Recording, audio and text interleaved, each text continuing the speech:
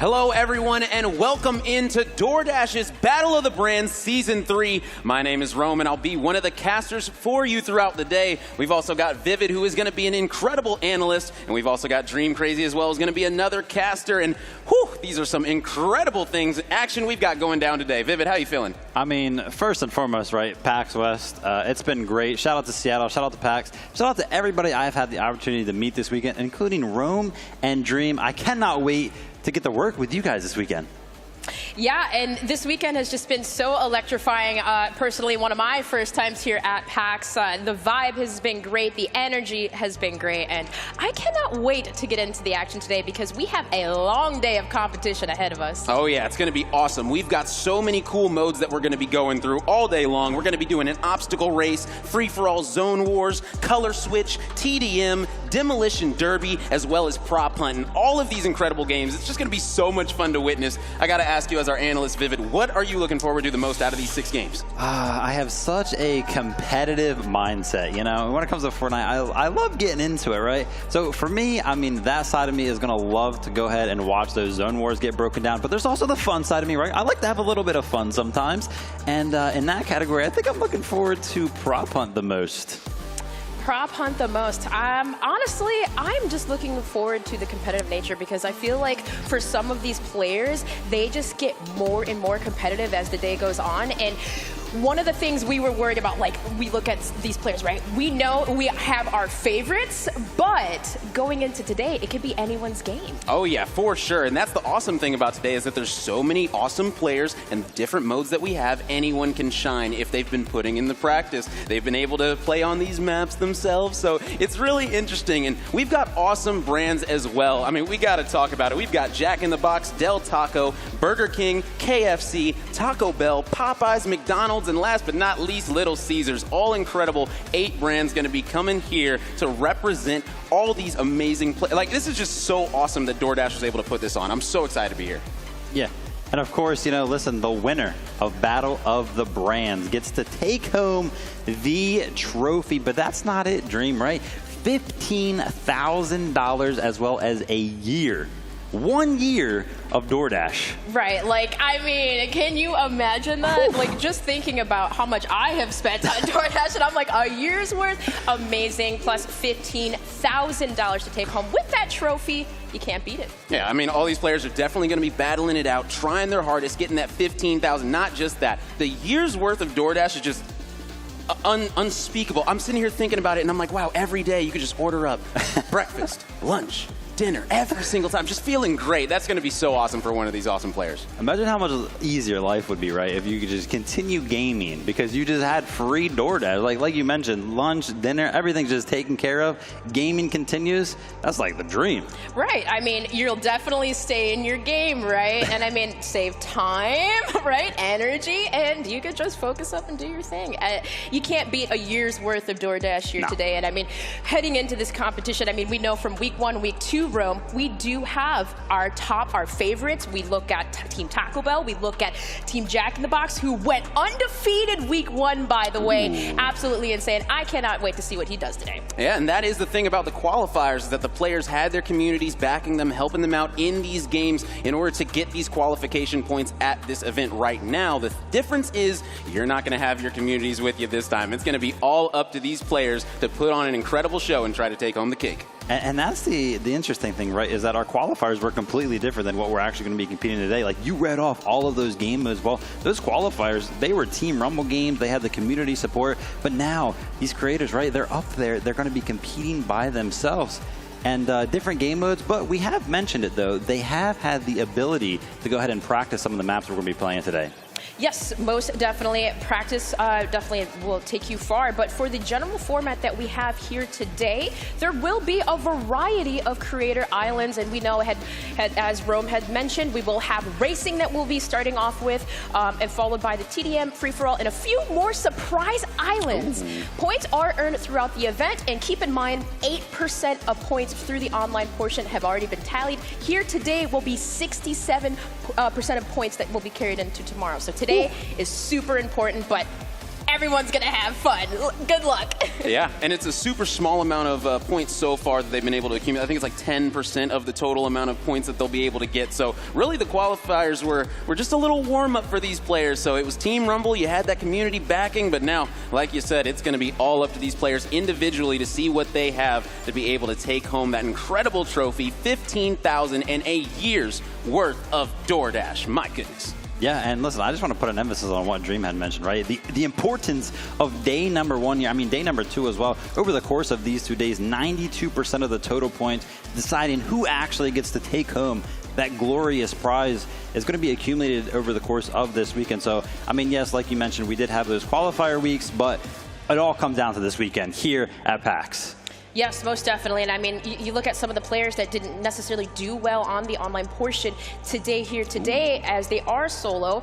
Yes, they have an opportunity to catch up in points. I mean, you're looking at like Team Popeyes, who didn't necessarily have the best in the online portion with Team Rumble, but here today, you have the variety, the obstacle courses, the racing. You just have a variety of game modes that you can take it. It's anyone's game, and I love that, you guys. Yeah, and I think starting off with the obstacle course race is going to be a great way to see exactly how these players have been practicing, because that's something where anyone can win, really. If you've been practicing that obstacle race in private matches by yourself, just trying to get that timer down, just completing it as quick as possible, I mean, that's really the goal, because it's going to be a straight-up race. But the thing is you can't rush through it. That's the tricky part, is if you try and rush, you might get knocked off the map. You got to come right back on and go back to the last checkpoint. So, you know, they say go fast, but sometimes the turtle beats the hare. That's why I love you, Rome, right? You're always thinking of that strategy, right? You want to try to blow by the competition, risk making one of those mistakes during that obstacle course, or you're going to take it slow, right? Just like, hey, listen, I want to make sure that I get through every single one of these. Make sure I just get some of that placement up on the board and get some of those points. Yes, that's the thing. And you know, you mentioned that, Rome, like looking at some of these races, it's like you want to be the first one to finish, but you have to evade. You have to be able to go through the map and take the patient turns. Just play patiently. Even if you see somebody pass you, you never know, because they could fall, right? They could splash, they could get wet. But you have to be patient and you have to be precise. For sure. And I will say another thing is that you don't have to come in first in these game modes every single time, right? True. Second place, if you consistently get second through all of these modes, guess what? You'll still be in that final 3 on Sunday to battle it out in those box fights. It is going to be a wild weekend. We've got so much action packed for you all. I just can't wait to get into it, honestly. Yeah, listen, I mean, let's talk a little bit about today. Of course, we've already mentioned that the obstacle course will be coming up first, and I really like that because, like you mentioned, it'll give the competitors a little bit of time to kind of warm up, right? Get used to their controls, how they're feeling up there, and then the second game that we're going to be getting into, right, the Zone Wars. That's where we'll see some of our typical Fortnite gameplay, right? All the skills will really come out and shine there. We'll have gameplay there, gunplay, of course, being able to build. So I feel like that obstacle course warm-up can really help them in that regard. Yeah, and one thing to take note, too, is that we did have a little bit of building when it came to online, but I believe here for this weekend, it will be zero build. So for somebody like Team Little Caesar, zero build is the name of her game. So I think for some of these players, they can breathe a little bit knowing that they don't have to go against Team Taco Bell when it comes to building. Oh, yeah. And right now, it looks like we are ready to send things to the videos that we have of all these incredible players. And I'm repping Jack in the Box for DoorDash's Battle of the Brands Season 3. Hi, I'm Baby Nikki, and I'm repping Del Taco in DoorDash's Battle of the Brands Season 3. Hi, I'm King George, and I'm representing Burger King in DoorDash's Battle of the Brand Season 3. Hey, it's Josh Secchi representing KFC for DoorDash's Battle of the Brands Season 3. Hi, my name is Chica, and I'm representing Taco Bell for the DoorDash Battle of the Brands on Season 3. This is Sylvie representing Popeyes for Battle of the Brands Season 3. Hi, my name is Anthony Chen, and I'm repping McDonald's for DoorDash's Battle of the Brands Season 3. Hi, my name is X Choco Bars, and I am representing Little Caesars for DoorDash's Battle of the Brands Season 3. And you can hear the excitement coming out of these players. They are so ready, so amped up. I was just talking to BTMC earlier. He just had the energy. The second that he showed up, he was ready to go. He was the first player to show up, and man, he just said he is ready to go. He's been practicing all of these different maps, because that's something I definitely asked him. Have you been practicing? He said, I've at least hopped into each one a couple times. So he is aware of how to play around in each one. So I don't know how this thing is going to shake out, but I'm super excited either way. The obstacle race to start things out is going to be hilarious. It's going to be so much content, so many fails, so much success as well. It's going to be hilarious. Yeah, I mean, I love the fact that you went ahead and mentioned kind of like the practice second coming into this, and BTMC mentioning that he's been in every single one of these maps at least once. Could maybe, you know, kind of point to why they're in first place right now with 10 points coming out of the qualifying weeks, but we've got a tie. We've got a tie. Chica is going to be with 10 points as well. Yes, most definitely. And followed by that, I mean, you see Choco Bars taking in third place, which, of course, she was very much so surprised by that. She got better and better throughout the tournament with her squad, and Baby Nikki, too, of course, following that. But one of the things I will say, though, for these creators is when you look at in the top 3 for the eliminations, it's Taco Bell, it's Popeyes, and it's Del Taco. So when you think about that, I'm like, I just feel like these standings are going to severely change up today. Yeah, I mean, you see currently Sylvie in 8th place right now, but that might drastically change because we know how talented Sylvie is individually. So it's not going to be, you know, all these communities that are able to a little bit carry some of these players, you know. So sometimes you got to be able to do it yourself, and Sylvie's definitely someone that'll be able to get the job done. Just to add to that, because okay, yeah, maybe not the best placement, but she had 54 creator eliminations. That was second place next to Taco Bell. So, I mean, which obviously we know Chica doubled the points on that, which is insane. But when you look at that, at least she has the skill, she has the familiarity with the weapons. So it's like, I think, yeah, this could definitely be something that we might see turn in, like, completely in terms of the standings. Oh, yeah. And, you know, we got to talk talk about Chica, repping Team Taco Bell coming into today. I mean, listen, she is in the game of Fortnite. If you're in the game of Fortnite, you got to be able to put on a show, right, Vivid? You know what? Listen, I think that she's going to definitely have the advantage when it comes to, you know, like the sorts of the free-for-alls and everything like that. But I'll be interested to see how she goes ahead and competes in some of the other fun game modes that we have. But of course, we do have Team Jack in the Box. Favorite order for BTMC here is going to be the Jack Spicy Chicken with Cheese. You know what? I like that. Yeah, and I mean, his favorite map is Tilted Towers, which Classic. We might actually get a little peek of that, you know, on Zone War. But the favorite season, Chapter 1, Season 3, OG, double OG right there. And the fun fact, as we know, we mentioned, it took him 3 hours to solve a Rubik's Cube with a guide. But don't let this Rhythm King fool you, because he has the energy, he has the poise, and Team Del Taco Rome, Baby Nikki, she's doing her thing. Oh yeah, Baby Nikki's gonna be repping this squad in Team Del Taco. Her favorite order is the epic loaded queso burrito meal. Her favorite map, she loves them all. It doesn't matter, just drop her in and she's good to go. Her favorite season, Season 2, a little bit of an OG there. Fun fact, she can speak Japanese. Now, I know that would take me years and years to learn Japanese, so that is a talent in its own to be able to learn another language. Baby Nikki representing there, mentioning that she's pretty dedicated when it comes to learning a different language. But of course, we do have Team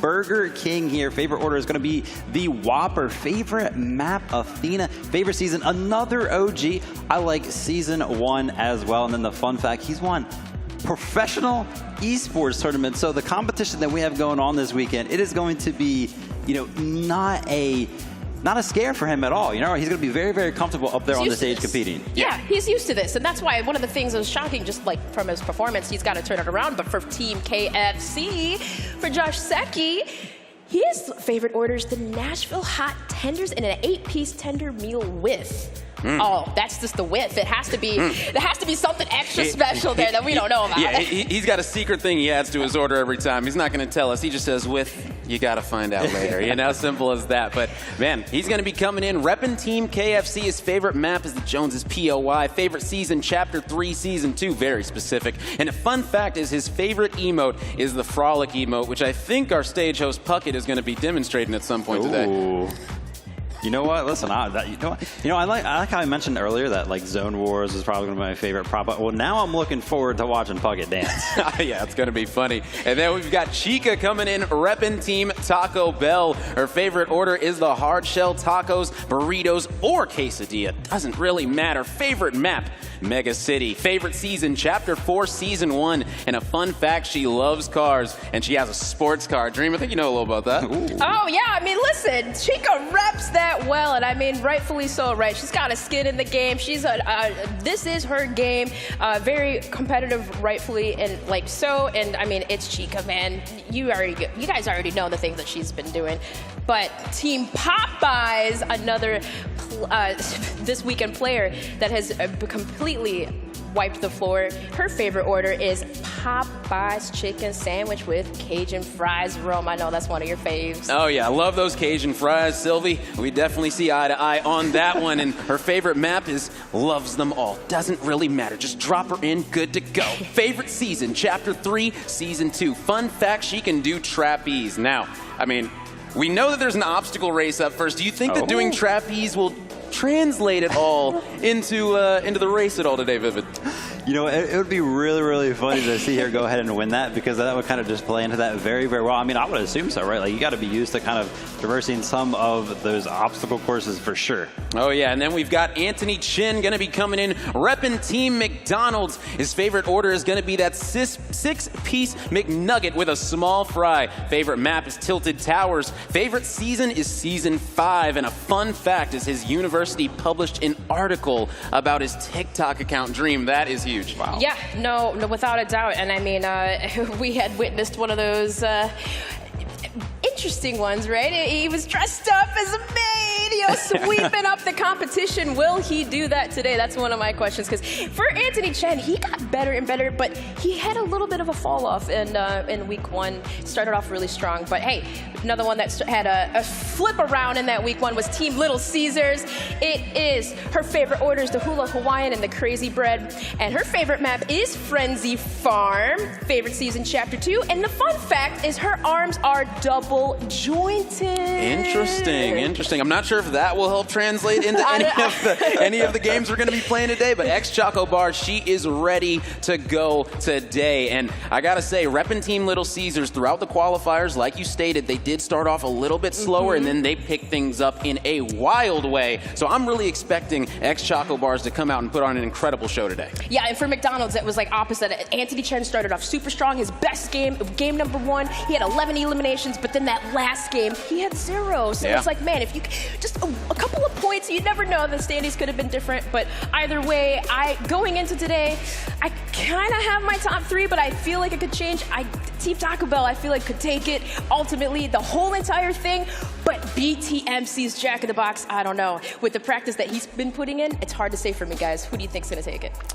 Listen, Rome, I'll be honest, you know what I mean? I think the practice is going to play a big part. Of course, we know Chica is very, very comfortable in, the typical Fortnite style, right? Shooting, building, and everything like that. But some of these, random little fun maps that we have going on throughout the creative portion, it could really help to have that practice in. So maybe the edge does actually go to BTMC. Yeah, and the thing is like a lot of people, they might say, oh, the easy choice is Chica. But then like you stated, you've got to get to those box fights. You've got to qualify, and you do have to play all these mini games in order to get there. So if you haven't practiced the mini games and we're relying on, all of the builds or no builds, whatever it's going to be, zone wars, all that stuff, that might come back to bite you. So who knows? I really hope that Chica's been putting in the time as well in these creative maps.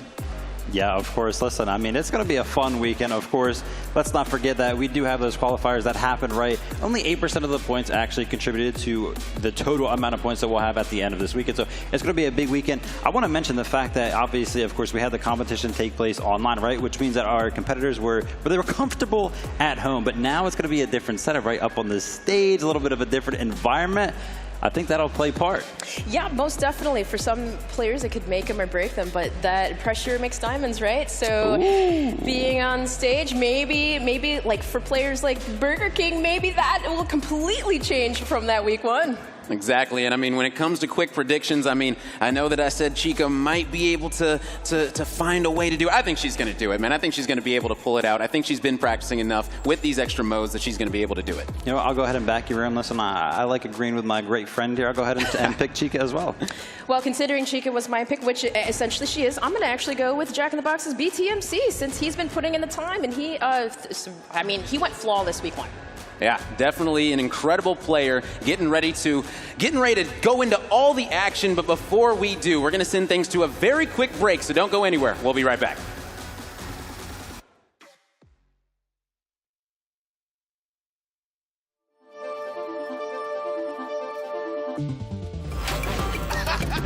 That was rough. Why don't you just take the night off?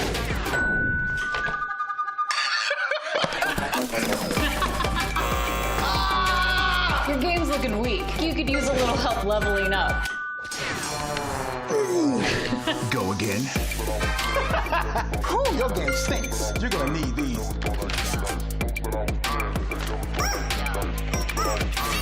Stay in your game with DoorDash.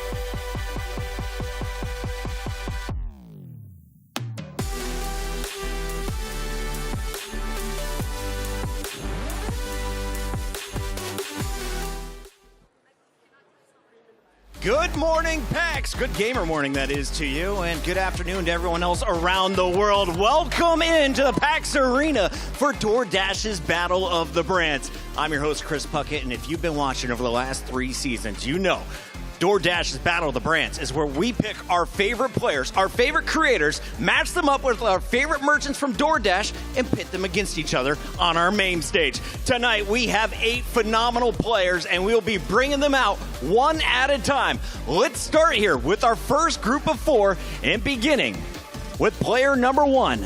Playing for Jack in the Box, he comes in with the number 1 seed. Let's hear it for BTMC. Yeah!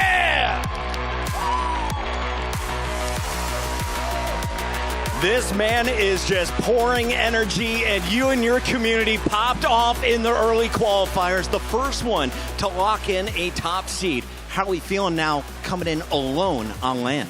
Well, definitely didn't expect the results of those qualifiers, but you know what? We have the advantage. We're going to take it, and we're going to win it.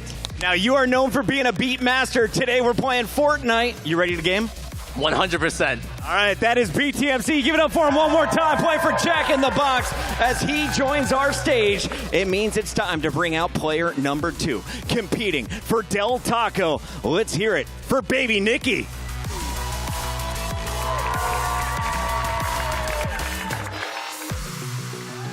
Known for your legendary play, you had your community with you. Now you're coming in with the number 2 seed for this group. What are your thoughts being here in Seattle? It's awesome. The weather's been great, and I'm excited to play amongst some really cool people. All right, well, your first competitor is on the stage. I'll let you go join BTMC. That is Baby Nikki and Del Taco. It's time now, though, to bring out a king. And playing for Burger King, there's no one better than this man who goes by the name of King George. George, get out here. Let's say hi to all these people. If you are watching the pre-show, you already know this man has won esports tournaments before. He was one of the early favorites, but the qualifiers didn't go your way. George, how we feeling, though? This is day 1 of LAN. Feeling much better. Actually here in person now, so hopefully we'll see a difference. And I know you're powering up for your lunch break. What are we ordering from Burger King a little bit later? Whopper, for sure. Whopper, 100%. Give it up for King George and Burger King as he takes the stage. It is time now to bring out player number 4. This is our first group of competitors, and it's about to get weird. So please make some noise for the man playing for KFC. We got Josh Secchi. Josh, builds were not our friends when we played the qualifiers in Fortnite, but today we're going to see no builds. We're going to see obstacle courses. We're going to see demolition derbies. How confident are you in your gameplay? I'm very confident. And what are we getting if we win to celebrate tonight with KFC? Famous bowl or chicken tender meal? How about both? That's Josh Secchi playing for KFC, our 4th competitor here for the first hour. And speaking of KFC, if that got you hungry, I got good news, because DoorDash is going to be hooking you up all weekend. And right now, everybody can get $3 off an order of $20 or more from DoorDash. That is good all weekend long. And if you're a Dash Pass user out there, if you're one of the smart ones, you are getting $4 off. So sign up today if you haven't already and start scoring big. Speaking of scoring, it's time to get this competition started. Let's send it over to the desk. We got Rome, Vivid, and Dream Crazy. Thank you very much, Puckett, and we are here. Just had those players introduced, and I mean, we've got to talk about it because I can take a lot away from that. I mean, BTMC coming out with the energy. He seems very ready to go. Yes, and that energy is going to be needed with all the different creative modes that we have here today. And well, with one of the players that has been practicing, yes, BTMC has been one of them. But however, with the fact that we do have different creator modes, for players like King George, I want to see him make a difference today. And that's the thing, is that King George, he's performed at LANs multiple times, so he might have a little bit of an advantage in that way. He might not feel the nerves like some people will in person, because let's be honest, if you've ever played at LAN, you know there's a clear-cut difference playing at LAN than playing in your room. It is so much more pressure. Oh, most definitely. I mean, and again, it could be one of those things where maybe the energy will amp up these players, but also too, yes, you're not comfortable in your own zone. It may be different. Maybe the mouse and the keyboard aren't exactly what you're familiar with, or, you know, it's definitely a different vibe. But as I said, pressure makes diamonds. Maybe for some of these players, they will thrive and we'll see a completely different change in the standings. And one player that seemed like they were facing no pressure was Josh Secchi. He seemed cool, collected, ready to go. And hey, listen, if you're out there watching right now, make sure that you guys enter for your chance to win a DoorDash gift card right here and now. Just type in ! Battle of the Brands Sweepstakes right now in the chat. That's ! Battle of the Brands Sweepstakes if you want your chance at a DoorDash gift card. And you can start ordering right now. There's going to be so many incredible deals going on this weekend. You must take advantage. And if you've got that gift card, I mean, it just makes it all that much easier. Most definitely. And I mean, I had some members from my community even saying, hey, when they're winning twice, maybe winning again. So you never know.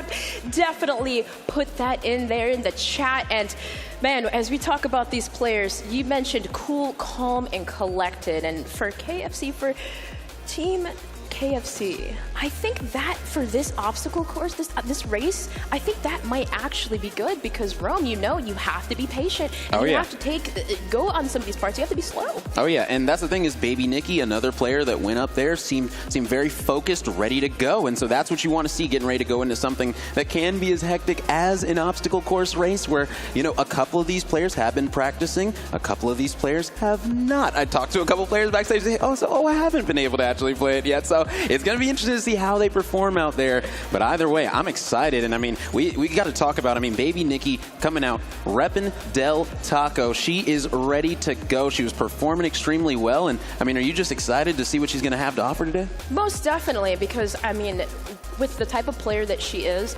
she definitely does like to get better and better and better. And hey, I hear we do have a video ready. We talked with her, got a little bit of insight. Let's go ahead and take a look and see what she had to say.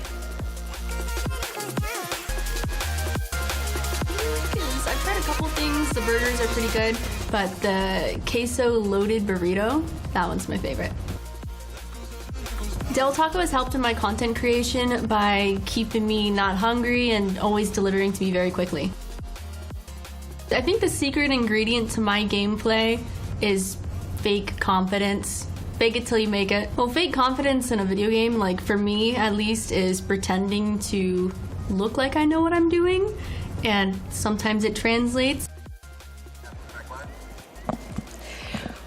Well, fake it till you make it. I love that. And, sometimes when you're competing, you hear this type of thing. Well, you got to have delusional confidence, right?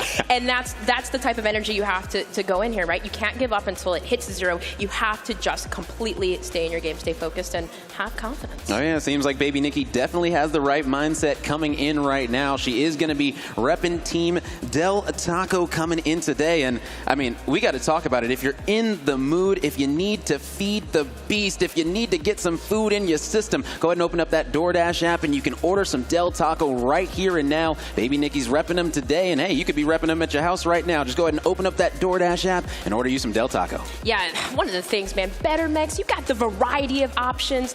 Make sure you bring the heat to the competition. Put your order in today and pick some of your favorites. Only through DoorDash all weekend long, today and tomorrow. Oh, we got so many deals going on this weekend. Oh, yeah. And yes, I cannot wait as we head into this obstacle course race because we know, well, some of the deals that you were actually playing last night.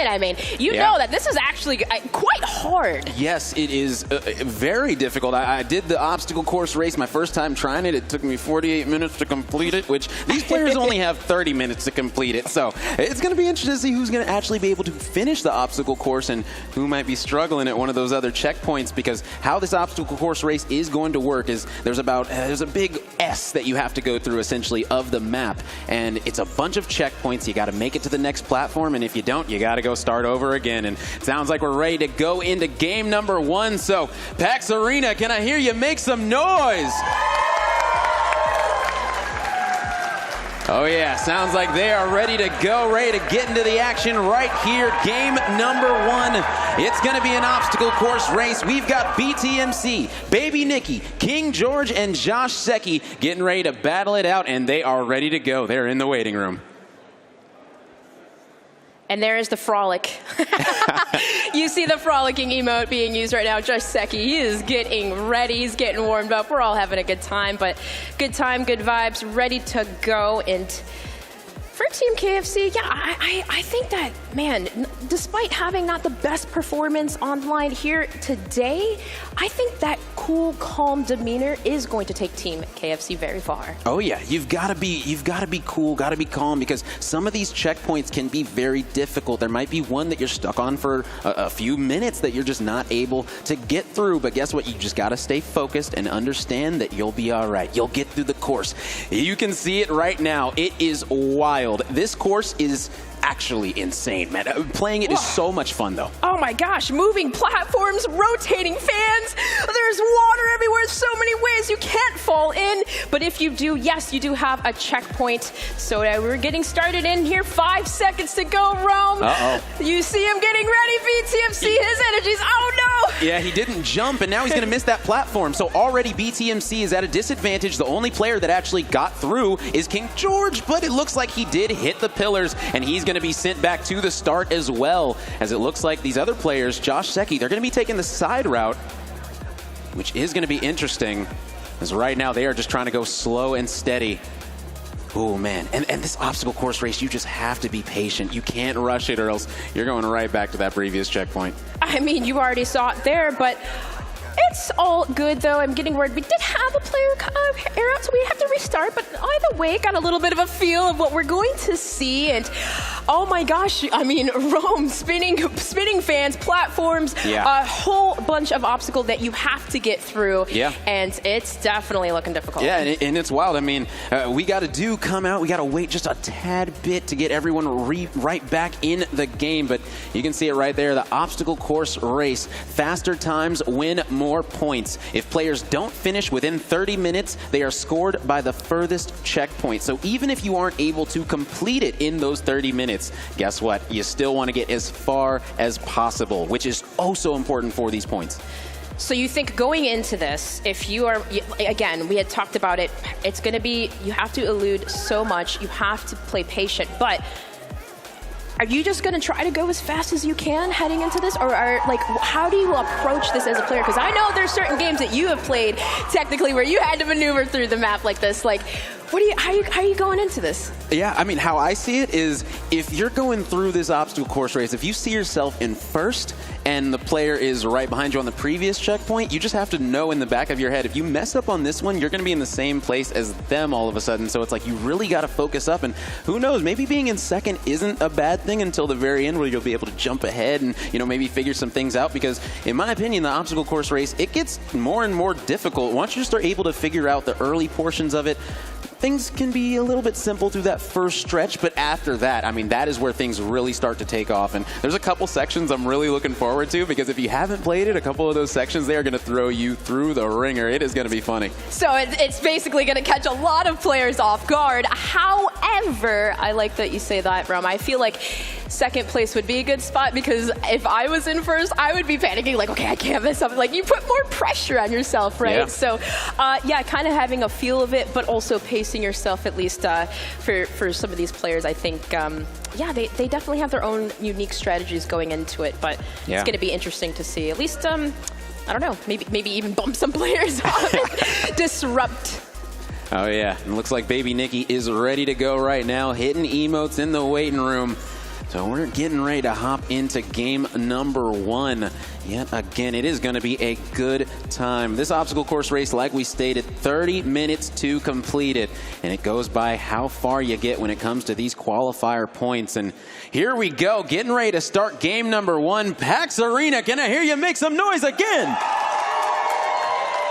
And keep in mind, too, the point system for each mode is different. So whoever takes first on this one will be awarded another 10 points.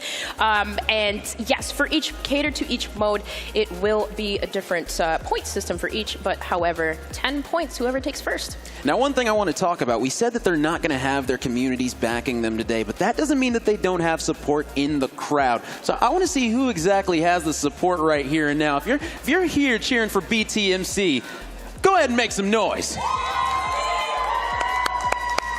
Okay. All right. If you're here for Baby Nikki, go ahead and make some noise. All right. Okay. If you're here for King George, go ahead and make some noise. Okay, King George got a little turnout. Okay, Josh Secchi, make some noise. Woo!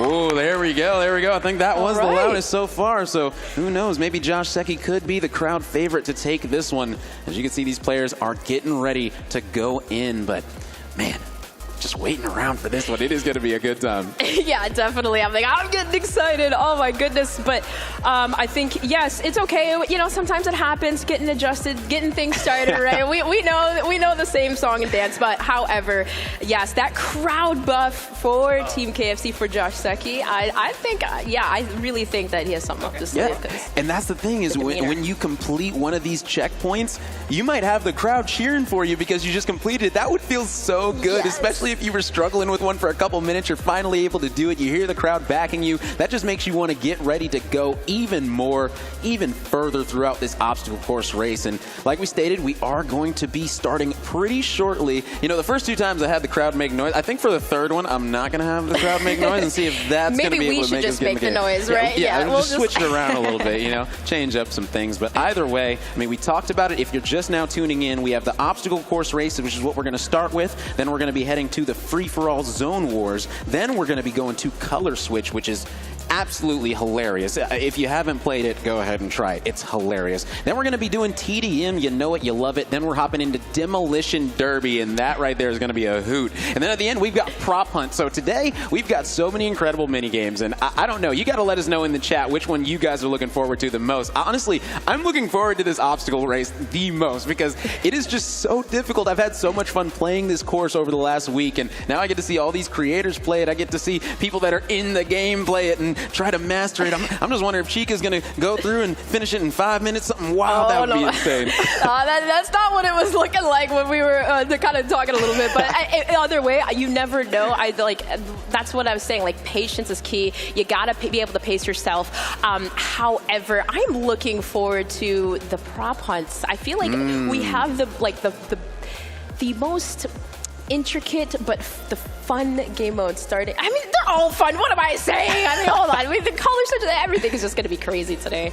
Oh, yeah. It's going to be a good time. And just another quick reminder, we've got BTMC that is going to be repping Jack in the Box, Baby Nikki that is repping Del Taco, King George repping Team Burger King, and Josh Secchi repping Team KFC for this first race. Now, we do have 8 players total that are going to be competing over this weekend, but for right now, it's just going to be these 4 going up against each other in this race. And then after this, we'll be having another race with the other 4 creators that you guys are all waiting on. Chica repping Taco Bell, Sylvie repping Popeyes, Anthony Chin repping McDonald's, and X Choco Bars repping Little Caesars. So they're just ready. They are sitting back patiently watching. They're going to actually be able to probably learn a thing or two watching this race. I didn't even think about that, but they might be able to say, oh, that's how you beat that checkpoint. Okay, awesome. Well, hey, I learned something. I was going to say yes for that second group. At least, hey, I hope they're taking notes, maybe getting a few things jotted in and some strategies implemented, because yes, it's going to be difficult getting through this obstacle course. As you see, there's just so many things to evade, and it's going to be patient. I mean, for BTMC, right, he said he was used as bait during the Team Rumble. You can't be used as bait now. You got to be able to get yourself through, and I definitely think yes, he's been practicing. It's just going to be fun to see. Yeah, it was funny when we asked him what 3 emojis would you use to describe your gameplay in the qualifiers. He said, I am the praying hands emoji, and my team is the muscles around me. So that was absolutely hilarious. But now, like you stated, he's putting the practice because he understands he's going to be coming here. He's got to do it by his lonesome, and he's been putting in the work. He's done the obstacle course race, even though he messed up on the first part there. Didn't make it to the platform, but hey, listen, it's all good. You just got to be able to go through it, be able to stay cool, calm, collected, because like you stated, people are going to be messing up. So you have those opportunities to be able to pass some of these players if they're not able to get to a checkpoint. If you see a player 3 checkpoints ahead of you, don't lose your cool. It'll be okay, because guess what? That player's probably going to be struggling a little bit too. Right, because as you said, the race, it does get harder, and as you go along. So even if you are struggling at a section, somebody's ahead of you, yes, they might just get stuck at that part, and that might be something that you yourself thrive in, right? Like, it's going to be interesting. Either way, I cannot wait to get into it. And yes, for these, we do have the 1st and the 2nd seed playing against the 7th and the 8th seed, both from week 1 and week 2. So you see, in terms of seeding, that is exactly how it worked from the online portion playing in the Team Rumble, and it was BTMC able to take 1st, followed by the 2nd seed, and that is in Del Taco. Yeah, and I mean, coming into today, it seems like this time, 3rd time might be the charm. Getting ready to hop into this game number 1 of this obstacle course race that we have going on right now. BTMC, Baby Nikki, King George, and Josh Secchi getting ready to battle it out, trying to breeze through this obstacle course. We'll see exactly if we're going to be good to go this time loading in. I hope so. Oh, yeah. Don't doubt. I think you may have cast rehearsed it. Oh, my gosh. But what a beautiful map. And look at that. Surrounded by water, multiple ways that you can obviously fall in, and you don't want to fall, but hopefully not before reaching that checkpoint. As you stated, each section does have a checkpoint, and Here we go. We've got all 4 players, and everyone's hopping onto that first platform. Here we go. It looks like one player, BTMC, he might be taking the side route on this one. Not going to be risking it going down the middle, just going to stay calm. And that's the thing about some of these checkpoints is that there's multiple ways to be able to clear them. So right now, it looks like BTMC doing a solid job. King George going to be taking the middle route, though. Going to need to hit the jump. Going to be able to. And now he's on to part 2. Yep, and there you go. No, he missed that. Maybe going for that long jump, not successful. But baby Nikki, a little bit of a speed jumping there. You saw BTMC just hit that section just well and jumping onto the platform. It is Josh Secchi who just missed that. Yeah, and Josh Secchi going to need to restart yet again. Oh my gosh. BTMC doing a nice job of maneuvering. He did say that he's done some practice. He's played on this map a couple times. Now, these ones right here, these ones will send you sky high. These ones are going to be bouncy, so you really got to time it in case you got to go over these obstacles that are going to be moving around trying to knock you into that water. And it looks so pretty, but that is just not the water you want to be going in. Yes, and I mean, currently right now, BTMC looks to be in the lead, although I did believe he just fell. But either way, those bouncy platforms as well as those logs, those swinging logs that will hit you off, it seems to be this is the section that he is stuck on. Yeah, and that is a very difficult part. I will say that. You have to be able to get those timings, be able to see when these swinging obstacles are going to be hitting you. You got to be able to either jump over them or jump around them. And if you're not able to, then it's going to be a big struggle. Baby Nikki still going to be on the first part right here. Going to opt to go ahead and go to the middle. She's going to say, never mind. Going to go back over to the side real quick. Just going to take it slow and steady on these lily pads. Just going to be jumping one at a time, keeping it nice and steady. And right now, Josh Secchi going to be struggling on that spinning part in this first section. And that's why we said this obstacle course race, it is a big S. Right now, Josh Secchi's about halfway through the first line that he's got to go. So you got to go down, back, and then down to complete. And right now, they're just trying to go down on the first time.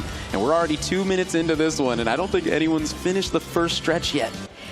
Yes, it just seems to be these logs that keep knocking them out of the way. But the timing, the precision is key. And yes, it is very, very frustrating for these players, as you can see. I mean, even BTMC, how long ago did he get to this section with the bouncing pads and the swinging logs going horizontal? And he's still there, Rome. Yeah, still there. And that's why I said you can be struggling on a part for 2, 3, 4 minutes. So if you see somebody in front of you, it doesn't mean that you're out of it. Any of these players might be able to step up, and BTMC he did it. Gonna be making it through the second part now. Onto this one. Now there is a pattern to where these blocks are gonna be dropping, so if you're able to know the pattern, then you'll be good to go. But BTMC gonna be having a little blunder right there. King George trying to get the timing on these bounces. Josh Secchi trying to get to the platform, not gonna be able to. And that's the thing, is you gotta avoid those obstacles while trying to land on another obstacle. So it's just so difficult, some of these parts. And maybe Nikki doing a solid job of navigating through this. Here we go, King George gonna be trying again, but like I said, you gotta be able to watch out for these obstacles. And ooh, that was a close one from Josh Secchi, but it looks like BTMC still gonna be in the lead. This one is difficult. This one is difficult, BTMC. The pattern, it's right in front of you. You just got to be able to watch. There's actually only 2 drops in this section right here. So there's only 2 different variations to what goes down. So it's either going to be the rows or it's going to be a little bit checkered. So yeah, if you're able to figure that out, that it's only two patterns, then you might be able to figure it out a little bit quicker. But I don't want to give these players too much info. Right. Yeah, it just seems like with the patterns, yes, the platforms, they alternate, right? So even though like we saw BTMC, it looked like he was about to hop on one that was above water, but however, the pattern switched. So yes, finding that pattern is key. And forward King George, it seems like he was able to clear it. Yes. Now stay on the same section, but there you go. The middle row just completely fell, and yeah, gonna be gonna be an interesting situation because, oh man, there we go. BTMC gonna be falling in, and that means if King George is able to go through this clean, as I say that, falls in the water. But if he goes through clean, he would have been in first, and that's what we're saying. BTMC had the lead for a good solid 2-3 minutes, and then just like that, not able to figure out this part quite yet. It's unfortunate. Because I like going down this second row right here. You just fly through these, and then you need to stop on this one right here. Don't go, don't go, don't go. Oh, no. Oh. But that's the pattern. So you go up to the third to last one, and then you wait. Oh, he didn't wait. He's going for it. And there we go. BTMC going to be flying through, and now he's moving obstacles. Oh, man. you're going to be in for a treat on this one because it is hard to time those while they're moving back and forth down that runway, also spinning. It is just so difficult. Yes, as we hit the 5-minute mark almost here, and you see too for Baby Nikki, she was able to catch up, right? A little bit stuck in the beginning, but for how long it took BTMC to do that, he's starting to fly through now. He's avoiding the cannons, but he did fall out right into the slushy puddle. There you go. He's going to start it up, but hey, he just cleared 2 sections. Oh yeah, doing a solid job so far. And I will say he's got a solid lead right now, and if he can keep on figuring this out, he's going to be good to go. You want to be able to get some nice time jumps, not worry too much about those balls. It's going to be pretty hard for them to hit you, and there we go, just like that, clean. BTMC, he's through the first straight line. So with this trajectory, he should be finishing around 17, 18 minutes because he's about a third of the way through. Like I said, you go down, then you come back, and then you go down again. I guess you go sideways a little bit right here, but he's going to be climbing over these blocks. He's got to get to this one. Now, this part right here is oh so difficult. You have to know the strategy or else you are going to be stuck. You got to go to the side, maybe just hop over this one. Here we go. He's going to be climbing over. Good to go. BTMC is making light work of this course right now. Yeah, at that point, take it as each course comes to you. Oh, King George missing that third platform, but BTMC flying. He's got to get to the checkpoint. No! Did not. Oh, no, he missed the checkpoint. Yes, wasn't able to get there, barely didn't get on that platform. And that is going to cost him, which means he is going to have to redo that last section that he did, which isn't too big of a deal as he still is in that lead. Yeah, and now the part that BTMC was stuck on, you do is Team KFC stuck on it right there. And yes, for right now, BTMC is severely in the lead. King George still just barely making it, but yes, now you see KFC. He's got to figure out this pattern now. Almost there. No. Almost able to do it. BTMC right now doing a solid job. He's able to get the lift from the fan, and now this part is very hard because you have to avoid all these poles while sliding on the platforms. So the platforms are going to force you to slide down. You just got to make sure to avoid those poles so you don't get launched off of those platforms. And Josh Secchi still trying to figure out this pattern. Second to last row on the far right. You fly down it, and the third to the last block, you just wait. And then you're good to go. That's the pattern. But like I said, I don't want to give him too much, you know?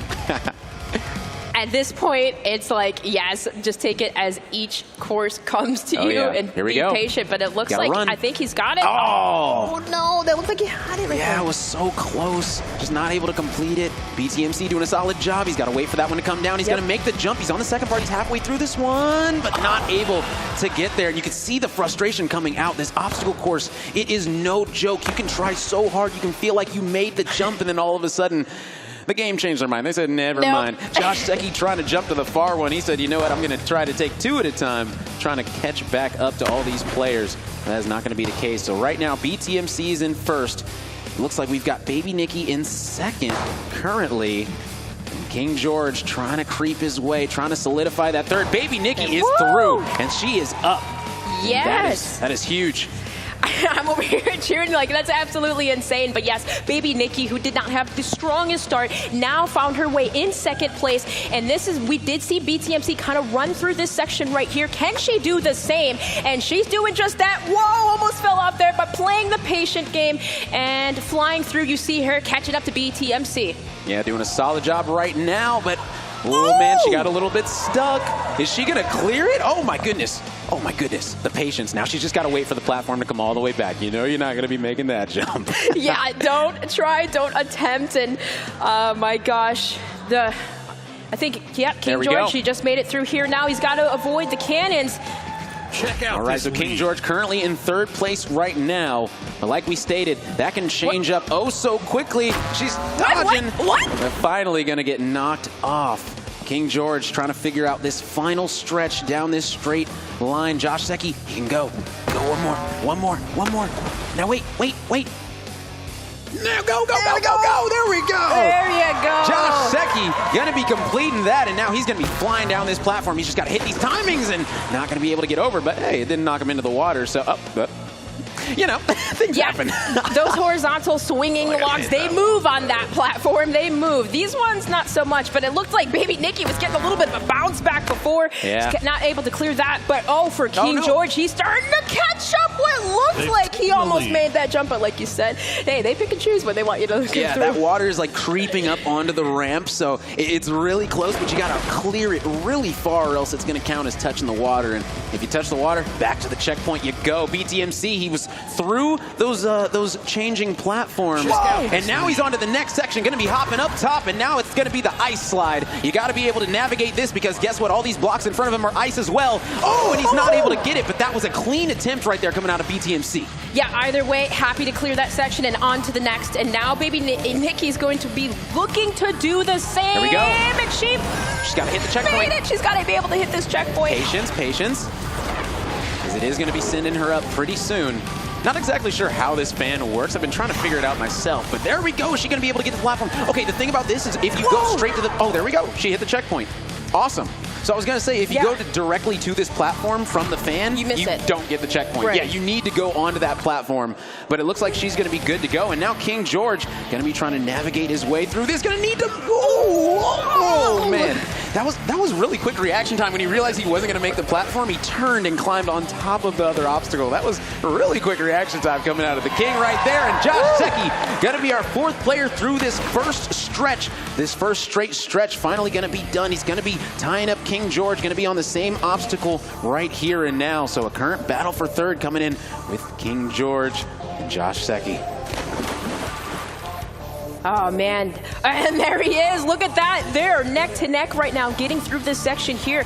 Both Josh Secchi and King George, but it looks like Josh Secchi did fall into the puddle. And BTMC with another checkpoint. BTMC's all the way here, and look at how, like, he's just flying through this. Yeah, he passed the ice, and this is probably, I say this lightly, this is probably the easiest part of the entire obstacle race is this part right here. It's just simply lily pads, but the thing is you have to sprint in order to make it to the next lily pad. You can't just jump and expect to get there. So he's able to do it on his first try. BTMC is making light work of this course right now, currently in first place. He's going to need to keep it up if he wants to stay in that lead because you never know when Baby Nikki might be able to catch up. It looks like she was able to go through the part. I believe she's on the ice part right now as well, trying to get to that first place, trying to catch up.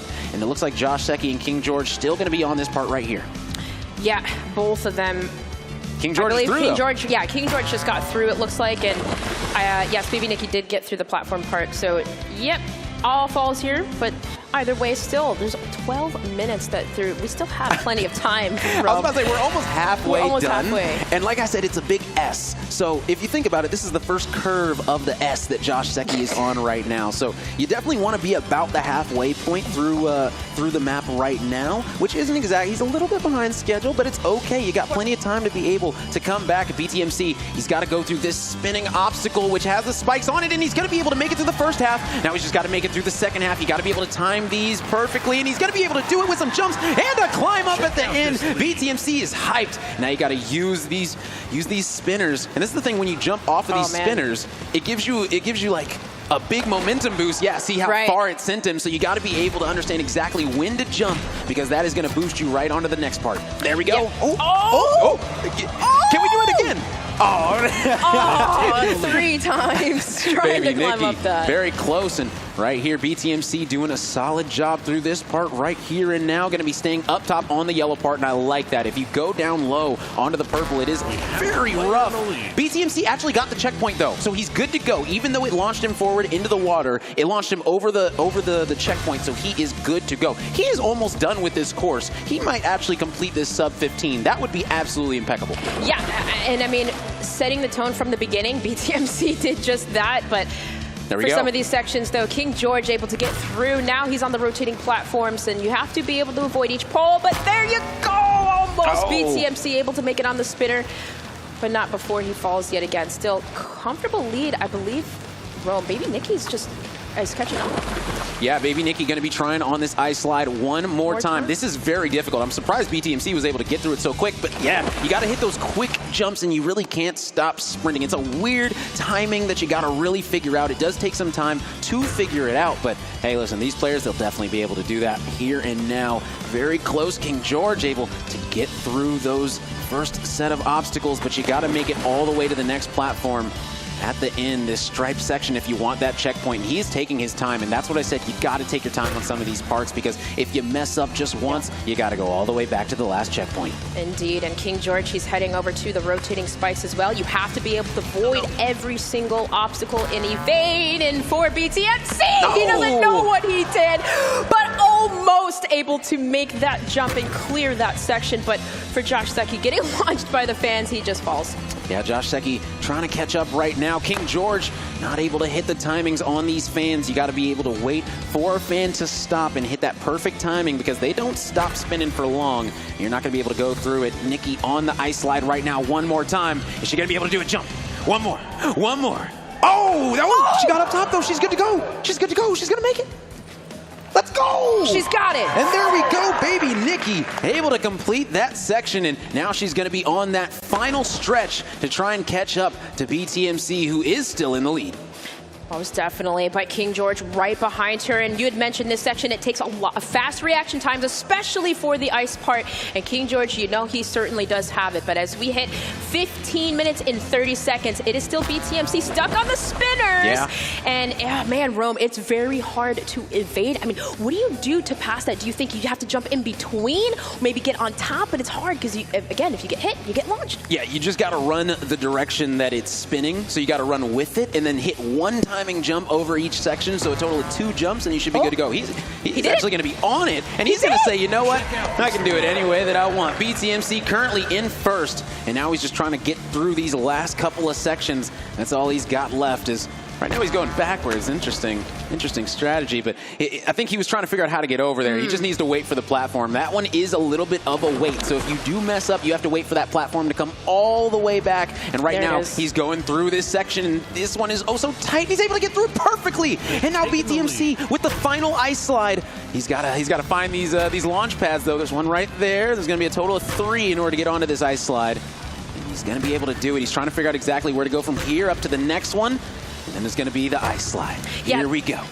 It might be one of those things, just take a couple of bounces, check where everything is, and avoid, but oh my gosh, slipping and sliding everywhere. BTMC, almost be able to get through that. I mean, halfway through, that's that pretty ice slide, you really have to take your time. You got to go extremely slow, because guess what? Those poles will launch you into oblivion, and it's absolutely hilarious to witness, but pretty frustrating for the players who are trying it a few times, trying to get through.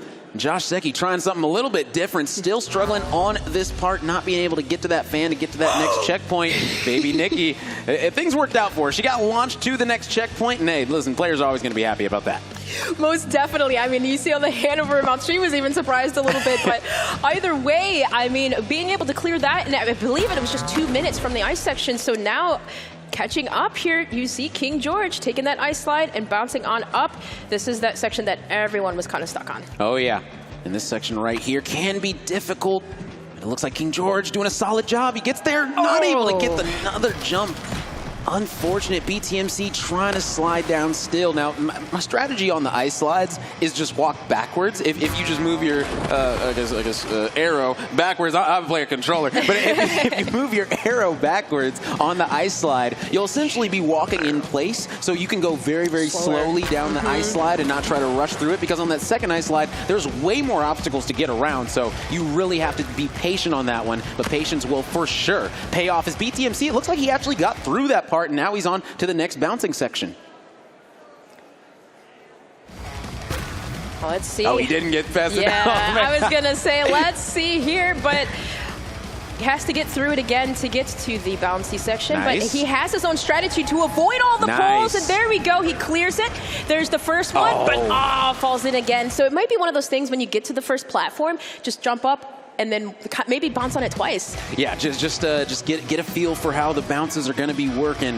Exactly, as Josh Secchi overshoots it just by a tad.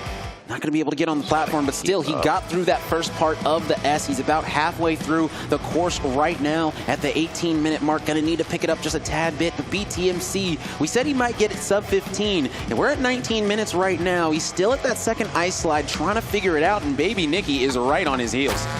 Oh, yeah, she is. Maybe get lucky getting launched again through a course. But for BTMC, he's at least got the ice slide down. And now he's taking the advantage of the bouncy pads. And there you go. He bounced twice on that first one. And now can he make it across? He's doing just that. And he's making it look at ease. He's got one more to go. And there we go. He made it. There we go. On to the next.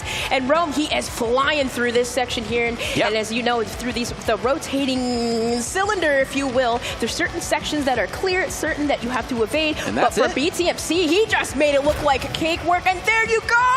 Gonna be finishing 37 for BTMC, the first one to finish for Jack in the Box. You hear the crowd going crazy. You see the smile on BTMC's face. He said he was going to come in and win it, and so far, he has lived up to those words right now. Coming in first place, 19 minutes, 37 seconds. An incredible time for sure coming out of BTMC. Now, Baby Nikki, let's see if she can get through this, because, yes, nice. It looks like, well, I guess every time it comes to this, yes. Getting through 20 minutes now, but you have to wait for that platform, so she's going to hang out for just a second. And for Team KFC, for Josh Secchi, he's having a little bit of struggle, but King George also still stuck on this ice slide, and this part is just so difficult. Here we go. But here we go. Oh, he's doing great. Oh! A little bit of a caster curse. Little caster curse. Now, I will say, this section right here that Baby Nikki is on, I personally struggled with this for about 15 minutes the first time that I played it. It was so difficult to get past, but finally was able to squeeze on by those pillars that really do. To the hitboxes on them, it seems like they're so much bigger than the actual pillar is, but either way, Nikki trying to get through it, but ends up hitting one pillar. And once you hit one pillar, I mean, it's pretty much going to be over. You're pretty much going to go into the water, almost guaranteed. It's going to be pretty difficult to get through that section without hitting anything. Josh Secchi doing a solid job. He got past that next checkpoint. He's going through these platforms. He's only got a little bit left to do. He's got to make it over to this middle section. Oh! Josh Secchi with the clutches, though. The clutch climb up, and that's going to be massive for him. He's just got to take his time on this one. And on the very last block, you got to run. You can't do this slow jump. You got to do that fast run on that final block. And it looks like he's done it. Josh Secchi through the next section, making a comeback, trying to do this, trying to catch King George. King George is not that far in front of Josh Secchi right now. Josh Secchi might be able to catch him and take that third place. Yeah, most definitely. And for Baby Nikki now, she's past maybe this ice part, and there she goes onto the ice slide. At least that pillar part, the one that you were stuck on, she's through. Can she make it through here? Yeah, did a solid job, and now these parts are going to be bouncy. She's got to make it there, though. And that's the thing, is you got to use that momentum from the ice at the end to be able to get onto that first bouncy platform. And like you stated, if you jump twice on that first platform, it definitely helps you regain a little bit from going sliding down something to all of a sudden bouncing super high. So, you know, it's interesting seeing it. And right now she's doing a solid job going through all the obstacles. And now it's just all about the platforms. Got to get on one, able to do it. She bounces up and she's good to go. I think she's finding her footing. There we go. Yep, make it 3, make it 2. But either way, slow it down in those moments. And for King George here, he's finally through that ice slide, which is huge. Yeah, he's through that. And Baby Nikki, can she clear this section Here now? we go. She got through. Yeah, this is like the final run. This is definitely one of the easier parts of the course. It's just about staying up top on these cylinders. I'm caster cursing everybody today. It is what it is. You got to deal with it. That's another obstacle these players have to get through. All right, I got BTMC through. Let me see if I can get Baby Nikki. Come on now, through the rotating cylinder. Baby Nikki on the verge of securing the finale. 23 minutes. Can she do it? Yeah! She did it! 23:07 for Baby Nikki, clearing the stage. And you see the sportsmanship coming out. BTMC giving her a little congrats, high five.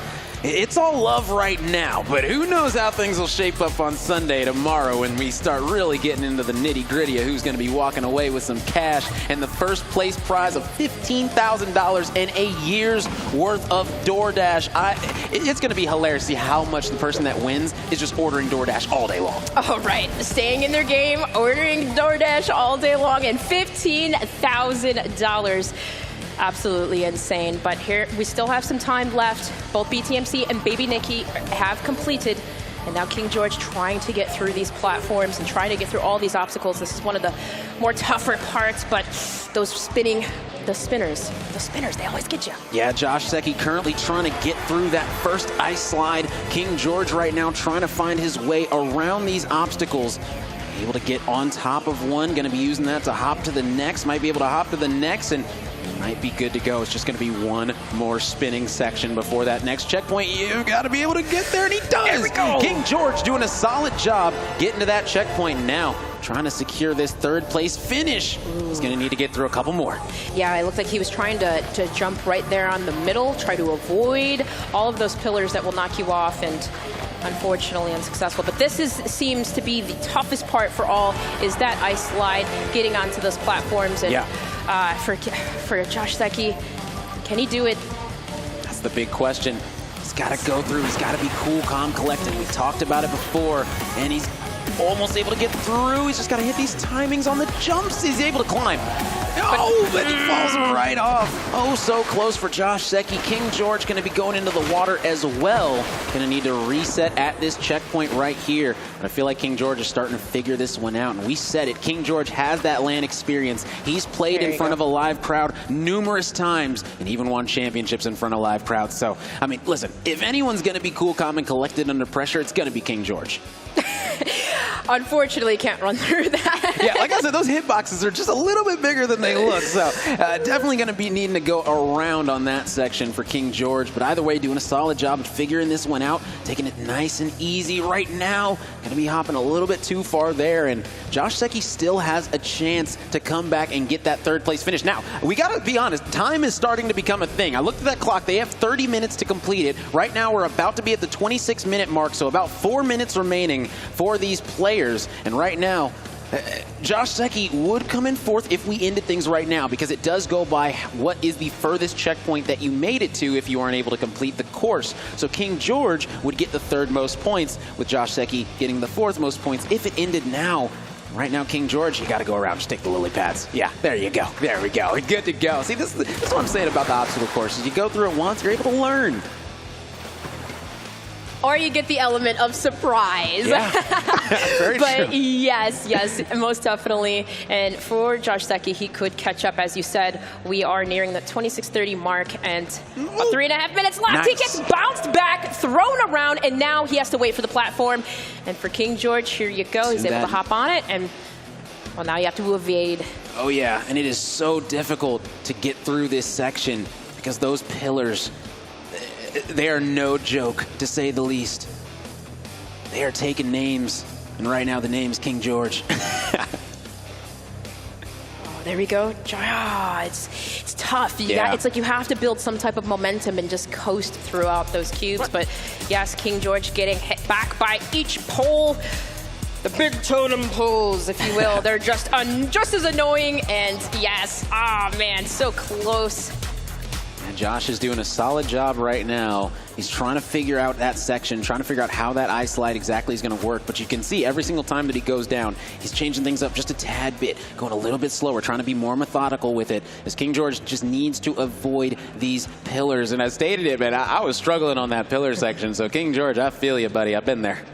Yeah, I would be raging. I would have already walked away. It's definitely difficult and frustrating. And yes, it's like you said, Rome, you have to figure out the pattern. You have to be able to evade each pillar, each pole. And for King George, he made it through onto the next. And now it's to that second ice slide. But the thing is you got to be, you got to watch out. You got to take those other bouncies up to that ice slide. Which is right now what Josh Secchi's trying to complete, is this first ice slide, able to get onto that first section, running, get into that second one, not able to get to the third though. And now only 2 minutes left, Dream. Only 2 minutes left here, and as it is, King George is in third, and we do have Josh Secchi in fourth, so Unless he can severely coast through this really fast, maybe build up some momentum. Almost. And for King George, he's at least figured out the platform bouncies. Now he's just got to be able to get through this ice slide, and he's bouncing through everything. Let's just jump over him. Yeah, definitely an interesting strategy right here and now. He's got 1 minute and 20 seconds left to complete this course. Not able to get the second bounce onto it, so he's got to repeat that ice slide, and now it is coming down to the final minute. And that is where all the pressure, whether you're used to lands or not, that pressure is going to be getting to you once you realize you got less than a minute to complete it. Oh, and Josh Secchi almost had that momentum, that speed to carry him through. But for King George, here you go, sidestepping. 1 minute left here we have. And nice. First bounce through. Second. He's able to do it slow and steady, solid and easy. He's getting through it clean. Things are looking good. King George, you're almost there. And there we go. Down to the final stretch for King George. And he's only got a little bit left. There's only a few more seconds. And I don't know if he's going to be able to get there in time. He's just got to be able to run through this. And can he do it? Yeah, he's most definitely can. 30 seconds. 30 seconds left. King George trying to evade the cylinders, everything, every obstacle coming in his way. He's making it through Rome. Can he clear it here? You got 20 seconds left. It's going to be so close, but I think he's going to do it. He's just got to hit that pad. No! And now he's got to fly through this. King George, you were so close. You just need to hit that last pad. And now with only 10 seconds remaining, you got to go. You got to sprint. Oh, man, this is going to be down to the wire. 5 seconds, 4, 3. I don't think he's going to make it, Dream. No, it was so close. And that's it there. But just look at that. He might still be trying to complete the course. Oh, yeah. And either way. And there we go. We did complete it. A little bit over 30 minutes, and that's where we're going to be cutting it. We are giving all these players 30 minutes to complete it. So shout out to the 3 players able to complete it. Josh Secchi was giving it his all. Things just weren't working out. But that's the great thing is we have so many modes that we're going to be going through today. Guess what? If the obstacle course race wasn't your cup of tea, who knows? Maybe the other 5 will be. So you can't count Josh Secchi out today just yet. Most definitely. But hey, congratulations to BTMC's Jack in the Box, who was awarded another 10 points for that first place dub. And also, too, I mean, through the season 3 of DoorDash's Battle of the Brands, he has been undefeated. Yeah, has not taken a loss yet. Was able to win 9 in a row. I believe it was like a total of like 14 or 15 games in a row between all the finals and everything going on. So he's just undefeated. He's on a tear, and he doesn't lose yet again right here. I mean, BTMC is really putting on right now. And it seems like we do have a video ready coming in from King George himself. My favorite order from Burger King has to be the Whopper. I've had it since I was a kid, and it's always been my personal favorite. How has Burger King helped me in my content creation? Well, hey, if I'm gaming and I'm hungry, it's nice. You can just order Burger King on DoorDash, and it's at my house in like 10, 15 minutes, and I have food. I don't have to cook or do anything else, so nice and convenient. The secret ingredient for me is, obviously it's good to have good mechanics and stuff like that, but I think the important thing is figuring out what is your opponent doing, whether it's an AI or whether it's another person or whatever it is, figuring out what that other opponent is doing and how to beat them. Every video game that you play is kind of like a little game of chess, right? So you're trying to beat your opponent, not necessarily what you see in front of you, their next move that they're gonna take. Man, you see it right there. King George, cool, calm, collected, ready to go. Loves that Whopper. It seems like he's having a good time repping Burger King right now. Yes, most definitely. And hey, he said his favorite was the Whopper. And with the weekend exclusive deals through DoorDash with Burger King, you can get a free Whopper on an order $20 or more. So you heard it from the King. You get a free one if you spend $20 or more. So be sure to get your orders in because we have exclusive deals going on all weekend long. And be sure to get your order in. Oh, yeah. It's going to be a good time. Shout out to Burger King. Shout out to the King himself, King George, able to essentially complete it. I'll give him credit for it. 30-17, okay. Yeah, it was real close. You know, we'll go ahead. It, though. Yeah, we'll say, okay, you got it, King George. You know, doing okay right now. He's probably feeling all right. He was struggling through that part, but able to complete it still. That really shows the grit and the grind that these players have to have, that will to be able to finish it. Yes, the grit, the grind, and the shine. But hey, let's go ahead and head over to Puckett and see what he's got to say. Thank you so much, Roman, Dream, and awesome casting there for the first hour. Now, audience, shout out to all of you. You're here bright and early, and this is just day one of our DoorDash Battle of the Brands. And you saw our first 4 competitors, but we have 4 more. To round out your 8 finalists, let's bring out our first competitor playing for Taco Bell. She has a character in-game. It's the Fortnite icon, Chica. Chica, it's been all smiles. I was petting your dog in the green room, nothing but confidence, and you just look comfortable right now. How are you feeling being here in Seattle? I'm scared because of the first map. I'm not very confident that I'm going to pass this. When it comes to Zone Wars, I think you're the favorite, but what's going on in obstacle course is not your thing? Definitely not my thing. I'm known for taking full damage, so I'm hoping that, I can change that here. All right, well, best of luck, Chica, our first contestant taking the stage now for Taco Bell. The brands continue as we have our next merchant. It's Popeyes, and playing for Popeyes this weekend, let's hear it for Sylvie. Known for the IGL content, she has been crushing it, of course, in-game as well. And Sylvie, we are playing for Popeyes today. What are you looking forward to most? Are you looking forward to the Zone Wars, the Destruction Derby, or this obstacle course you're playing first? Definitely not the obstacle course. That looks so scary. I'm not ready for it. Whatever's the easiest. And for anyone who's been sleeping on Popeyes, they haven't had it yet, what item do they need to pick up today before they go home? The spicy chicken sandwich is the best thing ever. Get it right now, and DoorDash can bring it to you. Sylvie will let you get on this stage. That is Popeyes, and they are ready to roll. Coming in, though, we got to bring up our next contestant. This is going to be a player representing McDonald's. You might have seen him on TikTok or on our qualifier number 2. Let's hear it for Anthony Chen. The All-American jersey. I love it. How are we feeling with the Golden Arches today? I'm feeling good, feeling confident. I think we're going to put on a good show here. Now, I found out something really fun. You are BTMC's roommate, yeah? And the man just went flawless through his run. Did you practice with him at all? I wish I did. I wish you did too, but I'm excited to see what you got for us today. Give it up one more time. That is Anthony Chen playing for McDonald's. And last but not least, here for our second heat of the obstacle course, we got to bring out the one and only Choco Bars. The most positive community on the planet throughout the qualifier. Your stream kept growing in numbers, and the fan support hasn't stopped there. What do you want to say to everyone who has been behind you and the team Little Caesars? I'm gonna win this thing! Yeah! Choco Bars is ready. I'll let you take this stage. And speaking of Little Caesars, if you want to get yourself set up with the hot and ready, we got it ready to go. If you get online using DoorDash today, spend $25 or more, and we will give you $5 off. That's happening today and tomorrow, thanks to DoorDash and Little Caesars. Enough from me, though. We got our players on stage, so let's send it over to our casters. Rome, Dream, I hit myself with cards. Take it away. Well, he's hitting himself with cards. We're over here just, getting excited, jumping around, hitting each other. But my goodness, Rome heading into the second heat. That first one was so exciting to watch, but as we get the second group of players here, I'm excited because, you heard it from Taco Bell, from Chico, who was, again, our first seeded player. She's worried.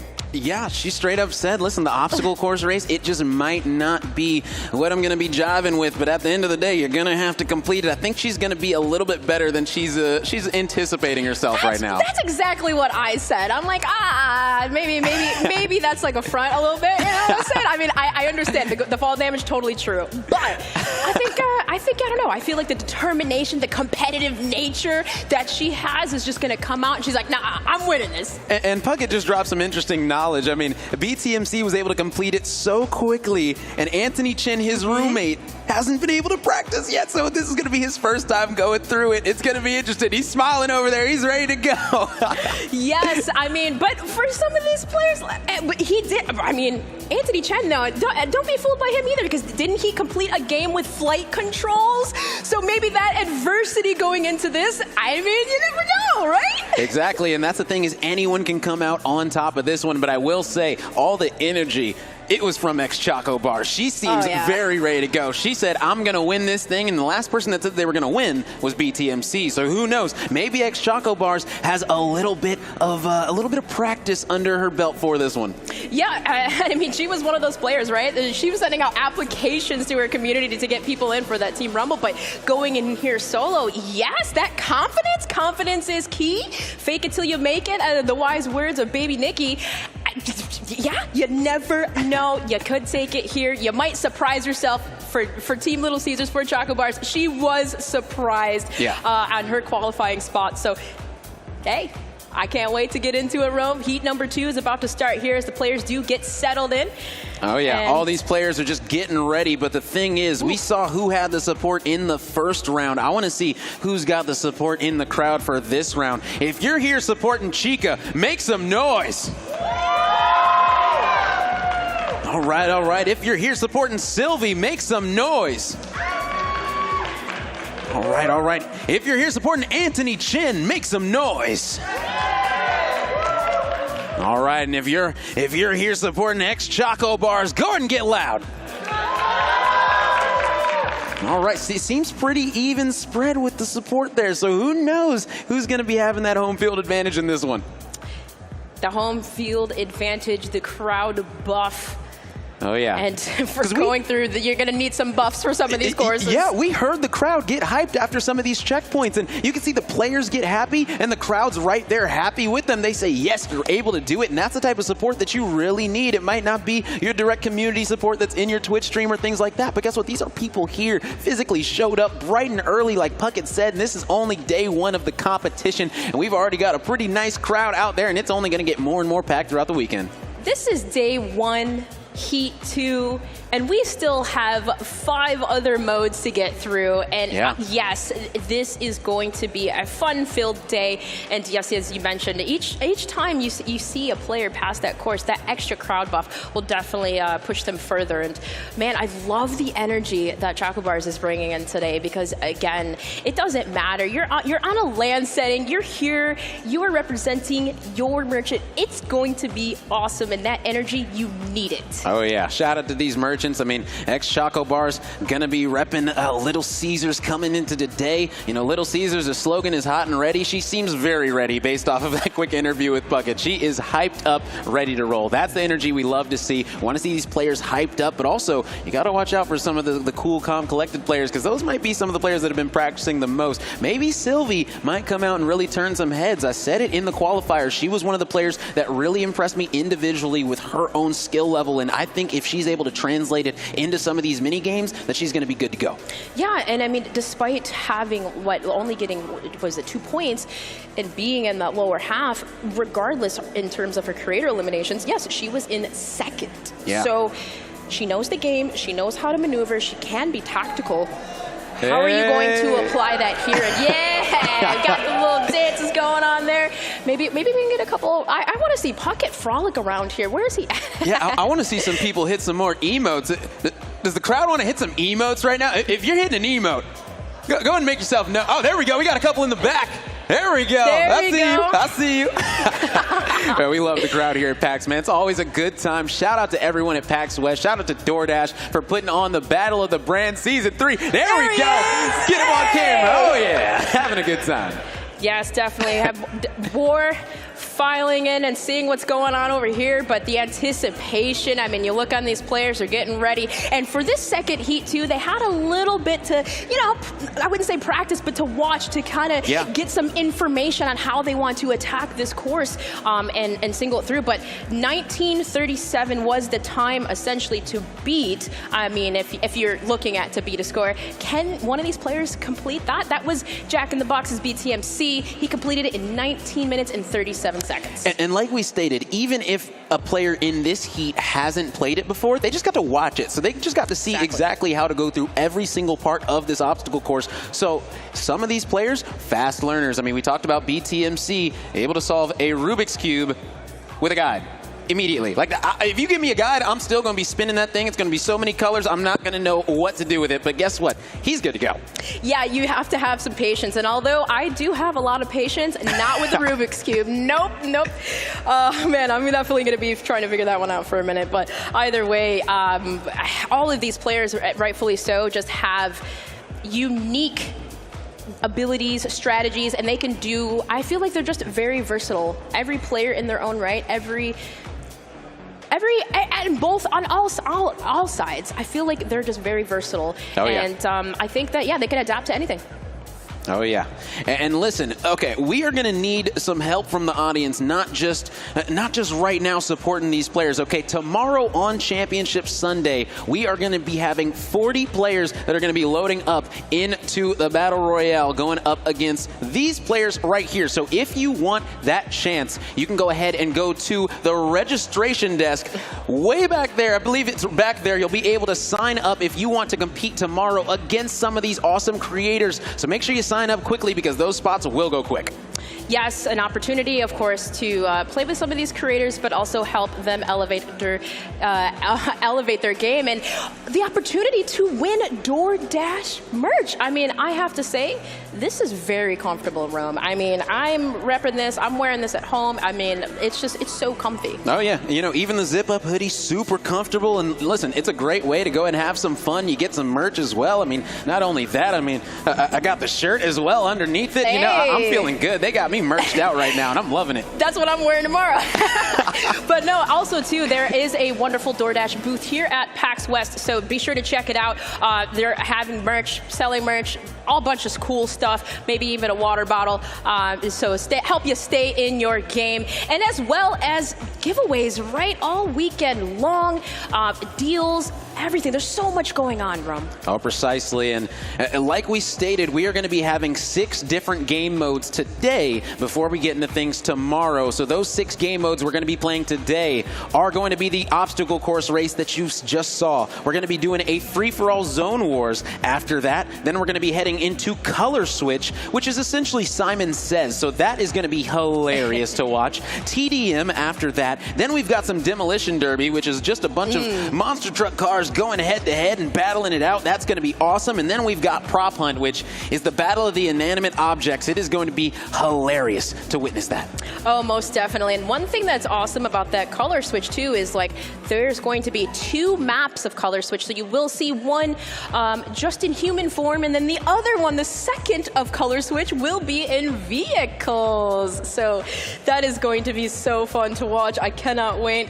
And hopefully we should be loading up here soon, Rome. This second heat is about to begin, and I cannot wait to get into it. Yeah. Will Popeyes maybe steal a win? Or Anthony Chen? You never know. Yeah, will we see another sub-20-minute finish? That right now is going to be the goal for these players. 1937 is that time to beat for them right here and now. So it is going to be awesome to see who's going to be able to get out to that early lead. We saw BTMC get into the early lead, and he held on to it. And now these 4 players are ready to go. We're ready to start this game number 1 of this heat. It's time to load on in. Be ready. The race is about All right. to begin. Hopefully none of these players fall off that platform right in the beginning, but we know it's key. And here we go, off to the races. Anthony Chen makes the first jump, and there we go. Everyone's good to go on that first platform. And now the big question to start things off is, are you going to go to the side or are you going to keep it down the middle? And it looks like we've got 2 on the side, 2 in the middle, and the players in the middle struggling a little bit, also on the outside struggling, but it looks like 2 players did get through. Chica decided to go on the side, and she is clean through that first obstacle. Most definitely, and some of those harder routes too in the beginning, Rome, if you choose to take the harder route, you get through it faster, right? Yeah. Especially with that moving platform. So yes, being able to just play patient, and Anthony Chen gets launched onto the next section. Look at him go, Rome. Oh my goodness, he might have faked everyone out. He said he has no practice. I don't know. He's in the lead right now, doing a solid job, just needing to get through those bounces. And like you stated, I mean, sometimes these obstacles, they can help launch you to the next platform. So he was able to get that checkpoint, and I'm sure he's feeling good about that. Most definitely, and similar to how we had saw that Heat 1, although some of these players might have a slow start, they still have opportunities to catch up because we know it does get harder as it goes along. So although Anthony Chen was able to get launched in that next section, struggling just a little bit, but Choco Bars gets launched back. Oh no, the horizontal pillar knocks her out. Chica doing a solid job maneuvering these right now. It looks like she's going to be clean through, just needing to get around this last one, and she's able to do it. Chica securing that #1 spot, and right here is where you got to have that patience. You got to understand the pattern of how those blocks are going to be dropping. And that's the thing, is that Chica did watch the previous heat, so she might be able to know the pattern for it now. And that's where we said you got to learn.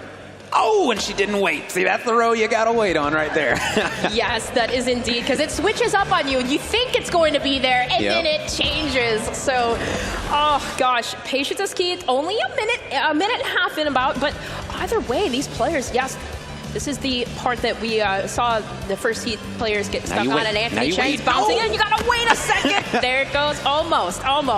Yeah, so close. And I think Chica actually made it through. I believe that she was able to get through to the next section, which would be huge if she's able to take that lead right here and now, because once you turn the corner on that S, man, that is just such a big momentum boost. You're going to feel so great about being able to do it. Sylvie going to be struggling on these rotating obstacles right now, as those things are spinning around and taking no mercy, giving no mercy whatsoever. Anthony Chen able to get through that previous part, but now that runway, he's got to go down it and be smooth. Yes, you almost hope for, well, with what happened with Team McDonald's being able to be launched into the next section, you almost hope that would happen for Chica. Nice. She just flew through that one, able to pass the obstacle course, and we know these horizontal pillars, they actually do move with the platform, so we'll see if she can evade that.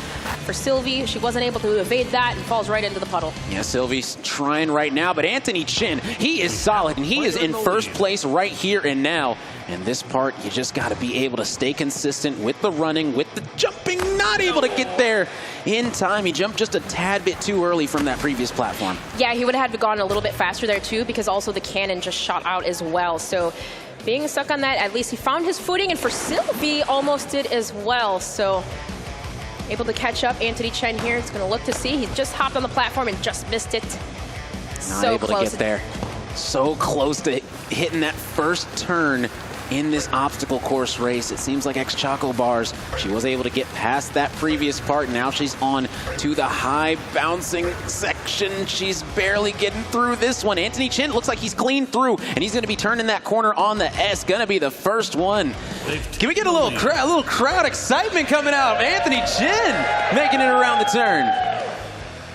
Team McDonald's right now. Oh, okay, he's beaming. All right. Some of the OG dancing going on before Anthony Chen. He was waiting for that platform to clear through.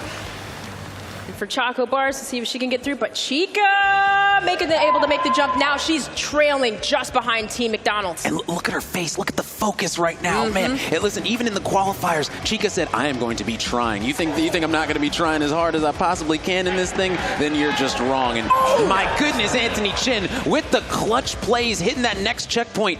Will he be able to get to the next section, though? That's going to be the big question right here now, because we know how difficult that fan section can be for some of these players. And right now, Chica, she's able to pass that section, and now she's officially ahead of Anthony. Oh, is Anthony going to make it onto the checkpoint? He is! What a clutch play coming in from Anthony Chen, who is going to solidify his lead in the next checkpoint. My goodness, he might not have had any practice, but he's not making it look like it is. He is flying through this course, almost able to get through.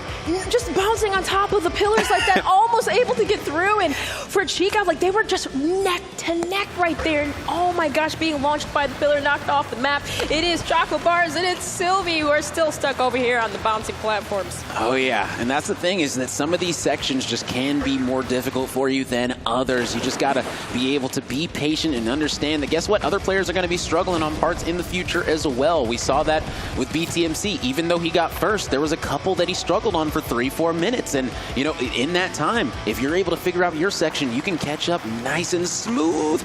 Next Choco got to get to the next section one at a time. Oh, barely. Going to be missing that timing.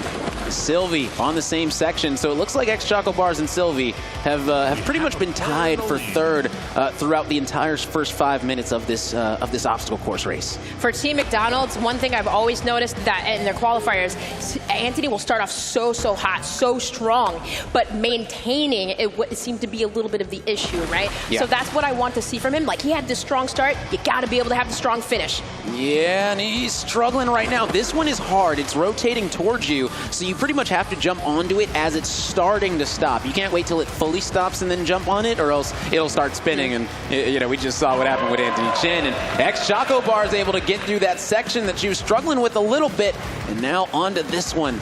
She's going to take the side route, which is interesting. Sylvie's through as well, so still tied for third. And it looks like Sylvie going down the middle. She might be able to take the lead and solidify that third place spot. And here we go. She's through yet again, almost completing this first stretch. Yep, got to avoid the cannons there. But for McDonald's here, Team McDonald's looks like he's pacing himself. Got to be careful of the fans, and that it just turned on right when he hopped onto the platform. Yeah, and that section is just like the previous one with the spike spinning towards you. You have to wait for the fans to start to stop, then you start running. If you wait for the fans to completely stop, guess what? They're going to be starting up right when you land on that Yep. platform. So you got to really understand the timing. Sylvie barely going to be getting hit by that wave, crashing onto that ramp. Oh, so close to clearing that one. Chica did get through that previous section, so now she's got to be patient. She's got to wait for these spikes to stop just a little bit to get through and catch up to Anthony Chin, who's just hit another checkpoint. Now he's on the first ice slide. Yeah, and this is the section where we had saw in the first heat where everyone has struggles with.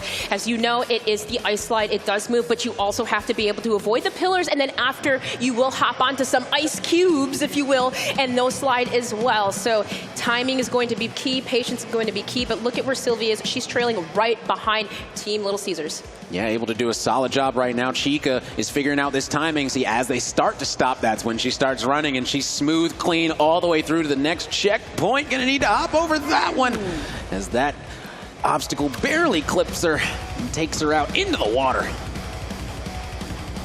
Well, let's see. Sylvia's just finding her footing here. This platform just deciding, hey, you know what? We'll jump up on the top part of the sections here, but the thing is now the platform's gone. She's going to have to wait.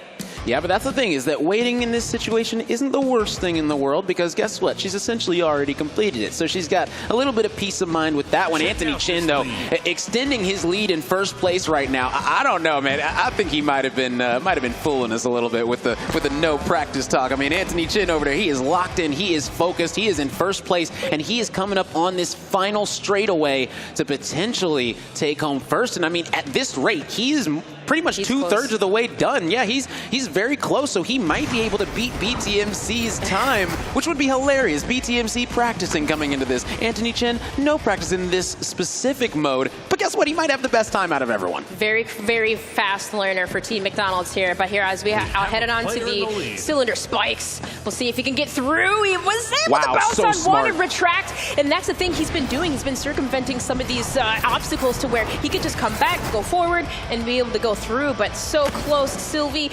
just missed barely on the platform now for Team Taco Bell. Chica's getting through. She's on top. She's riding the pole, and now she's going on to the next, not before she gets knocked out. Yeah, oh, so close right there.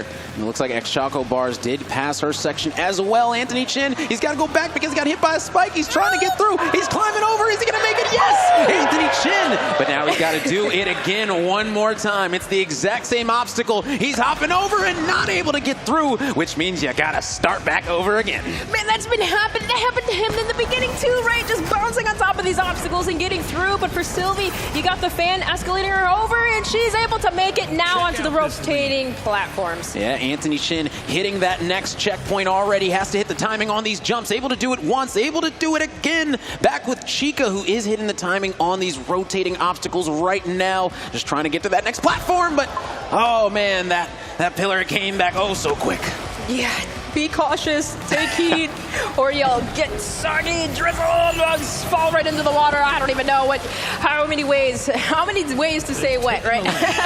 Oh my gosh. But for Team McDonald's here, Anthony Chin, he is almost there. 10 minutes and 18 seconds. And keep in mind, it was 19:37. Yeah. That was the time essentially to beat, well, if you want to beat the time. Yeah, I mean, he's right now on pace to be sub 15, and which would be absolutely impeccable. Look at this, the talent coming out of Anthony Chin right now. It's all on display. Oh my goodness, the focus coming out of Anthony right now, and he's get to the next section again. Anthony Chin is really turning some heads right now. He really is, and I mean, whether he was taking notes or not, whether he played it or not, he is adapting to these crazy obstacles here. And oh man, but these horizontal rotating pillars are quite annoying. Either you get on top of them in the middle, or you somehow get launched into the next section. But for Anthony Chen, that happened twice now, and now he is getting through, coasting by, taking his time, but not before he gets knocked out.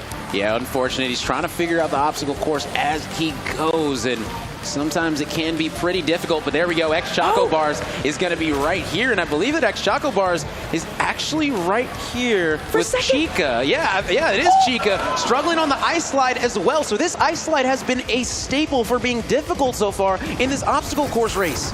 Both Team Taco Bell and Team Little Caesars are on the ice slide, and this has been the part where everyone has been getting stuck on. And we had saw the last game that happened to Josh Secchi, but look it's just the timing thing, Rome. You have to be able to slide off the slide and be able to time yourself well, because you know it pushes you onto those cubes, and it's very hard to do so, but something that's not very hard to do so for Team McDonald's. He is almost there into the last section. Yeah, and Anthony Chin, he started off so hot in the qualifiers as well. To see him starting off hot here in the first game of the day, I mean, it's awesome that he's able to put on such an awesome show in this final straightaway. He's doing a solid job right now as Sylvie trying to catch up to these third place players. Not quite able to get there. Gotta get through this obstacle.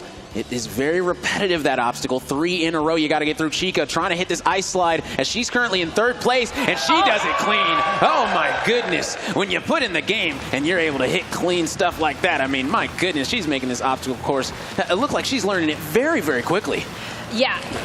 And for Team Little Caesars, just doing the same, but Anthony Chen still stuck on this section here.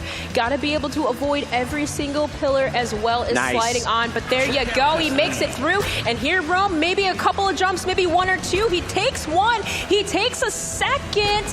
Still trying to get some info a little bit. There you go. He's on to another, and on to the ice slide. Yep, and here we go. This is a little bit of a learning curve. Definitely different ways to do it. This is that's definitely my style. I'm gonna take it very slow, just walking backwards, just trying to make sure I don't hit any of those obstacles, because we have seen it before. They send you flying. Chica currently in third place right now, trying to catch up, but is gonna be falling into that water again, but she falls in with X Choco Bars. So they're both gonna need to restart at that section. So it is really a tight race for second place right now, and Anthony Chin taking his time through this one, because man, there's so many pillars on that second ice slide. It is so difficult to get through clean.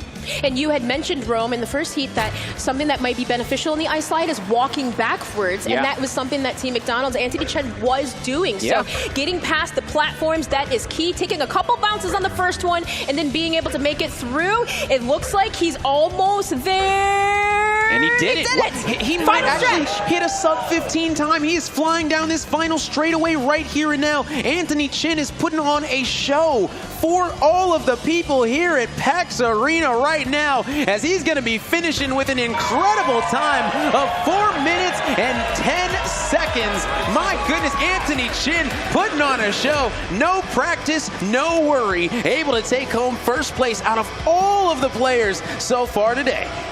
14-11, absolutely insane. Sylvie's face when she realized that he had finished, she was like, wait, what? You're done? Like, you're done already? Man, and that is what can happen if you're able to watch, learn, and then apply. That's all you got to do. Anthony Chin was able to do it exceptionally well, finishing with the best time that we've got so far today. X Choco Bars trying to finish in second place, but Chica right there on her heels. Yeah, and Chica was in second place because she was, remember how close she was to Anthony Chen at one point, and then it just seemed like that ice slide part really just got her stuck. And well, Team Popeyes is trying to catch up now. It is Team Little Caesars and Taco Bell that were kind of neck to neck. So you see them stuck a little bit ahead, but we'll see if Popeyes can get caught up. These lily pads definitely are a little slippery. Yeah, they're very tricky because you almost have to completely stop on each one and then restart a running process in order to cleanly land on the next lily pad. So it's definitely a difficult section, but once you're able to figure it out, it's all smooth sailing. And that was not smooth sailing there, but for Team Taco Bell, she got through finally. Now, 15:26. So she's going to decide to take the side steps, not go exactly through the middle, and that she did that just in the beginning as well, Rome. Yeah. So now this is it. You got to get through the pillars. Yeah, she's doing a solid job. Got to get over one more. She's able to. She gets to the next checkpoint, and now it's going to be a waiting game, waiting for this platform to come through right here and now. And this one is very difficult. You got to be able to watch out for all of these pillars, and just like that, barely tapping one, going to be sending her flying. Sending her flying indeed, and as we near on out, I believe, yeah, Chica's going to have to wait for the platform yet again, but at least able to secure that. I don't know why it said cannot build right now right there. can't build in this mode. But for Team Popeye, Sylvie's taking her time, hopping on each lily pad, and as you said, there's a little bit of a key little strategy. You just got to be able to slow it down, pace yourself, and, well, this is definitely not a part where you can pace yourself, but Chica, she's doing just that. Hopping onto the final ice slide here, and she's going to have to make it through, but not before getting through the bouncy pads. Oh my goodness, she is flying through this one. Oh, able to climb up. The clutch, hitting the pad, it doesn't matter. She's good to go. Going to be bouncing on it a couple times, like you stated, to get that control under her belt. Now she is ready to roll through these bounce pads. Should be smooth sailing. I mean, I wouldn't expect Chica to mess this one up right here. No, she's so... Oh my goodness. Oh my goodness. That is the 4th time you have cursed a player. This guy keeps cursing y'all in the final section. Listen, it's another obstacle, the caster curse. You got to be able to get through the caster curse. Oh my goodness, Rome, that happened 4 times. I feel bad, but I don't. You know, it's okay. Now we get to see even more content. Oh my gosh, absolutely insane. But hey, for Popeyes, okay, can we get through this section here? I'll do the opposite. You got to do the rotating cylinder. No way. There's no way. No way. And there we go. She's able to finish it. Shout out to Sylvie, making a comeback, trying to catch up to Chica potentially, who's trying to get this second place finish, going through these bounce pads one more time. And I'm just going to be quiet because, yeah, I don't know. That is so odd, Rome. That's so strange, but it's almost as if they hear you or something. Like, it's like the pressure, the rising pressure, right, that it comes across. But hey, we are only, what's crazy is how quickly that Team McDonald's had finished this course, and we still have quite a bit of time left, still almost about 15 minutes, and these players are getting on through. But here, double bounce on the first one. Team Taco Bell, clear this section. I'm not talking. We're going to take it patient. We're taking it patient. It's okay. 18 minutes and 10 seconds. Slow and steady. Oh my goodness. What looked like, okay? It looked like it. Yeah, looked oh so clean coming out of Chica, but she's got to go one more time. And that's the thing, is that there's no checkpoint after this ice slide. You got to go all the way back to those bounces and go right back down this ice slide, get through these pillars one more time, and here we go. Let's see if this one is going to be the time that she succeeds. You know, with that determination look on her face, I think that is going to be the time that she succeeds. She has the rhythm. She knows exactly that last platform now, how to tackle it. Oh. And I thought that the second she knew. to last platform, the second to last platform. That's the one that just keeps, it's a moving or something. Yeah, that's the sneaky one. You got to watch out for it. Oh, man. It is interesting to see how much these players can be struggling with certain sections. It just really shows the difficulty that this obstacle course race has been able to produce, and it's honestly exceptional to witness. Most definitely, because, yeah, like I said, Rum, how long did it take you to finish this? 48 minutes, you said? Yeah, my first time, hard. 48 minutes. It's very difficult for sure. I will say, this morning, 4 a.m. There it is! Nice! Team Taco Bell on the last stretch now to get through the rotating cylinders. You see, Chica, she's being bounced all around, but she's trying to make it through here. You really just have to run through, and almost there towards the end. And here it looks we go. like she's going to make it.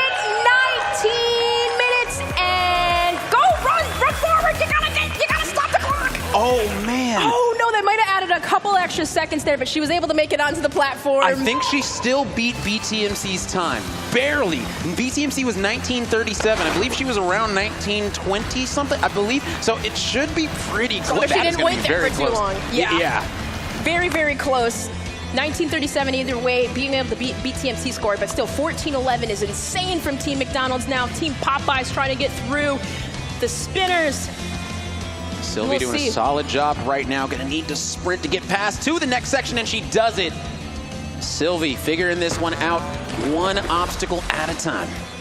Yeah, and like you said, when you hop onto these platforms, some of them are faster, some of them are slower, so it's just like a timing thing. You have to almost as if walk backwards a little bit when you go down some of these slides. So for Team Little Caesars, we're going to see if she can clear off this ice slide, bouncing into one, bouncing into another, going off the side. Oh my goodness! The style points. What is she doing? It's making it, it's crazy, but she was able to hold on for so long.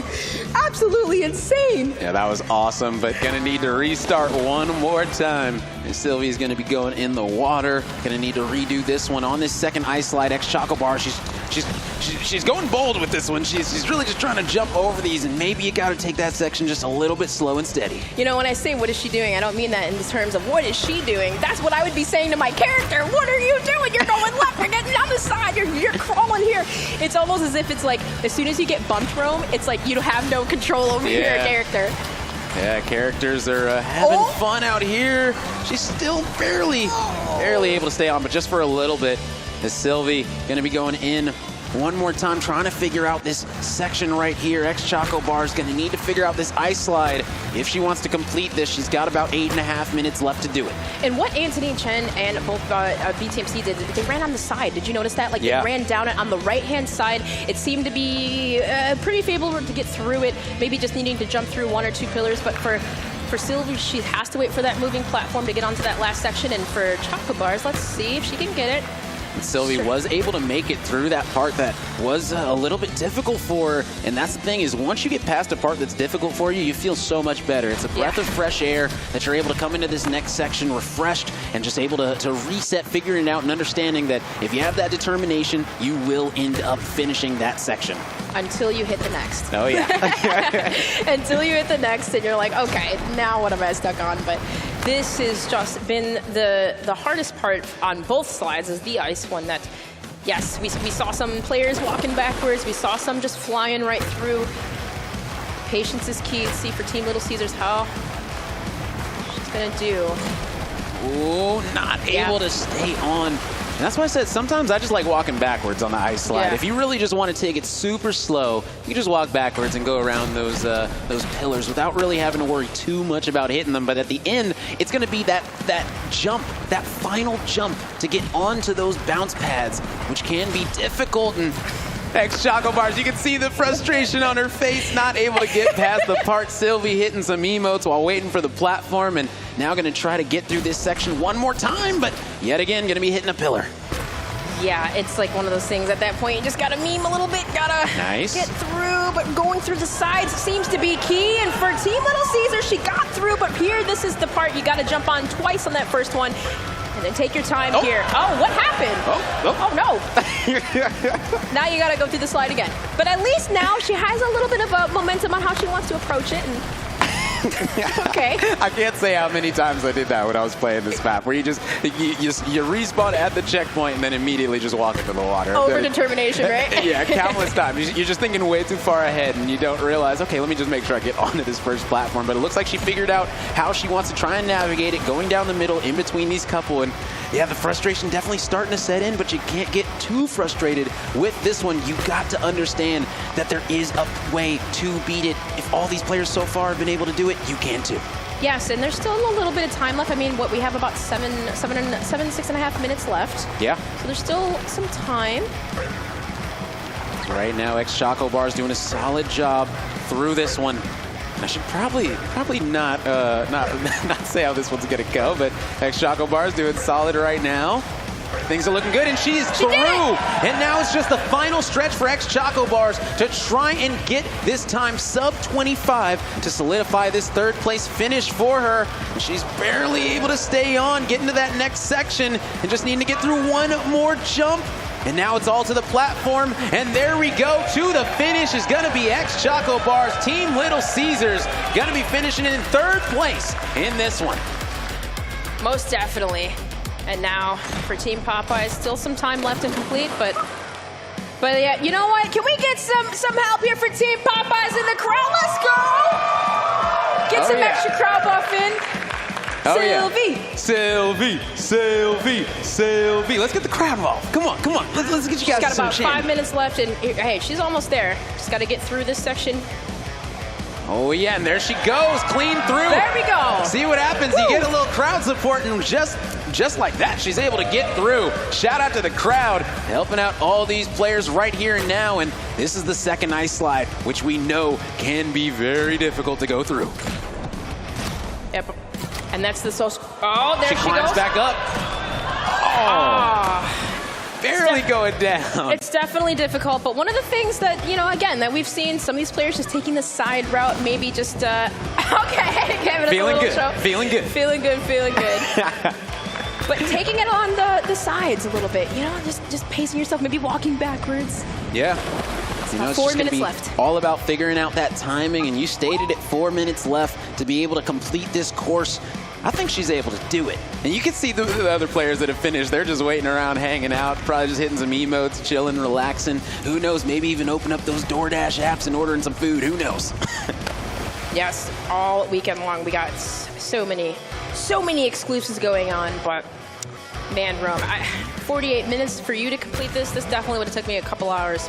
Oh yeah, I mean Sylvie's I would've further been than I was my first time playing this. I was still probably at the middle of the course. It was extremely difficult my first time going through. So the fact that Sylvie's been able to get this far is a testament to her willpower. It's just going to be a question: is she going to be able to finish the course? Yep, and we saw, I think it was King George that went, it was about 17 seconds over, so he was able to complete. But here we go. Oh, those pillars. Yeah. Gosh, those are so annoying. Yeah, those pillars are no jokes whatsoever.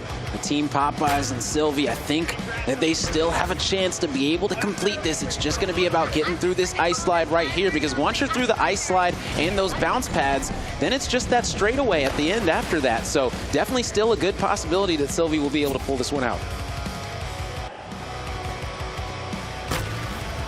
Okay, well, with about 3 minutes left here, let's see. Here we go, nice and slow. Patience, ride the side. Speeding up a little bit.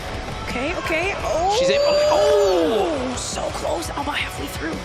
Yeah, very close, but you can tell she's figuring it out, and that's what you got to be able to do, is each time you try it, as long as you learn something, you come back even better. So let's see how she's going to be able to apply what she just learned into this run right here and now. As you can see, she's doing the walk backwards stretch, trying to get up, and is she going to be able to? Yes! She stays on, and now slow and steady. Sylvie doing a solid job of navigating through these pillars, and just like that, going to be sliding right into one. And yeah, if you find yourself in some trouble on that ice slide, if you just walk backwards, you essentially won't be moving. So it does definitely help you to be able to go super slow on that one. But at the very end, you got to speed up in order to get to that bounce pad. Most definitely. And I mean, hey, Rome, this is only the first game mode. We still have 5 other modes to go. Nice. Oh, nice. And now it's all about hitting the bounces. Here we go.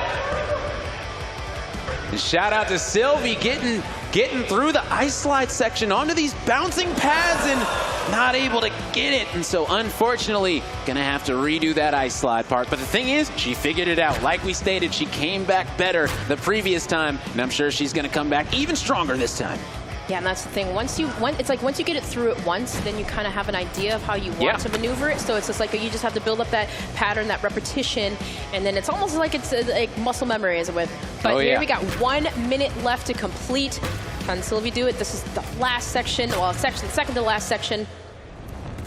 And right now, she's doing a solid job going down the sides, able to get through, and here we go. Like we stated, she's learning. That's exactly what you want to see out of these players, is figuring it out obstacle by obstacle. Now slowly but surely, she was making her way through, and now with only 30 seconds left, this is going to need to be a very fast run coming in from Sylvie. See if she can do it. Essentially at this part, just fly through. She's got the rhythm down. Nice, she's got the pattern. Got the pattern, there you go. Now on the first, the second bounce, and then make it through. Yeah, here we go. Shout out Sylvie. Can we get a little bit of a crowd noise behind Sylvie right now? Oh, so close. And that is gonna be doing it as we do hit the 30-minute mark. So man, Anthony Chin going to be coming in first place out of all the 8 players that we had go through this obstacle course with an incredibly low time. I believe it was 14 minutes. That is absolutely incredible coming out of Anthony Chin. And then we've got Chica, who was able to take second. Choco Bars getting third. Sylvie coming up in fourth. But guess what? These players, they've got plenty of chances to get even more qualifier points. Yes, most definitely. And I mean, if we're going by standings too, looking at it right now, I mean, I believe that would be Jack in the Box in first place with 20 points, and then Chica getting 6 from that last game mode, I believe, and being at 16. So, or excuse me, 18. So yeah, this is going to be interesting. But we know we do have someone in the lead as we head into this next game mode. Yeah, and that's going to be a good feeling for them. I mean, this is the thing that I'm looking at too, is Anthony Chin. He started off so hot in the qualifiers, so the fact that he came out and was able to get first out of all the 8 players coming into today with no practice, that is absolutely awesome. And it's time to send it over to Puckett, who's waiting with an interview. Thank you so much, Rome and Dream. And PAX Arena, make some noise for yourselves. And of course, Chica, who completed the obstacle course. You didn't feel good about it coming in, but you got the job done. Second fastest in your heat. How we feeling? I'm feeling confident. I thought that I was going to get dead last, so second, I'll take second. Representing for Taco Bell really well. You came in with 10 points after the qualifiers. I think this is now an 8-point performance. I'll get the official numbers here from the admins. But after watching everyone go through that obstacle course, who do you think is going to be your competition here this weekend? Ooh, I'm not sure yet. I think I need to see them play some Zone Wars and some TDM to see which one is going to be the hardest one to beat. And we do have Zone Wars coming up next. So do you have any tips for anyone who's trying to get better at Zone Wars? Do you feel very confident coming into this game mode? Yes, I feel very confident. I play a lot of creative. Spend like your entire life in creative. There you have it. Last but not least, this one coming from my friends at DoorDash. What is the secret ingredient in Chica's gameplay? I don't think I have a secret ingredient. Maybe like not taking anything too serious and just having fun with it and ordering Taco Bell. Ordering Taco Bell, what was that? Ordering Taco Bell Nacho Bell Grande. Nacho Bell Grandes. Get your DoorDash orders in right now. We got to go to commercial break. When we come back, all 8 competitors, that's right, all 8 players playing in our Zone Wars. You don't want to miss it.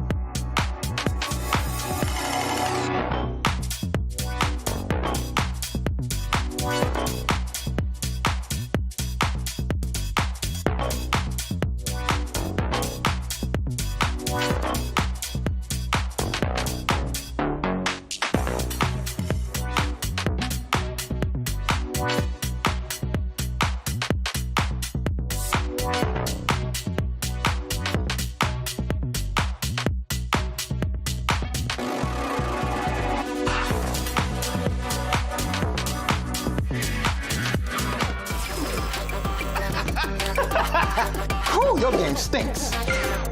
You're gonna need these.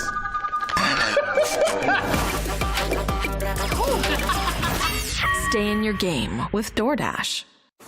In the water, gonna need to redo this one on this second ice slide. Choco Bar, she's going bold with this one. She's really just gotta take that section just a little bit slow and steady. You know. Whopper, build your Whopper. Barbecue, bacon, more cheese, no shocker. However you like to top your Whopper, you know what we'll say. BK, have it your way. The best fast food taco in America is the Del Taco. Any questions? Say hello to the best fast food taco in America. And say hello to Del Taco Better Mix. Popeye's new sweet and spicy wings don't make sense. Marinated and tossed in a blend of chili, garlic, and ginger, as sweet as they are spicy. Nice catch, Butterfingers. Just like my Nana. We don't make sense. We make chicken. Love that chicken from Popeyes.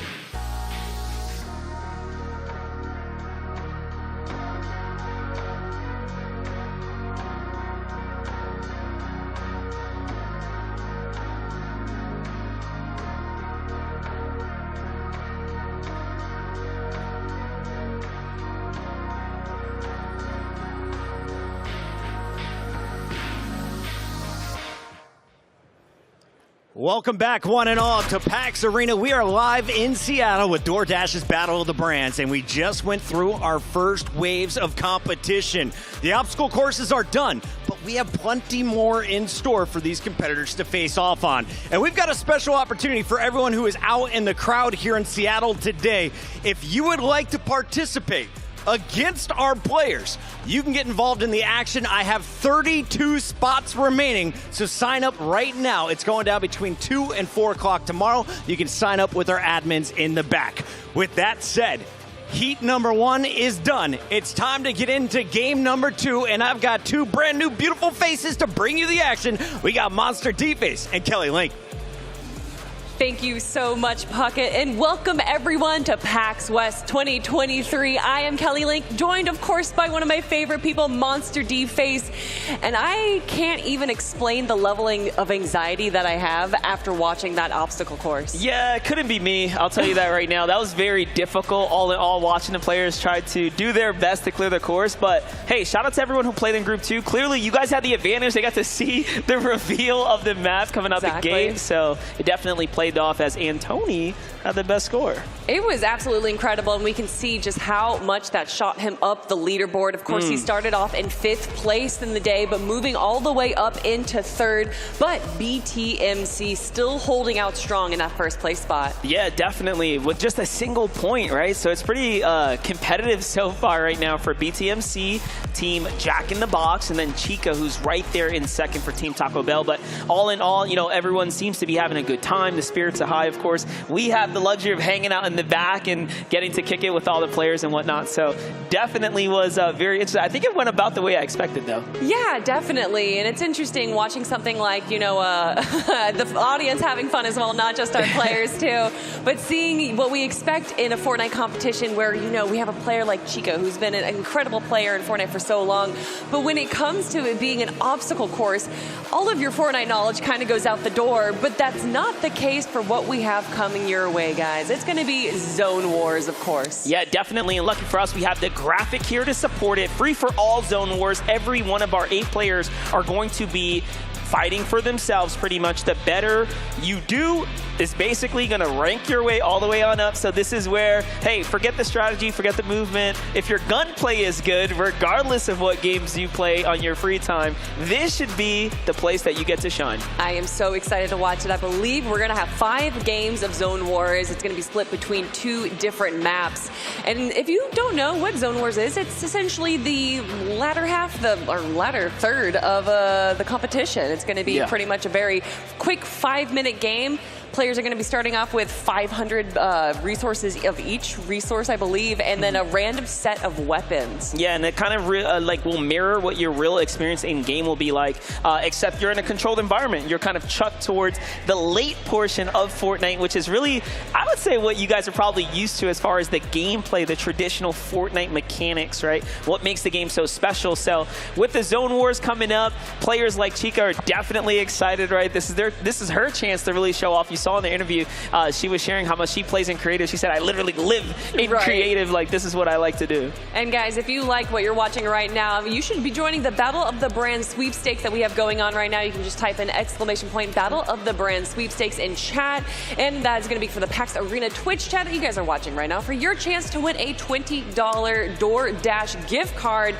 Put that in right now. You're not going to want to miss that. It's down there. It's right. The graphic. You can see it, ! Battle of the Brand sweepstakes. In the chat room, you'll get all this stuff to push you exactly where you need to go and go ahead and get your purchase on. So should be pretty fun. Obviously, what we have here is going to be a pretty special one. Zone Wars is what I've been looking forward to the most. All things considered, just depending on how competitive it becomes, I mean, these games can, in theory, go pretty quickly. That's right. And it's not just how well you are to be able to frag out, but also how good is your build. And a lot of these players, I know that a lot of people joined back when Zero Builds was added to Fortnite, and that seems to be what a lot of the primary mode is for the players that we have competing here today. So I think building is going to be a bit of an issue for maybe some of our competitors today. Yeah, definitely.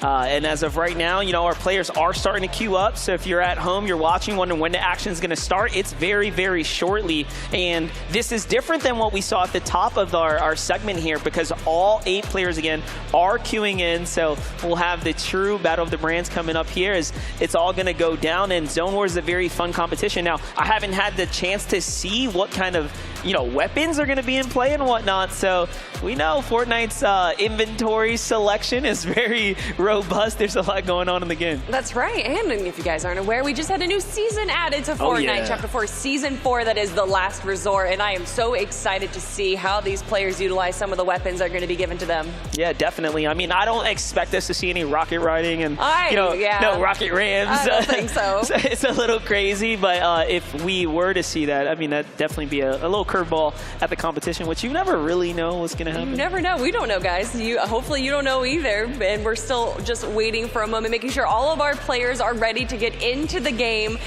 And this is going to be exciting. This is still just the second set of games that we have. We have 6 sets of games, and then tomorrow it's going to be the finals where we're going to be whittling down from 8 to 6 to 3 players until we crown our champion. And day 2 is going to be very, very fun. If you are in attendance, once again, you can also sign up to participate for the Battle of the Brands competition, That's right. Maybe you want to play. Yeah, guys, please, if you're here right now, I mean, don't get me wrong, there is so many amazing things to do here at PAX, but maybe you want to take a break, play some games with some of your favorite content creators. Well, please join. We have signups just behind the stage right here in the new beautiful venue of PAX, and you're gonna have some fun. No stakes. And I do believe everyone's a winner. Like, if you like cool merch and you like to earn stuff, and maybe you want to take home some memorabilia of the PAX event in general this weekend, yeah, definitely.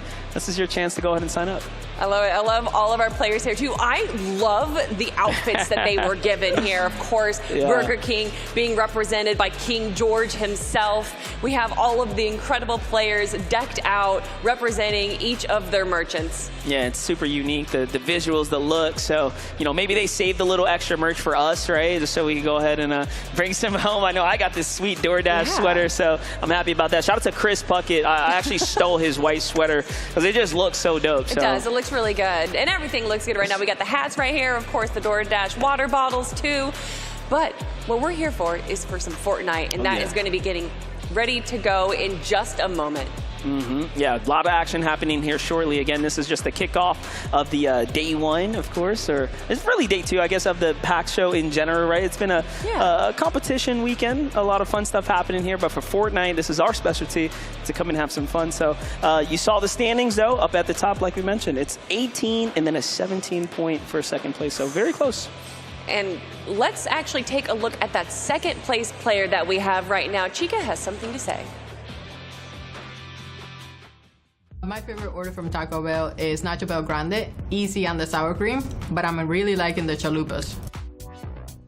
I think just keeping me full while I'm playing video games and me not having to get off my chair, kind of just DoorDash from Taco Bell and stay in the game. I think my secret ingredient is a lot of hours that I've put into the game. Definitely more than probably 20K. I mean, yeah, the more hours you have, the more you're going to be an expert at the game right now. And Chica is definitely an expert when it comes to Fortnite. Yeah, and you can see that she is absolutely ready. I mean, the keyboard is turned vertical. That's how you know, right? In the zone. That's when you know. The harsher the degree of the keyboard, the more tryhard you're going to be right now. But when I think of tryhard, I also have to look to BTMC. That's what everyone's been saying, that he's been the one putting in the hours, practicing for this competition specifically. But there you have it. That right there is a horizontal or vertical keyboard. Yeah, for sure. But to kind of harp on our competitors, I mean, the biggest climb we've seen so far, like we mentioned, was Antony. He had that moment, right? That comeback opportunity here just in the first game, and all of a sudden he went from somewhere outside of the top 3 well into the top 3, and Chica's really showing it off here. I think she recognizes that we were definitely shouting out her setup right there. So looking pretty comfortable. But what we're going to be happening right now, just to keep you guys in the loop, we're going to make sure that we are queuing in all the players running back one more time, give them a quick chance so that everyone can participate. Once again, it's not just the trophy on the line or the big cash, it's the bragging rights. It's the time to have fun here and represent for your team that you're on. And I love it. I love watching the players in the green room right before we went on. Everyone being like, oh, you stole my strats, and everyone chatting, having fun. That's really what this is all about, representing our favorite brands and representing our favorite players here too. So I love it. I want to see exactly how well. I know that there's a lot of high expectations onto Chica here, but also, I mean, we can't ignore Baby Nikki, Anthony, Chocobars, Sylvie, and there's just so many incredible players. Yeah, definitely. I think Chocobars was surprised herself that she was able to clear that course, coming in almost missing the time there, as it was just 30 minutes to clear the course. You see King George also absolutely ready for the competition. Headset off, right? He's like, no, I'm rocking earbuds. I want to be comfy. I respect it. I respect it. I mean, that's a big thing about being a competitive player, is being like comfortable in your own setting right there. And what we saw also, Choco repping the Chica there. She has the vertical keyboard. Obviously, if you want to be a competitive player, that seems to be kind of a standard for pros. Yeah, not for me though. I'm rocking just the very basic. Put my stuff sideways. I want it to look neat. I think as I've gotten older, I'm like more... Carpal tunnel's an issue. You don't want that. And I care more about how it looks, not necessarily how I perform, so... Oh, yeah. No, I'm always worried about my wrist. I can't do that anymore. I've been gaming for about 30 years now. You can't... Gosh. Yeah, no, if I put my keyboard like that, it would be done. It'd throw out an elbow, you know. This doesn't come with health insurance, so it'd be pretty tough. But let's have some fun, guys. We have get $5 off an order. You can see down on the bottom, but an order of $22 plus from Taco Bell on DoorDash. And terms may apply, 9/2 through 9/3. That is this weekend, guys, right? Today and tomorrow, if you want to get those $5 off, get that order in right now through Taco Bell. It's absolutely incredible. And obviously, talking about Taco Bell, we got to talk about Chica. Yeah, she wants that, what she said, the Nacho Grande. You know, she knows exactly what she likes to eat, of course, in order there. So some fun stuff as, again, we're having all types of content rolling out this weekend. The interviews, the fun recorded segments, just really getting to peer into the creators and the players that we have here. Yeah, what's your secret sauce? That's what Puggett's been asking everyone. Oh, man, me, listen, I like to keep it chill. I sit back. I'm a very low overhead, low maintenance. My secret sauce is, if it stresses me out, I want nothing to do with it. Oh, okay. So, you know, that's how I like it. Oh, see, mine's the opposite. I think I'm just on a slow level of anxiety constantly, so that keeps me going. It's like the fuel to my... Oh, speaking of fuel, everyone, it looks like our players are ready to go for game number 1 of Zone Wars. Let's jump into the action. I love this. So you really get to actually have an option. You have a say in what weapon you're going to pick. So you can see you can really start to utilize instead of your loadout, but immediately out the gate, of course, this is what we thought was going to happen, right? Chica was going to start building. Yeah, Baby Nikki finally joined in the builds, but Chica, 15 seconds before anyone even left their cubicle, was able to start getting that high. Because as we say in Fortnite, high ground wins games, and Chica is prepared for that. Now that was kind of crazy and unexpected. Sylvie actually catches the first elimination. You can do all the building you want, but at the end of the day, gunplay is what matters. And you step to Sylvie, she finds herself a nice free point right there. The wide shot shows us Chica also picks up an elimination on the outskirts. All right, the zone already closing in, and she is taking some great long-range shots right there where we see from the AR, and that's not just an AR, that's a legendary AR, so we know the damage is going to be absolutely incredible, and she gets another elimination onto Sylvie. Yeah, big eliminations happening here. Baby Nikki's got a little building going on herself. That's a surprise. I didn't know she had that in her. There, look, the slide mechanic and everything. Okay, but Chica's going to know better than to sit on the backside of zone, so she moves to the front, right? Puts herself in the most advantageous position, and it should be free pickings from here on out. I love the confidence, too. I think a lot of these players would kind of ignore the heals. Actually, no, it looks like everyone's going to be picking up some heals, but you know once you get into combat in this Zone Wars, it's going to be a very quick elimination. So to think that you have an opportunity to heal yourself, oh, almost gets the shot. Baby Nikki getting down low, but it is going to be an elimination onto her.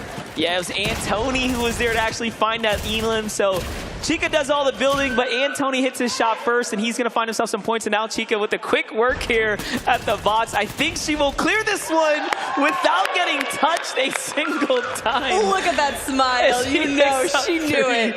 eliminations. You could see her emotions when she was playing the obstacle course, and she was saying, "This is it. I know what I'm doing in Fortnite. I put hours into this. Too many hours." That's the look. That's the look of someone who finds pleasure in other people's pain. Right there.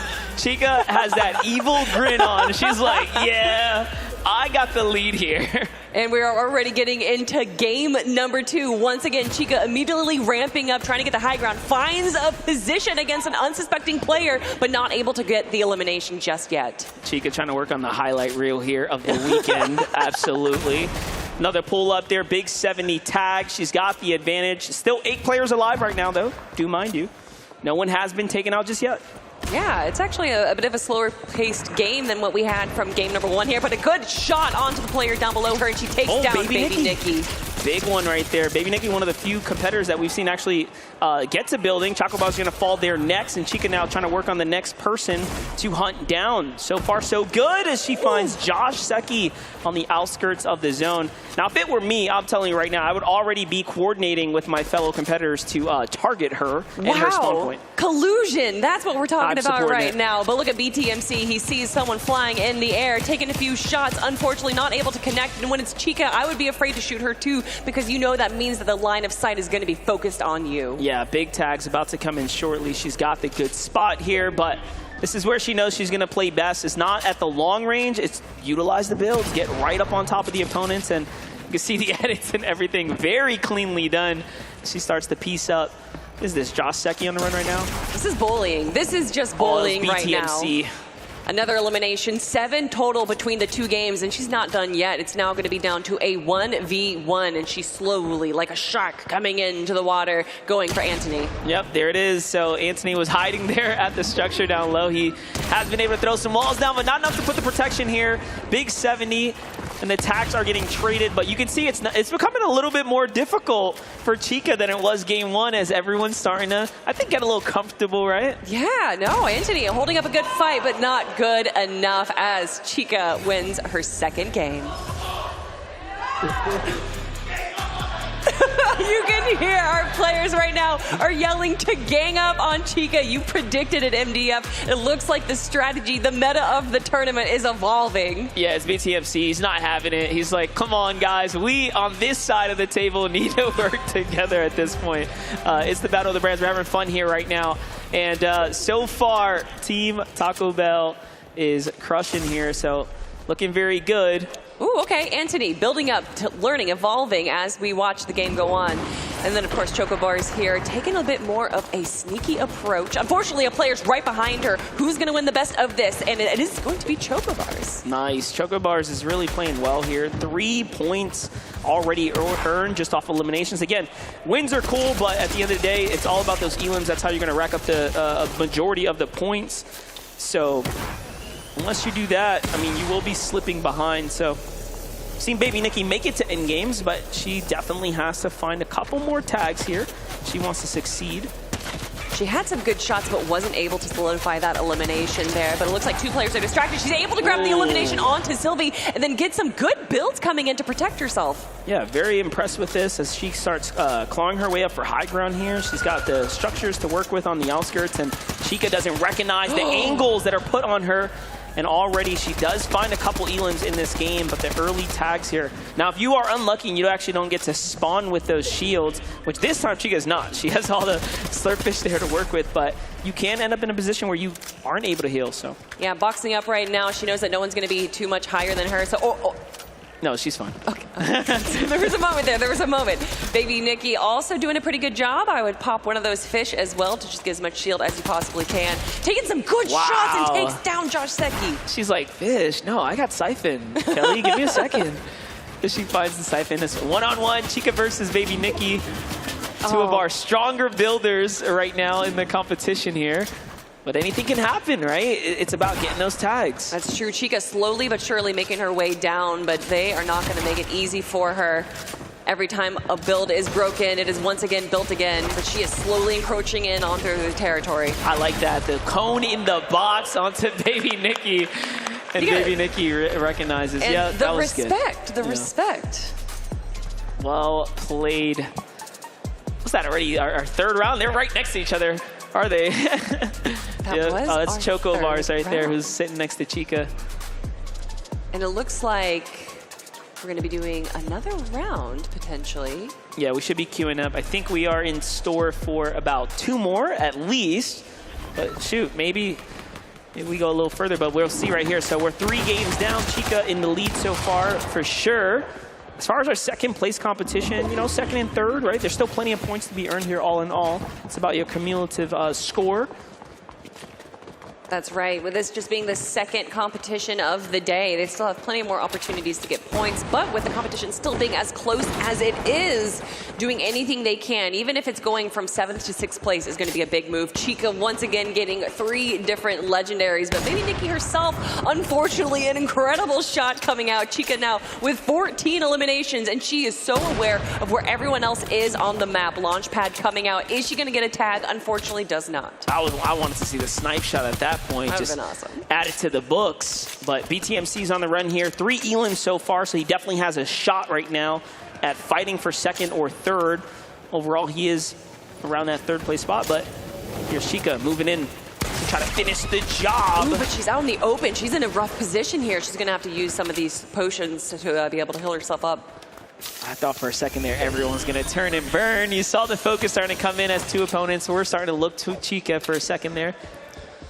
Janet with the legendary Red Eye going to have some good opportunities for some long-range snipes right now, and that's why we can see her taking a bit more of a passive position here. But it looks like BTMC is doing the same. Ooh, he's got a sniper. And he's looking over. He knows that's Chica on the right side, but at the end of the day, whoever peaks first is probably going to get punished here. Now remember, this is a zone war, so it's going to play out like a traditional game, right? The zone's going to start to close in if you're unfamiliar with the way it works.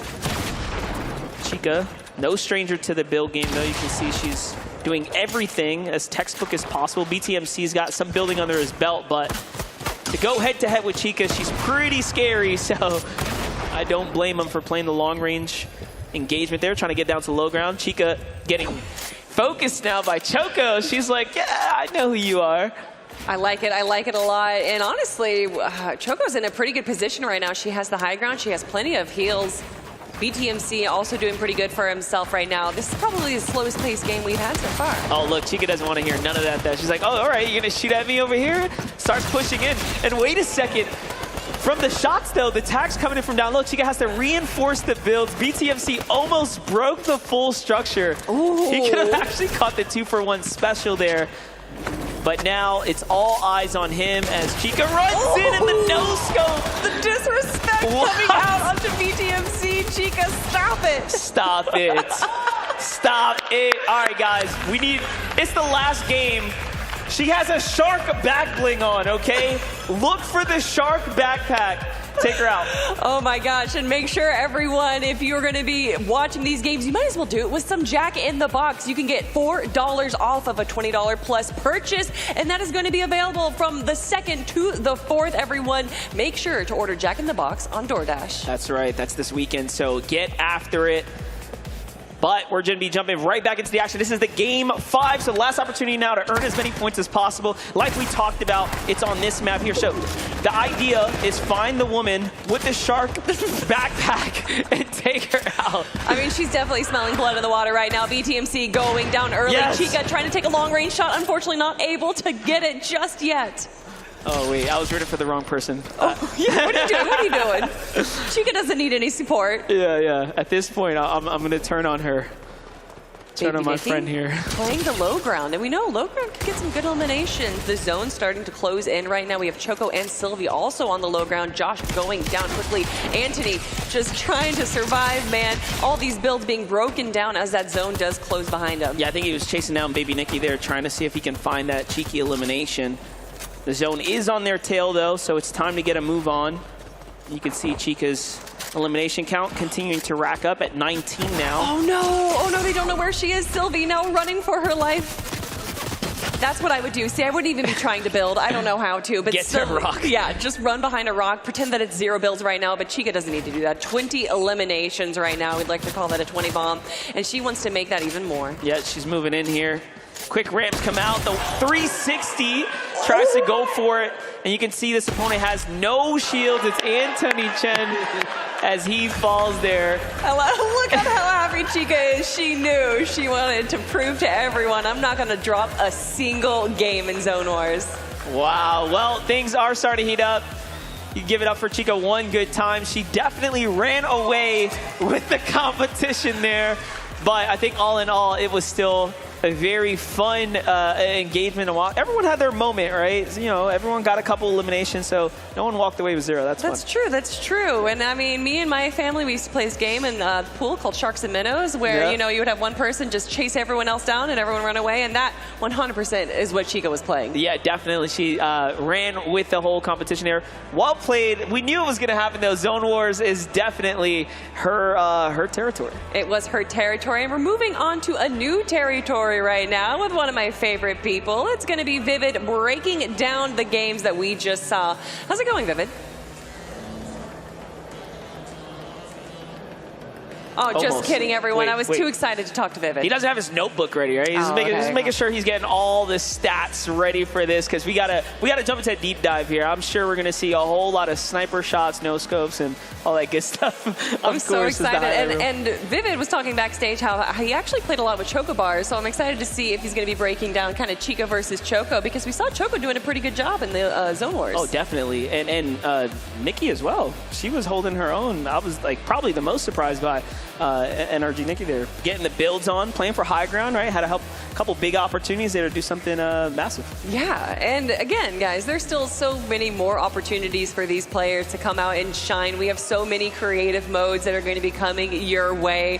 For me, though, I kind of want to see more Zone Wars. Yeah, definitely. Zone Wars is so fun. I mean, listen, but there's nothing like the good, the runs that we saw earlier. Those races there, of course, happening was pretty intense. We got to see a little bit of everything. That was where Antony got to shine. I think on this time, yeah, maybe he ended up like, kind of at the bottom, but it's all right. We got to balance things out, right?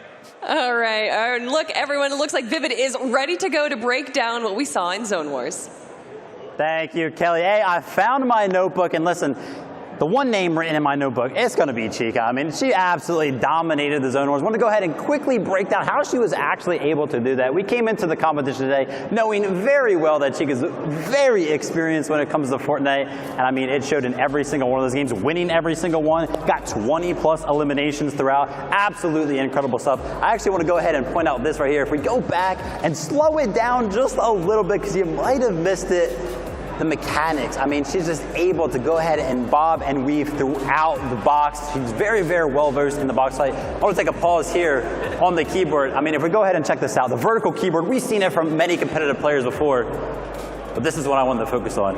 It's going to be the perfect 90-degree angle, the perpendicular setup with the desk. It's going to be giving her all of this extra room, make sure she has all of that mouse pad space, because as we know, when we get up on stage and stuff like that, it can get very, very clamped up there. But Chica, she's been in this position before, and she knows what her setup wants to look like. So let's go ahead and take a look at some of the rest of what actually happened throughout the Zone Wars. Now, Baby Nikki, I actually saw her pick up an elimination, and she actually went for the high ground. If we go ahead and pause right here soon, we can see that she's actually going ahead and using some of her builds. And actually, a lot of the competitors that we were watching throughout the Zone Wars, they weren't actually using their builds, but Baby Nikki figured that out. If we go ahead and continue to watch this, of course, I mentioned that Chica, she was pretty much dominating the high ground.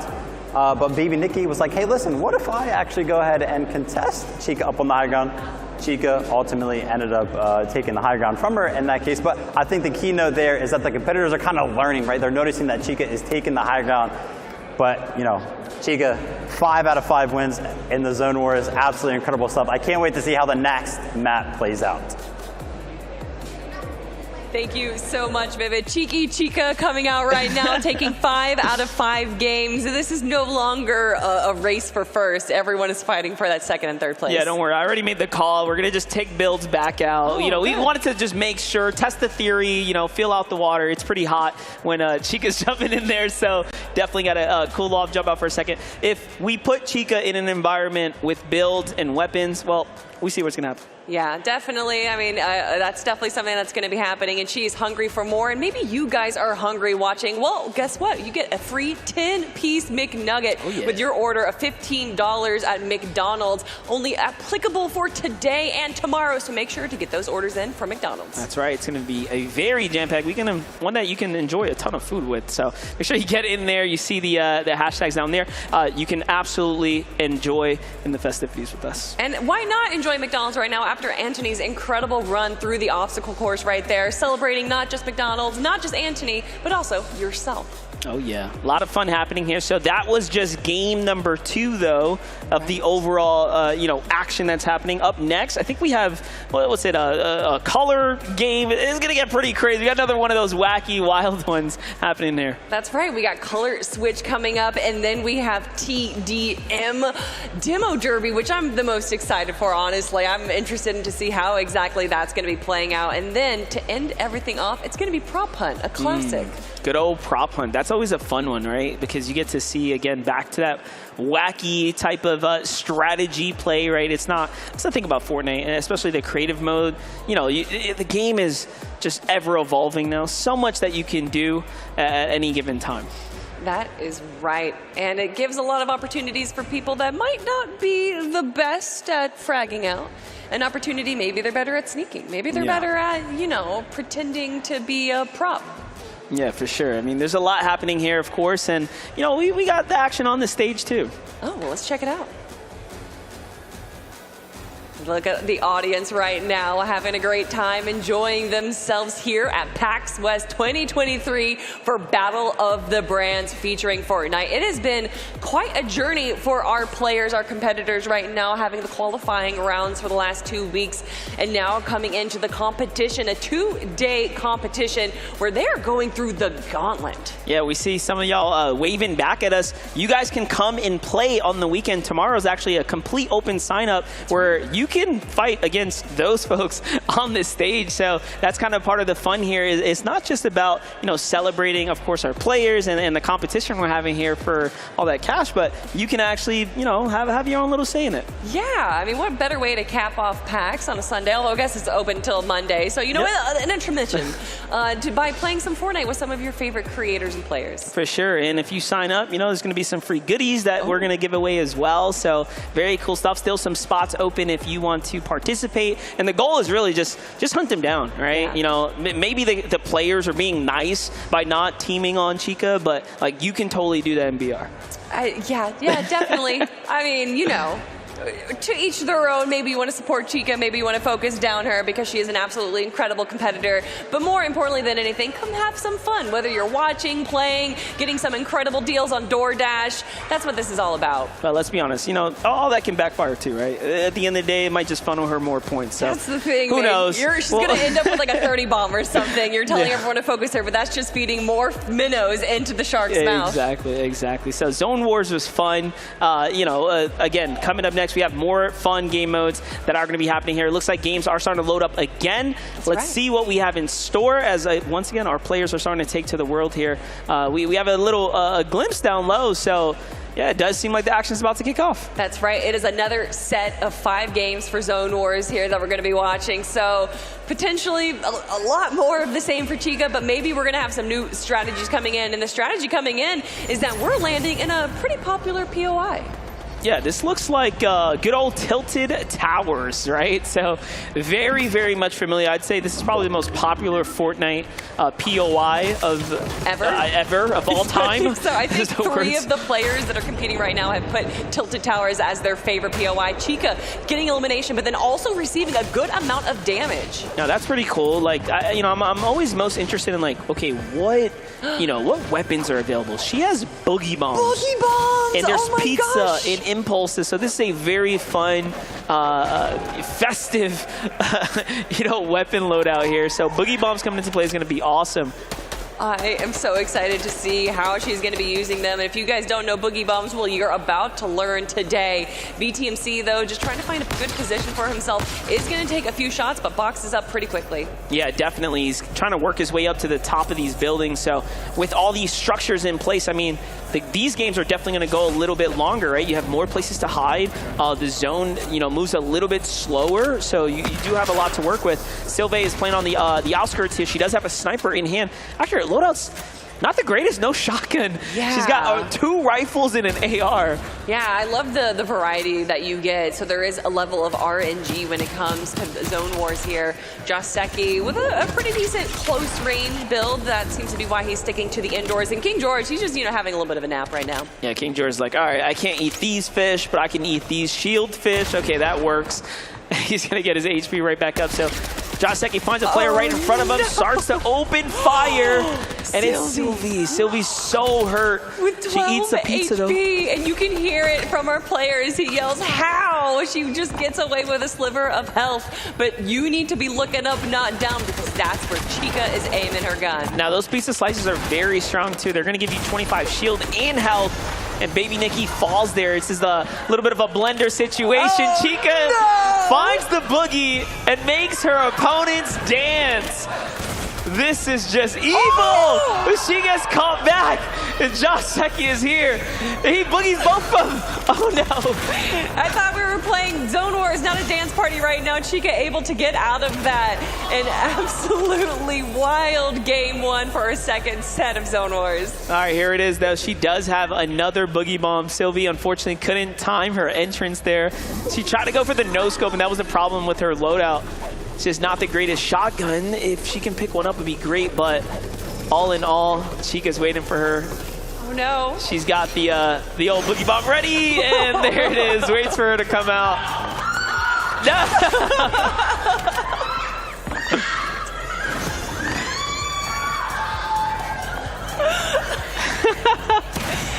The fear coming out from our players as they just see Chica boogie bombing over and over again. But it's all about the fun that these players are having. Man, oh man, you can see they're looking down at one another like, how dare you? Sylvie looks at Chica. Chica knows exactly what she's doing right there.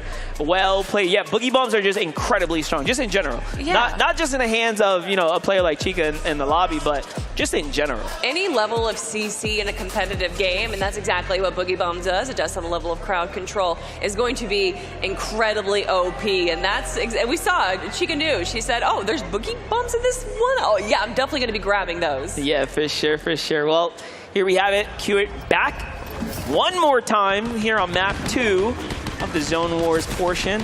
Chica takes control of the main building, and Baby Nikki's the first to fall. King George falls shortly afterwards.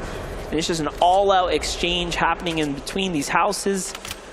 That's exactly what you expect. See, but this is how someone like Chica can, in theory, fall behind, right? Yeah, playing for high ground is great and all, but at the end of the day, Tilted Tower is just filled with construction, filled with structures, right? So the fights are going to be happening all around the insides.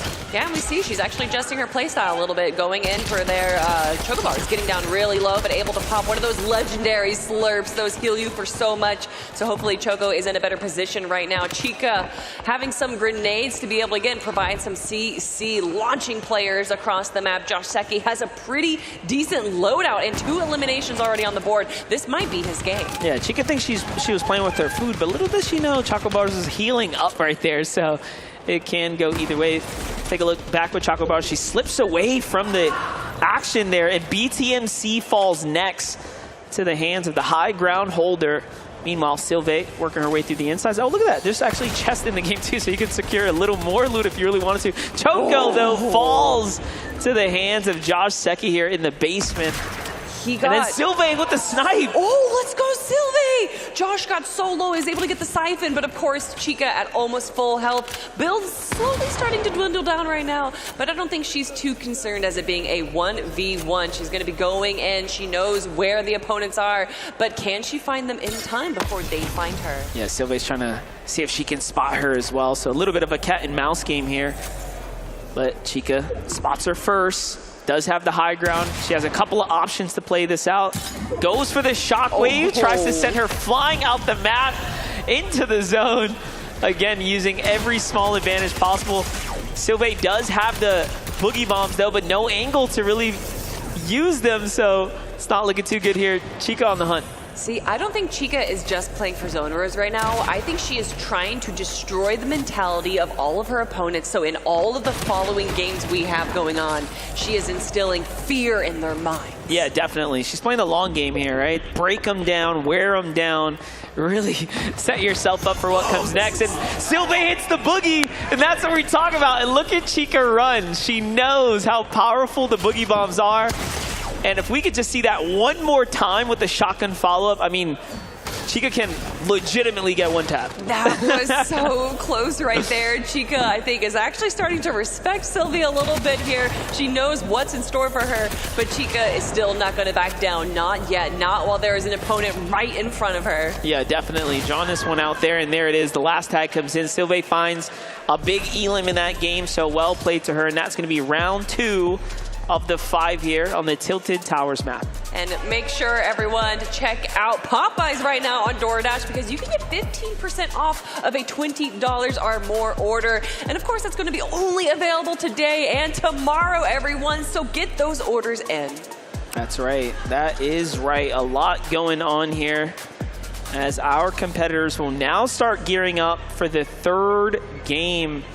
And once again, your loadout gets completely randomized, but you do have the option to loot through the buildings. We just discovered that, and hey, you never know. You can find yourself some boogie bombs, maybe some big heals, because you're not guaranteed any. Once again, Chica taking the top of the tower here. She knows that she doesn't have to do too much hunting because she already has a bit of a loadout. And it looks like BTMC has taken a few pages from her book right there, having kind of a positional awareness of where everyone else is on the map. Is going to give you just a little bit of an advantage. Yeah, I call that the greed, though. He saw a chest up there, and he's like, yeah, I want to spawn in and chase this one down. Okay, see what he could get from it. Chica playing a little more textbook, trying to see if she can find an opportunity as the builds start to open up here. I'm loving the outfit from Baby Nikki here. She's a warrior.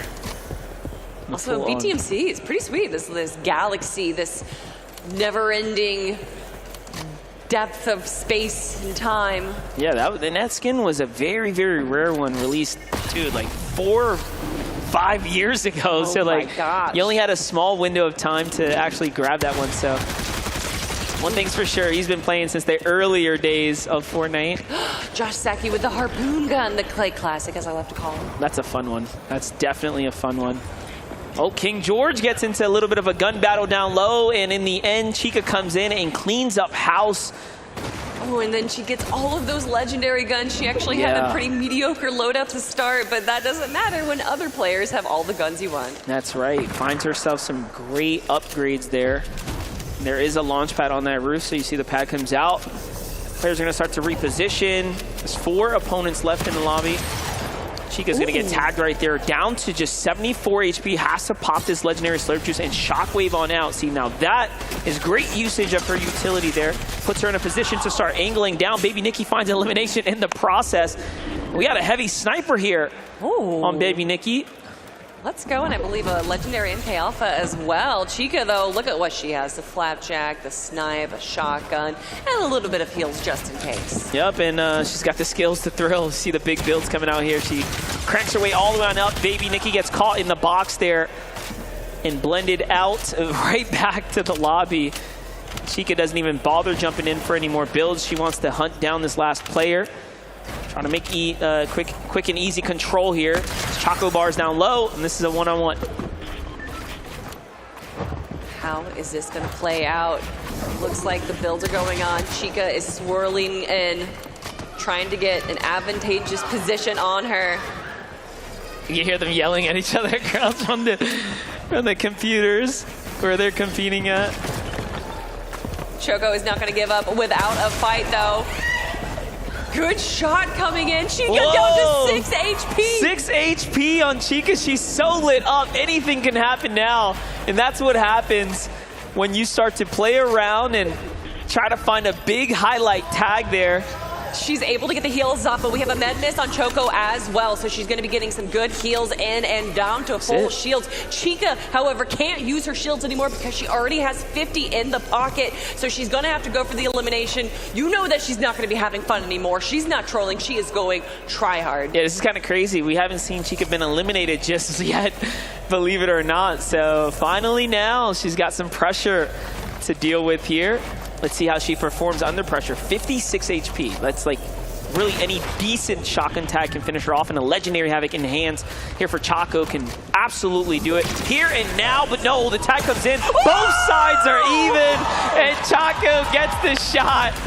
And there, you see them the head to head. camaraderie, though. Even though Chica went down, Choco, the big smile from both of them. Everyone in the audience, give it up for Choco. Absolutely. She deserves it. Absolutely. Very fun to watch, you know, our players play head to head, especially when they're sitting next to one another. It just kind of raises the atmosphere, the pressure a little bit more. But in the end, Choco won. I love it. I love this so much, how much fun they're having, even when they're direct competitors right now, and you can see the game faces coming in right now. They are ready to hop back into more Zone Wars because it's not over yet. That's right. They're already in the queue. They've already landed down. The way this game starts is not random spawns. You actually come in from above. You get to land in on the opponents. Choose where you want to go. Looks like Choco now hunted down, finished off pretty quickly. She gets off front. She knew she's a competitor, all right? And she knew Choco is the only person to get elimination. I'm not allowing that to happen again. Nikki getting some good shots onto King George, or BTMC, but not able to close it out. Anthony also an unfortunate victim of Chica here, and it looks like she's going for another. Yeah, baby Nikki is the one on the fence right now. Gets a couple tags in.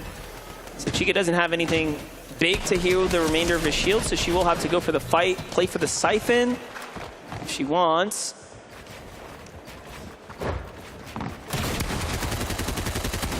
And now they're running baby Nikki, legendary Slur, BTMC down low. Okay, he's got 3 Elim so far, pretty good. Here comes Chica. Yeah, what even is the second most amount of eliminations? Yeah, so far it looks like 3 is about the average for everyone else here who's in the competition. Huge tag in the finish onto BTMC. No opportunities left for him now.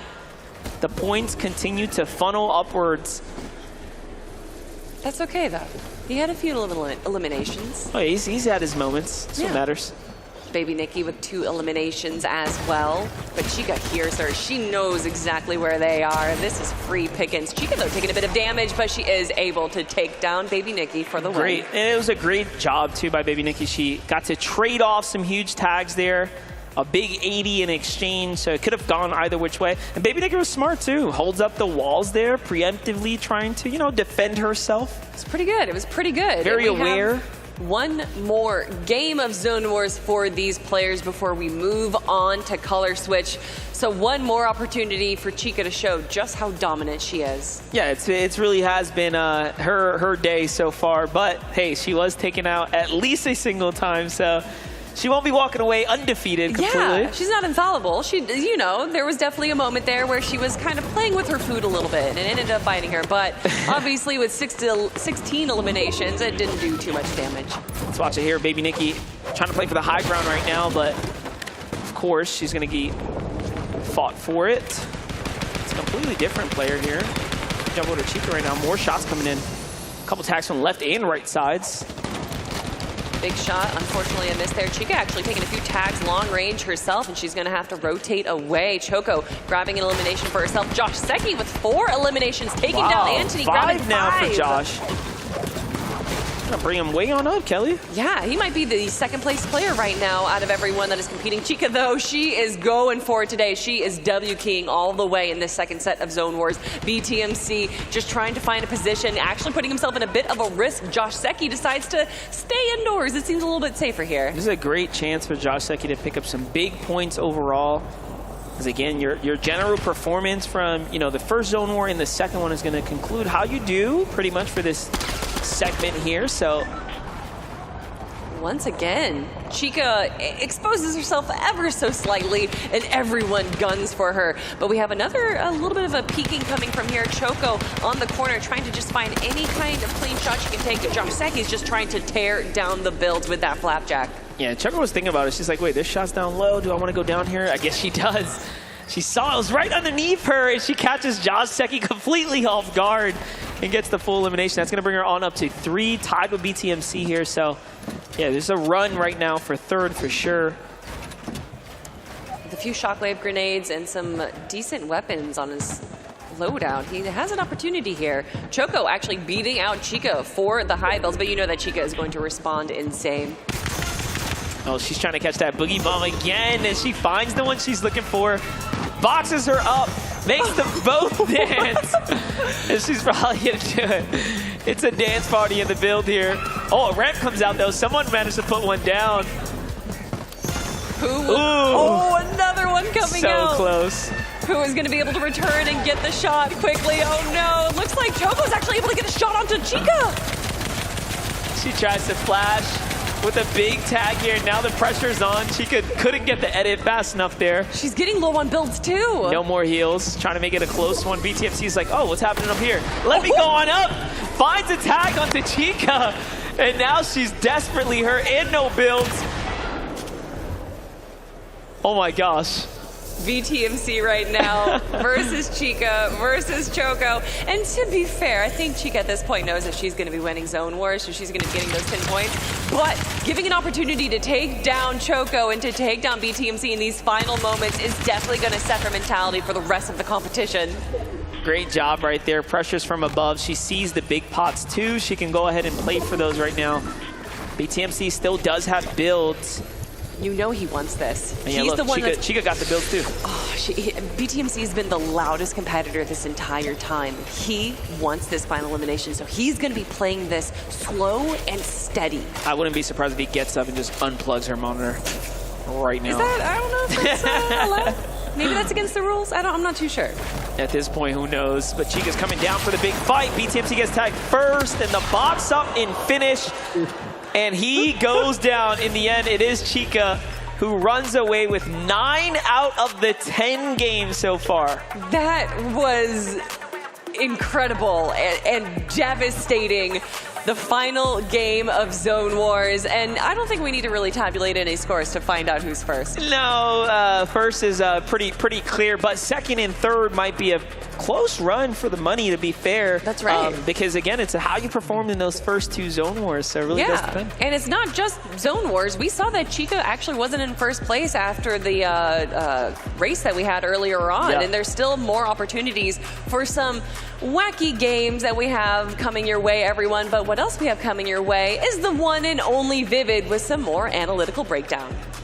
Surprise, surprise. Chica once again dominated map number 2. For me, though, as you know, Monster D-Face and Kelly mentioned, Tilted Tower is an OG map. Chica's been here before. She knows what it's all about. And of course, in this version of Zone Wars, they actually flew in. And Chica knew exactly where she wanted to land every single game on top of the highest tower actually in Tilted Towers. Every single one of her games. We saw her up there, whether she landed up there, whether she actually ended up taking it away later. She loved being on top of that building, which is why she found success in pretty much every single one of those Zone War rounds. Of course, we had a bunch of highlights from the second round of Zone Wars on the second map, so let's go ahead and watch some of those unfold.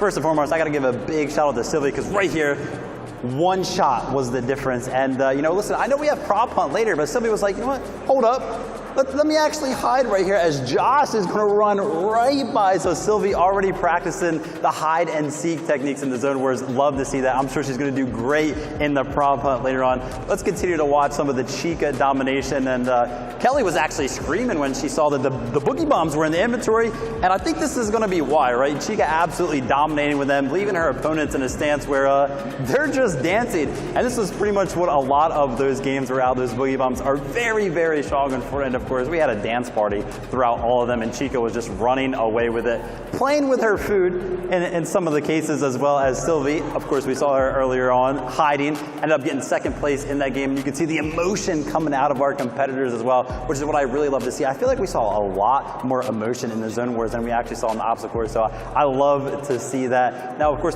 as the games went on, I mentioned it during map number 1, Baby Nikki, I mean, shout out, because she is constantly going up for the high ground. She also knows map awareness, making sure that she uses the jump pad. And I mentioned earlier on that Chica, you know, she kept finding herself on top of the tower, but Baby Nikki was like, oh, Chica keeps going up there. Why don't I go up there and see how that kind of fares for me? So we actually get to see her fly up on top of the tower as we continue to go through some of these. But Chica was like, you know what?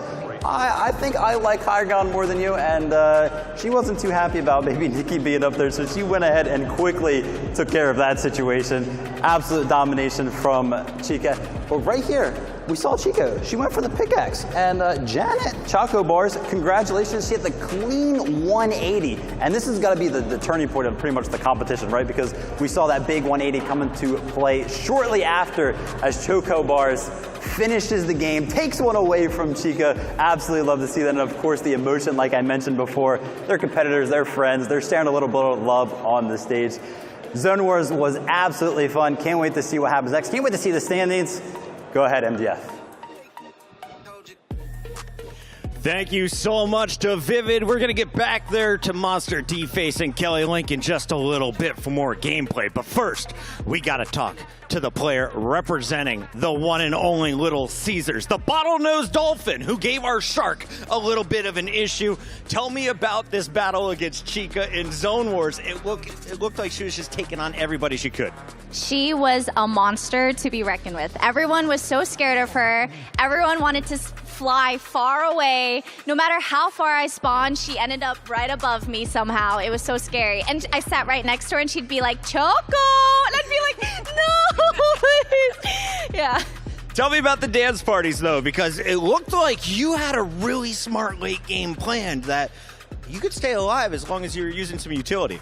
Yes, I just hit a lot in my little houses. I let them fight it out and stuff. And if I see someone falling from their build, I'll try shooting at them. That was my tactic. Well, you got a lot of fans here watching you and, of course, supporting Little Caesars here in our DoorDash Battle of the Brands. But I just saw you receive a gift before we went live. What did you get? Talk me through this. I got these little, well, I call them candies, but they're little bracelets that a fan made. She's in the viewers right now. Hi. It's so sweet. It's amazing. We got to go to a quick commercial break. Show some love in the chat for Choco Bars, and we will be back with more Fortnite. It's DoorDash's Battle of the Brands. We'll see you on the other side. Your game's looking a bit sloppy. Here, let me help you clean that up.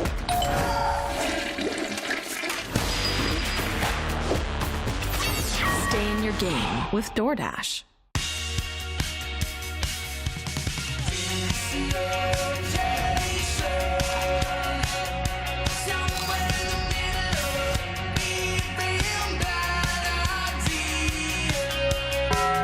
Yo, I'm Gamer Jack. Nice to meet you. I'm partnered with DoorDash to host a digital drive-thru where we host giveaways for free Jack in the Box food to the people in the chat. These streams will be happening today and tomorrow for Battle of the Brands on the Jack in the Box Twitch channel.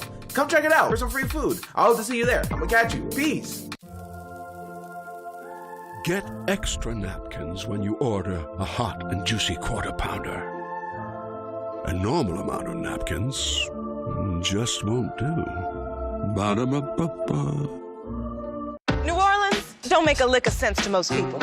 And our chicken is no different. A fast food restaurant selling fried chicken that takes 12 hours to marinate? That makes no sense. We don't make sense. We make chicken. Love that chicken from Popeyes.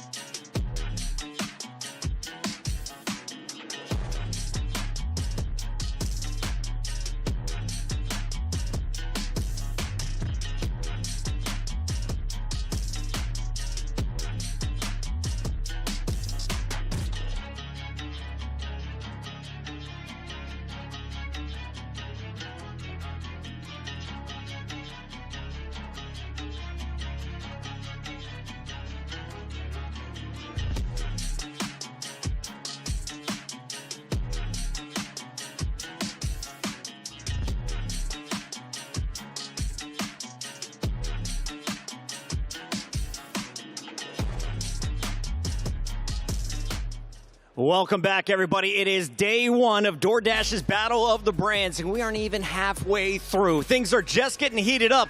And before we get back to the action, I want to give a big shout out to everyone who is here live in the audience.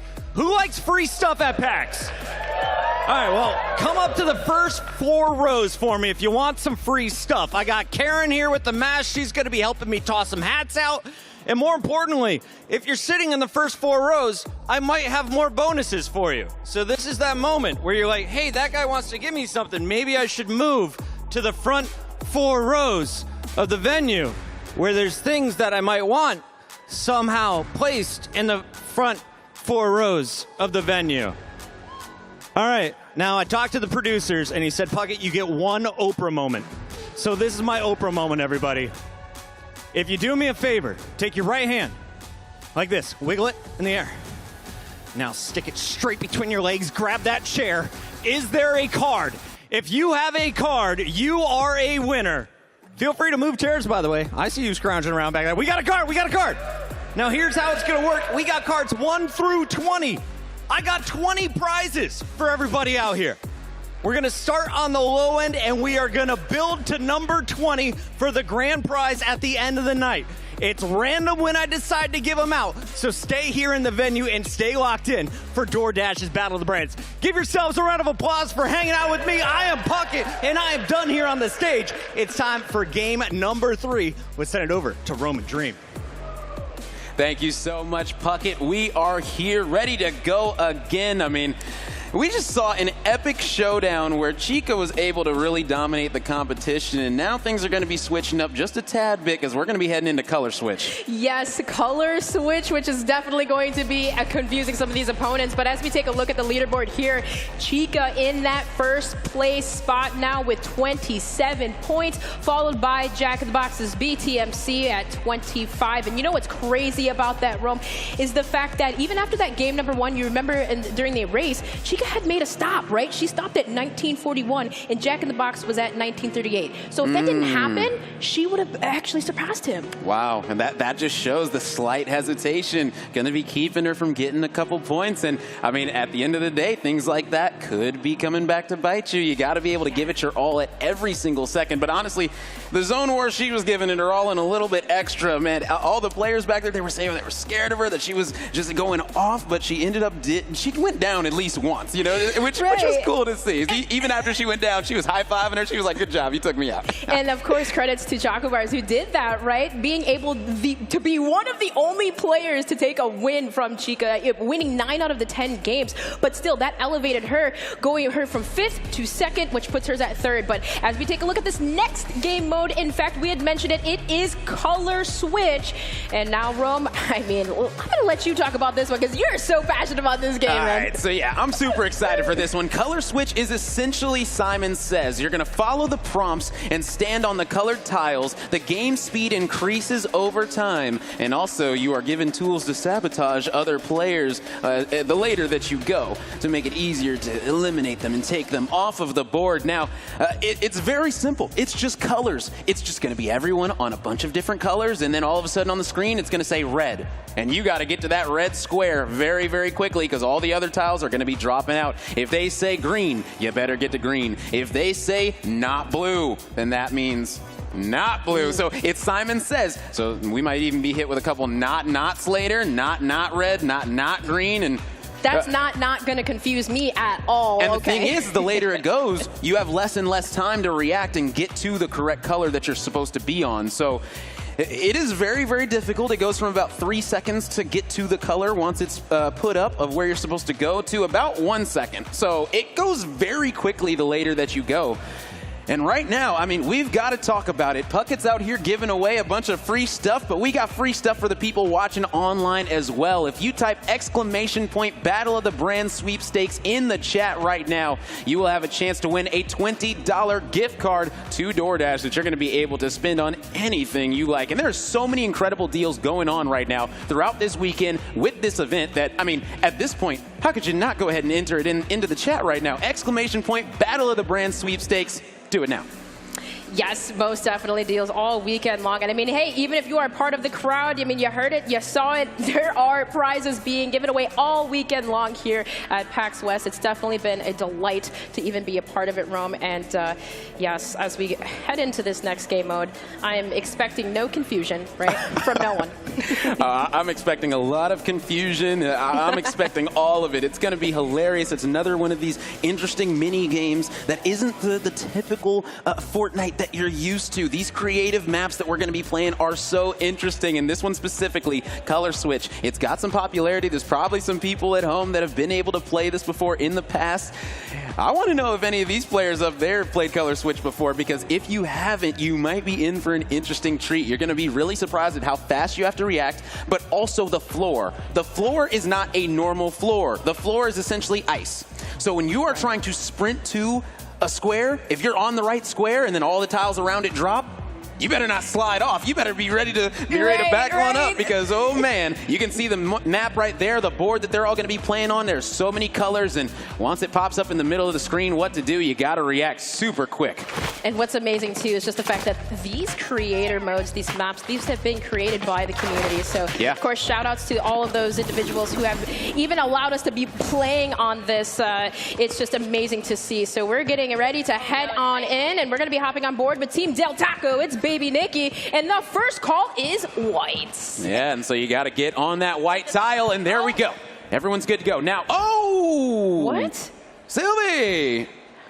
Gonna be going down. Anthony Chin now gonna need to stay on green, and you can see him sliding. You can see that ice. Definitely sliding. You gotta make sure that you're not moving too fast, not moving too slow. Anthony Chin, not red, not red. So what does that mean? You don't go on red, because red's going to be going away.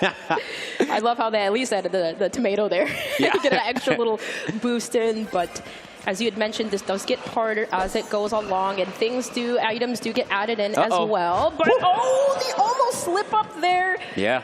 But able to hang on. Yeah, you're able to climb up onto the edges. So you can see these players starting to figure it out slowly but surely, especially with that sliding on the floor. But here we go. We've got the grapples that are going to be coming out. Oh, man, not going to be able to get anything with it yet. You got to get to orange. And if they're on the same tile, this could be interesting how this works out. Oh, Baby Nikki barely able to stay up, but no, just like that, taken out. And I believe that is going to be it. I think BTMC, I think he won that one. I think he did too. I mean, it looks like it. He's definitely surprised by that one. That was fast. Yeah, and that's just how fast Color Switch can go. So shout out to BTMC being able to come in and take the victory there. We've got BTMC repping Jack in the Box, Baby Nikki repping Del Taco, Anthony Chin repping McDonald's, and Sylvie repping Popeyes in this group. So here we go. We're going to see how this one goes one more time. So that was game number 1. And now we're going to be changing things up. So we're going to be changing maps completely. That was a very quick mini game that we had, and we're going to be instantly moving on. Yeah, I blinked. But I will say, though, as soon as that grapple hook came into play, that's where everything just completely fell apart. Oh, yeah, that was chaos instantly. I think these players realized that and took full advantage of the situation, and it looks like BTMC ended up coming out on top. That was the quickest qualifier points that we've seen so far today. Definitely. Well, we still do have another map. Now this time we are going to be switching it up, and now we will be in vehicles. Yeah, and that's where things can really start to get interesting, because you have to stay in the vehicle for that vehicle. You can't like hop out the vehicle. You can for like a millisecond, but then you got to get right back in. And the second those tiles drop, it automatically puts you back into the car. So, you know, if your car is going off the map and you're feeling like you're chilling on the board, no, you're going to get put right back in that car that's going into the water. You definitely can't have a scenario where you drop right in the beginning. That was, I'm not sure if there was something that exactly happened to Sylvie, but that's definitely a way to redeem yourself, on this next map coming up here. Oh yeah, and that's the thing, is you got to be able to stay focused, stay cool, calm, collected. We've been preaching it all day long, but patience is so key right here to be able to keep that level head and understand the situation that you're in, and not get too amped up, not get too low. You just got to stay right at that perfect pace. Yes, and that's the point. Like, I mean, I feel like once that color switch starts to heat up, it's like, you know, tiles start falling, but it's like you see red, and then now you get not red, or like, you know, something that's going to completely confuse you. But that grapple hook play there, and then, yeah, it was just amazing to see how quickly how everyone just fell. Yeah, very, very quick for sure. You can see BTMC, he is feeling good right now, repping Jack in the Box. Having a grand old time out here after picking up that win. And when you think about it, the only time that he's taken an L today so far was Zone Wars. Other than that, BTMC's been looking pretty clean throughout this entire tournament, so shout out to him. Yeah, most definitely. I mean, sitting in second place right now with 25 points.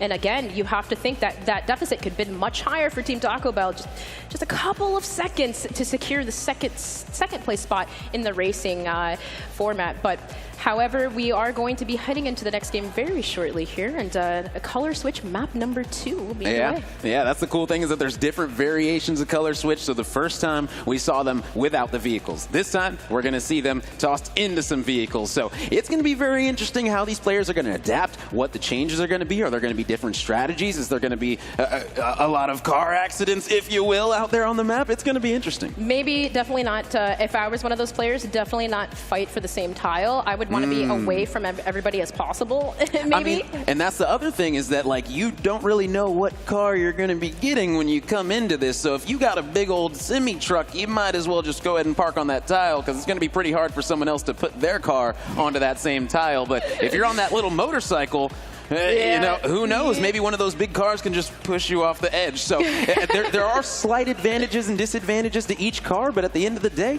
everyone's going to be having a grand old time up there. Most definitely. Grand old time, and here we are on our 3rd game mode. We still have a couple to get through today, but yes, as we head into the strategies, the everything that has been happening here this weekend, these players have definitely been bringing the competition. Oh yeah, for sure, and we're not done whatsoever. I mean, it's going to be so much action between today, the rest of the day, tomorrow. Tomorrow is where all the hype is going to get even more elevated. It's going to be crazy. The intensity is going to go even higher, and now we're going to be hopping right into this game as these players are flying in right now. And the square colors are 9x9 because it would be very difficult to park one of those cars on one of these single slots. Oh, yeah. And baby Nikki, she's got the motorcycle in hand. Sylvie's got the purple Supra in hand. And, well, Anthony Chin. Gonna be getting to white. Here we go. We've started. You can see right now that that motorcycle struggling, getting bullied a little bit over there. It's baby Nikki just trying to find her way around the truck. So now they're going to have to head to yellow. But there's going to be a couple cars trying to take you out and bump you away. This baby Nikki is going to be able to hang on. She hopped off of the motorcycle just for a second, but got right back on. So everyone's still good. At least, she's very mobile, right? Like, she squeezed on through and did exactly what she needed to do. But now, as we head over to the blue side, I mean, look at Anthony Chen all the way over there in the north spot. And, oh no, baby Nikki lost her vehicle. She's the first rumor to drop. Yeah, and that opens up the door for BTMC to potentially take home another first place in color switches. Everyone's going to be spread out on this yellow one. But like we stated, it gets harder and harder, and the game speeds up even quicker. And when you got to go 0 to 100 real quick in some of these situations, it is very, very difficult. But Anthony Chin able to get to the white. Everyone's still good. Complete chaos is what you're saying. Oh, yeah. Definitely chaos here. But this is Sylvie. Keep in mind that we are spectating right now. Going to the green. I mean, everyone's pretty much spread out too. Oh, yeah. Don't have to really worry about anything just yet, but this is going to change. As we know, as we go further along, it does get harder. Oh, yeah. It's much, much faster. But for now, they're going to have a little bit of time to be able to get to each one, and they're still taking the spread out game. They're not going to be grouping up, trying to fight for the same tile space. They're just going to go ahead. Oh, but you see that little thing? It says faster. Now we're down to 2-second reaction time. Let's see how fast these players are going to be able to get onto these tiles right now, as players are still spread out, so they're comfortable playing their own game. That might be the name of the game for right now, but it's going to definitely switch up and create some chaos as well. You did see. No! BTMC rode right over Team McDonald's. He tried to take out his roommate, and it didn't work out, and baby Nikki is going to say, oh, man, that was hilarious. Everyone's up there is laughing, honestly. That was a hilarious situation. Anthony Chin going to be feeling good about that. BTMC tried to take out his roommate, but things just didn't work out. I'm not sure actually who fell off after BTMC. I believe Sylvie did. I mean, I would love to see a replay on that one, but I believe that was a win from Anthony Chen. Yeah. Yet again. Wow. Shout out to Anthony Chin. BTMC takes home the first one. Anthony Chin takes home the second one. So it looks like the roommates are having a pretty good time out here right now in Color Switch. Oh, most definitely. And you know, I love the fact that we got a little bit of an insight on their dynamic too. You got BTMC loud, full of energy, and then you have Anthony who's a little bit more reserved, a little more, quiet to himself. But I mean, like, he always has some tricks up his sleeve. Oh, yeah. And do not forget, open up those DoorDash apps. And if you're in the mood mood to feed the beast, feed that hunger that's grown inside of you, go ahead and order some of that Del Taco because they've got so many incredible deals going on right now. So much incredible food as well. You want to take full advantage, go ahead and order as much as you can. Exclusive deals all weekend through DoorDash. You can't go wrong with that. Be sure to plug that in. Check it out. And yes, we're having fun here all weekend long. And yeah, I think we got a little bit of a breakdown though. We're going to go ahead and throw it over to the analysts and see a little bit of an insight on that last game.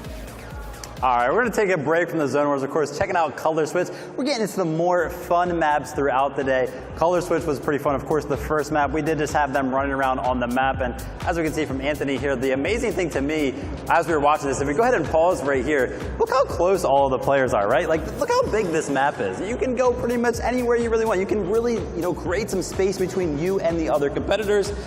But they wanted to stay close, and I think that they knew that the Harpoons were coming into play, right? They wanted to play a little bit of the grease, so we continue to watch how this one actually ended up playing out. And I mean, the mechanics, though, from Anthony, he's showing it right there. The fact that he knows that he can mantle on top of these platforms, very, very smart for him, actually saves them in this instance. And again, listen, look how many oranges are around on the map. I mean, there's so many, and all three of these players end up on the same exact tile. Absolutely. I don't know why they would end up doing that, but it ends up turning out, they all just end up getting sent off the map. Anyway, that's how we got our first winner of the first map. Some emotion being shown through instead of these creative maps as well. And then we went ahead and tuned into the Color Switch that had the vehicles. And can we get some justice for baby Nikki? Because how did she end up with a motorcycle and everybody else had these giant cars with giant wheels? And she was just kind of in this instance where she was getting thrown around and she's literally on a motorcycle up against these monster trucks. I have no idea how she was ever meant to win this. I think the odds were against her, so we have to tip our hats to baby Nikki for going to that one. But Anthony did take that one away. Color Switch was pretty fun. Can't wait to get the next 4 competitors up on the stage and see how that one goes. Well, that was definitely an insight. We had mentioned that. Create some space, right? Like, this is a huge map. So for this next heat, I can only imagine maybe we'll see these players spread out a little bit more. Yeah, I think they were able to sit back, watch, and figure things out. So who knows, maybe this second heat is going to work out a lot better. Most definitely. But hey, we've been talking about exclusive deals all weekend long. Be sure you check out Burger King's only through DoorDash. When you order $20 or more, you do get a free Whopper. So, hey, I know some of y'all love Whoppers. King George, that's his favorite, right? Be sure to take advantage of all of these deals going on all weekend long. Oh yeah, so many incredible deals, and now we get to see King George do his own color switch, see exactly how he's going to be maneuvering around the map. Is he going to decide to group up with the other players, or is he going to go do his own thing? So many different strategies in color switch. It's going to be interesting to see what exactly all these players are going to end up doing. Well, let's just hope that none of them get what happened to baby Nikki in the motorcycle, at least in the chaos color switch, because that is crazy. Like, what do you do when you're just this little tiny motorcycle? Everyone has the crazy monster trucks. But hey, we're going to go ahead and take a look at a video from Josh Secchi, and let's go ahead and see it. I always get the 8 piece. However, one of my friends introduced me recently to the Famous Bowl, and I've been ordering the Famous Bowl every time now. I think KFC has helped me a lot in terms of branching out with different games and just collabing with different creators on stream and having a really good time. Well, there you have it. Sweet, calm, and composed Josh Secchi from representing Team KFC, working to do some damage hopefully in this next heat, because I would like to see him take first. Yeah, and that's the one thing about this is that you gotta stay cool, you gotta stay calm, because in these situations, color switch, when it starts to get faster, you start to get a little bit antsy, and things can definitely be interesting to say the least. Most definitely, but interesting. Listen, we have to mention it. Order KFC through DoorDash now, and you get $3 off. Orders $20 or more. And if you are a Dash Pass customer, you get $4 off. So savings galore all weekend long. Be sure to check it out, because it's only happening this weekend here. Oh yeah, $3 and $4 off if you've got the Dash Pass. And that is so key, man. If you don't got the Dash Pass, what are you doing at this point, man? Shout out to DoorDash putting on an incredible event, Battle of the Brands Season 3. We are here getting ready to hop into our second rounds of Color Switch, where we're going to be seeing Chica going up against ex-Choco Bars, Josh Secchi, and King George. It is going to be a showdown, to say the least. Most definitely. And I mean, we saw how Chica dominated the last game mode. Absolutely insane, walking away with 40 elims. And I mean, next to that, it was 7 from Choco Bar. So I don't know. She has her number this weekend, I feel like. But as we head into this next game, I believe we got word it's getting ready here. So the players, they've got smiles on their face. You know, maybe some strategies from that first game. Just watching, maybe we'll see some players spread out. But yeah, maybe they're realizing, okay, once these grapples start to come in, I got to spread out because it could be where I meet my demise. Is right now these players are going to be hopping on in. It's 8 different colors. 8 colors out there, I believe. 8 or 7. One of the 2. It's close. Caster math is difficult. It can be sometimes, yeah, like especially on the fly, and you just, you know what, it sounds right. 87, maybe 87. At this point, it looks like 87 to me. But either way, we're gonna hop in here, and well, this time around, we got 5 seconds, and then I wanted to get to that fast point where it's so fast that it's just like you can't do nothing but just react. Yeah, where it starts saying not red, and then you're like, wait, does that mean that I need to go on red or I don't need to go on red? What does not mean? You know, a lot of people were confused. They were like, backstage, they're like, wait, not? What is that? So I think and getting ready for that means red, right? Yeah, exactly. Well, here we go. Everyone's next to each other, pickaxing each other. It's okay. Oh, yeah. Not black. Not black. Oh. Okay, there we go. Going to be avoiding that one. But when it's not black, you better get on black, you know? As simple as that. As right now, everybody's still going to be in this one for now. And I feel like this one might go a little bit longer than the previous one. At this point, yeah, I would be separating a little bit, but oh my gosh, Choco Bars, no! Not able to get there in time. Unfortunate for sure. Wait, everybody fell. King George, the round winner. I guess everyone wasn't able to get to orange. King George wins, and that's our game. That's game number 1, just like that. Let's go! King George with the first win on his belt. Not sure, but you know what? He was one of the players that was separated from everyone else. Yeah. I said I thought this game was going to go a little bit longer, and the caster curse immediately came in. That is wild. As everyone falls, and King George going to be walking away with the victory, and I know he's going to be feeling really good about that one. Reppin' Burger King coming out here. I know he's probably going to take advantage of that free Whopper eventually, man. Oh, for sure. Exclusives all weekend long. My goodness, I mean, that was crazy. I definitely want to see, like, maybe we can get a little glimpse of a replay. Like, we saw Choco Bars, right? Like, she was going ahead, and I know there was orange, like, I think a couple tiles behind her, but it's like, I don't know what happened to everyone else. Everyone seemed like they were at a distance. No grapples even came into play. Yeah, it ended before that was even necessary. So big shout out to King George to be able to focus on this one and pull out the W. And now it's going to be, you know, color switch, this time with cars. So we're going to be going to the different map and see exactly how these players are going to navigate. They've already seen some strategies coming out. Sometimes just going for an opponent and trying to cause a car accident. You know, sometimes it's not going to work out, as BTMC learned the hard way against Anthony Chin. Ended up pretty much handing him the win there. So that was an interesting situation. I was like writing this down. I'm like, okay, 1 note, 2 note. Like, how many seconds was that? Oh my gosh. But hey, you know what? How many seconds? You can't count out the seconds of Little Caesars, though. Get $5 off, $25 or more on orders exclusive through DoorDash. So these only apply today and tomorrow here at PAX West. There are deals everywhere. So please go ahead, punch that in, make an order, get a pizza, and enjoy yourself. Sit back and relax. Oh yeah, $5 off of $25 orders or more. I mean, it almost doesn't get better than that. So take full advantage of all these incredible deals. We're laying them out there all for you. It's a great way to get some free food, some free $5 off, things like that. That's exactly what you're looking for, man. And shout out to all these incredible brands putting on here. Yes, definitely. Shout out to every single player, too, competing here. And, man, that first game was quick. Probably less than a minute. I mean, you'd said it. Yeah. maybe longer than the first heat, but most definitely not. And that beautiful trophy. Keep in mind, whoever wins this whole entire tournament, $15,000 and 1 year of DoorDash that these players are playing for. Oh yeah, and that's the thing is right now it's all smiles between these competitors. They're all having a good time, but I have a feeling that tomorrow, once people start getting eliminated, things are going to get a little bit more heated between these players. Maybe not on the the stage or things like that, but definitely in game. Oh, yeah, most definitely. Because, I mean, for the most part, everyone's having fun. Oh, yeah. But you know, deep down, they want to win. All right. And now we're going to be loading in.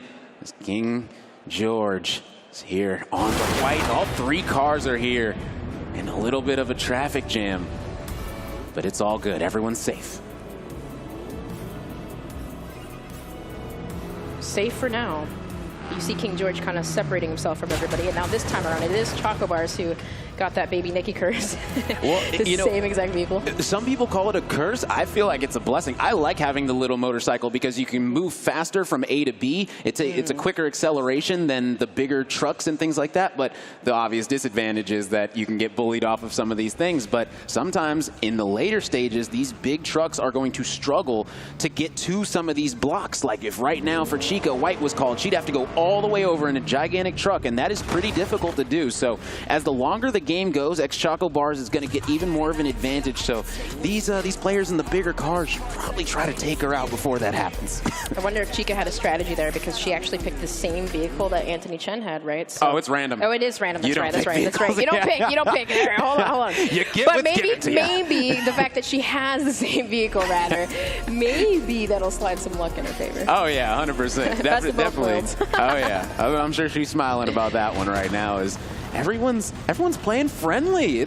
It's all smiles. Not seeing anybody trying to cause car accidents, head-on collisions. None of that madness in this one right now. As everyone is going to be playing for their lives right now. Chica gonna be smooth and not even going to try to run her over. She's right in front of you. Get her. And here we go, faster. This is where things will start to heat up. Oh, nope. Ooh. Oh, she said sorry. Okay, I apologize. Maybe it is a little bit of a friendly game. Maybe we get to that point where it does speed up. Yeah, and right now, as things are starting to get a little bit faster, that reaction time is going to be oh so necessary for these players. Oh, the zone's coming in too. Do it nice and quickly. That's what's going to make this is the zone is starting to come in, so. Oh yeah, you got grapples in one game, and in another, the zone starts to close. So you get even less tiles to choose from, and that means that putting all these cars on one tile is going to be oh so difficult, but everyone's there, and nobody's ramming each other. No one wants to take the risk. Look how small that zone is, though. At this point, you might be beneficial if you are Chocobars, but then she get inside there with... Oh. Wait. Oh, no. Oh, it's close. There's a lot of collisions going down, and everyone's going to be safe for now. Oh, man, this one is heating up as 3 players. I believe it's 3 players remaining. I believe the motorcycle went down. I'm not sure, but is Chocobars inside the vehicle with Chica? I was about to say, I think she is. She's inside the vehicle with Chica. What? So, okay. Please break this down. Okay, so you are able to get into the passenger seat of some of these vehicles as well. So I guess she's just hopping in to go along for the ride. I mean, listen, I'm not mad at the strategy. You know, if you can get in the car with Chica, go ahead and do it and try to survive as long as possible. But that is the one thing, is that eventually it's going to be very hard for these players. But oh no, King George going to be going down. And it's kind of funny, we said that it seemed like Chocobars had Chica's number like all weekend long, right? In the race, she was in there in the contender, and then now she took a game off her last game, and then now even so, just on her backpack. Okay, what I'm wondering is, if all the cars are gone, because I've never seen this situation. I'm wondering if both the passenger and the driver are going to be able to win, or if it's going to say, you know what, the passenger, like you don't get the win, your car's gone. Yeah, yeah. That'll be interesting for sure. Well, no, because it still says she's remaining. Rumors remaining 3 out of 4, so yeah. Might be one of a situation maybe where it's like a 1v1. Maybe. Because right now, I mean, trying to figure this one out, and there it is. Josh Secchi gonna be going down, gets eliminated, and now sitting together in a car is gonna be Chica and Chocobars, and I have no idea how this is even gonna end at this point. I don't know, but this is literally brilliant. I mean, she's just hanging out. She could just, let Chica backpack her to a win. Maybe they both win. Yeah, exactly. And Chica's going to need some fast reaction time for the both of them right now. She's the driver. Chocobars has put down the mouse and keyboard, and she's just relaxing, having a good time in the back of the pickup, So this is an interesting situation. We're just going to keep this going right now. Got word from production, but there's the mess up, and they end up going out and... wait, no, she drove off the edge. That was genius. If you're going to be in my car, I'm going to send you off the edge and hop out of the driver's seat. Let's go!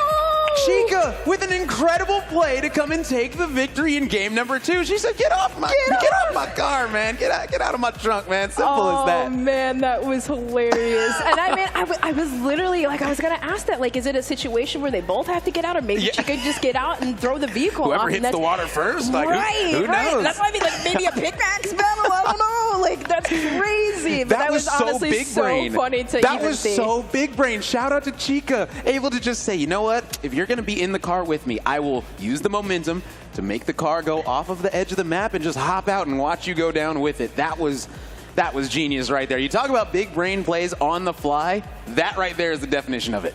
Yes, most definitely. So as everyone, gets the points all tallied up, we'll see exactly. Probably still Chica in first place overall, but nonetheless, that was definitely fun to watch and so fast. My goodness, I thought it was going to be a little bit longer. Yeah, I did too. I thought that the second heat was going to last a little longer. Now the players got to see exactly how it was going to go. I mean, the vehicle did, but not the normal one. And it looks like we do have Puckett standing by with an interview with King George. Puckett, take it away. Thank you, Rome. That's right. I am here with King George from Burger King, the man who pointed to orange. Talk to me about this last game mode. Have you ever played it before today?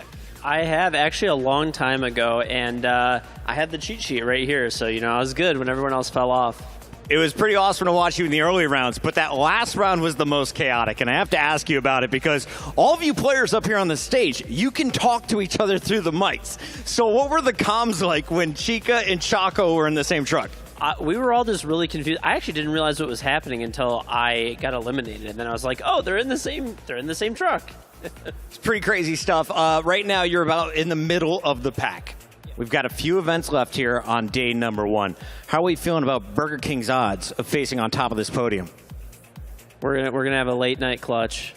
Late night clutch brought to you by DoorDash. We got to go to a quick commercial break. When we come back, we got more Fortnite. Don't go anywhere. This is DoorDash's Battle of the Brands.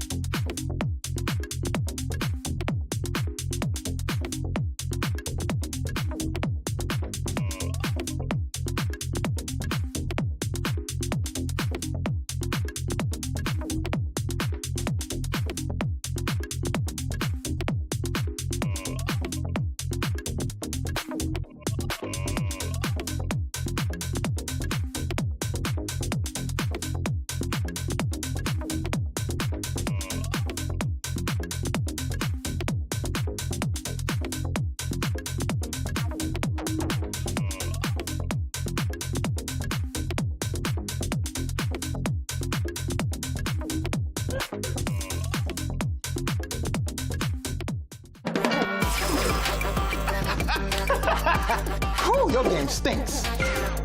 You're gonna need these.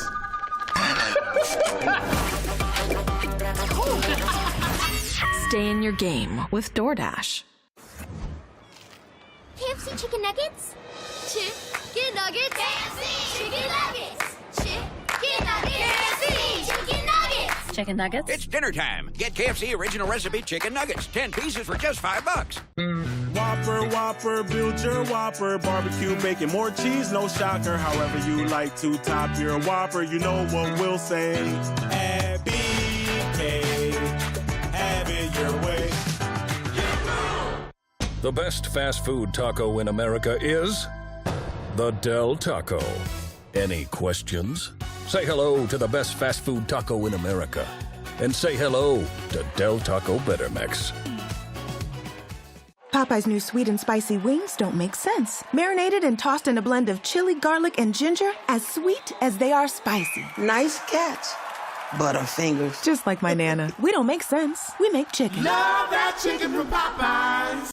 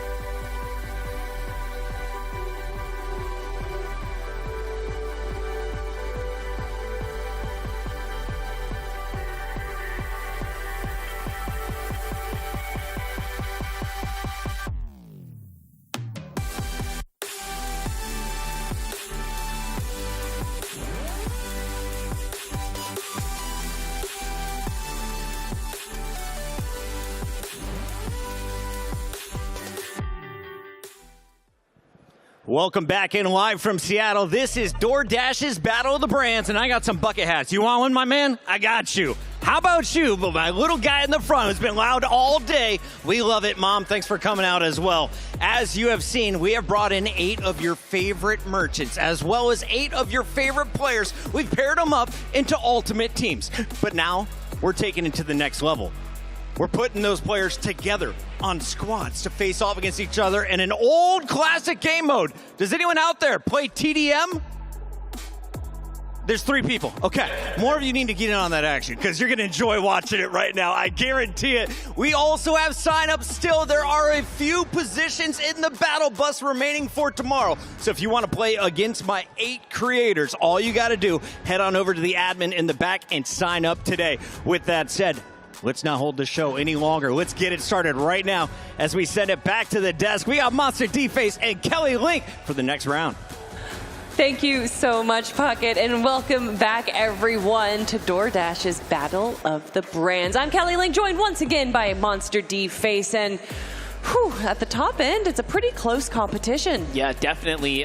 Thrown off by Color Switch, though. Little griefing strategies, battles happening there. It's exactly what we expected, a little bit of everything. It's funny to see the 2 differences in the relationships of our groups, right? Group 2 was friendly, Group 1 extremely hostile. It was amazing. And yeah, we saw Choco lose her vehicle. She said, oh, well, I see that you have an open seat right there. Don't mind me. And it looked for a moment, we were kind of backstage wondering, well, how is this going to play out? What's exactly going to happen? And leave it to Chica to have the ultimate strat.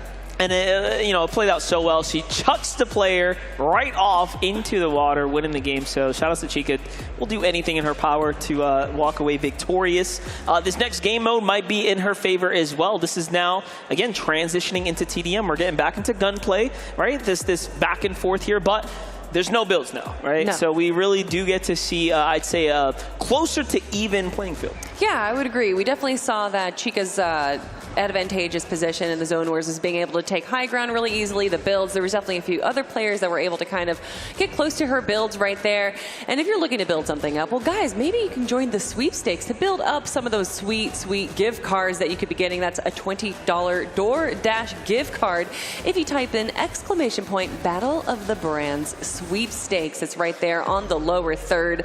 So make sure to type that into chat right now because it's not just our players winning, but it's you guys as well. Yeah, you saw the young man in the crowd there waving his little card around. Puckett is out here doing a bunch of giveaways as well. So big shout out to everyone, of course, trying to earn themselves something. Don't forget, you can also sign up to participate. Want more people to sign up for tomorrow's competition. When we jump into Battle Royale, you can earn something just for competing and for signing up. Yeah. Also, yeah, loving him giving away these bucket hats, and it's very appropriate. Puckett's Buckets hats. Yeah. I feel like he could have, his own shop. Yeah, maybe. He's got the brand, he's got the style, that's for sure. It all fit in. Right now, though, our competitors are, of course, gearing up. You can see them on the home screen dancing. The vibes are high here as everyone's starting to get ready. But yeah, again, TDM, fun game mode. All that matters is eliminations.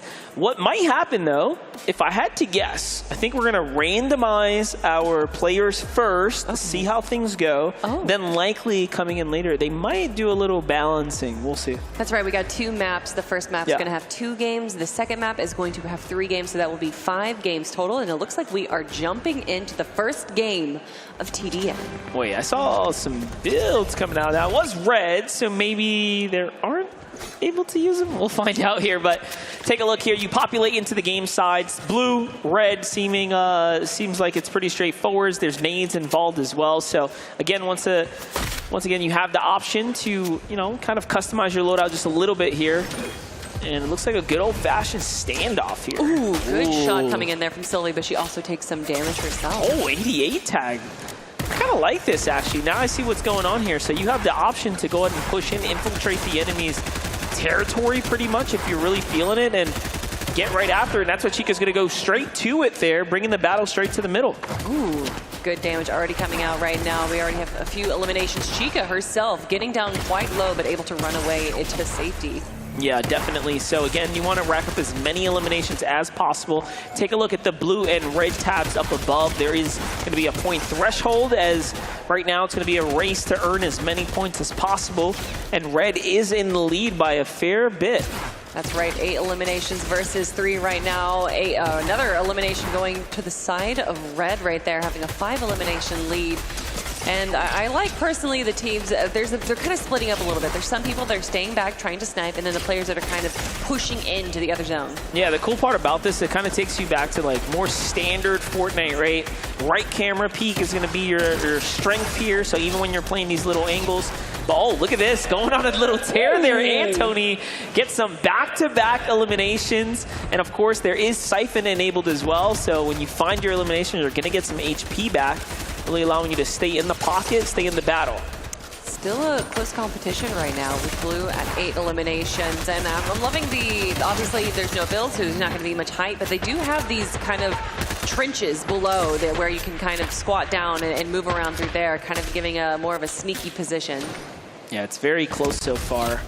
11 to 13 as points continue to swing back towards Red's side here, but all in all, you do have just a couple of minutes. Take a look at the timer as it starts to count down. So you've basically performed to your best of your ability now. It could get to the point to where the time starts to run a little thin, and then all of a sudden you see players hide, right? Not necessarily feed over the eliminations because they have to catch up. So if you're getting eliminated, I mean, you're not helping your team. That is correct. Oh, look at this, working together. That's actually, oh, that's pretty smart. All right, yeah, love it. We can see that there isn't too much communication going on right now, but there definitely is a level of synergy that's developing throughout this DTM, or TDM. I wasn't going to fix it, but it's okay. We'll take those. Oh my gosh. I mean, okay, just listen. Looking at the list of the players on the top left side, saying, oh yeah, level 10, level 4, you know, and then looking at Chico's level 124. Yeah. Definitely seems like there's a bit of an advantage, as Chico was saying, that the secret sauce is to play constantly, many, many hours.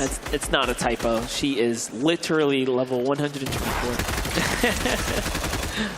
Some more aggression, some more synergy going on here from Blue Team, which they are definitely in need of, as we can see that Red Team is starting to take it away with 7 eliminations now over Blue Team, but it is not over just yet. They still have 4 minutes and 20 seconds before the timer runs out. And that's what we're talking about right there. Just putting those SMGs to use is going to be one of the better things you can do, and of course the AR, legendary AR is just incredible. Ooh, the Antony damage coming is perfect. In. Good sneak right there. Obviously, kind of listening, you can see on the screen right now that there's these little audio cues that show you where the players are shooting from and what direction they're coming from.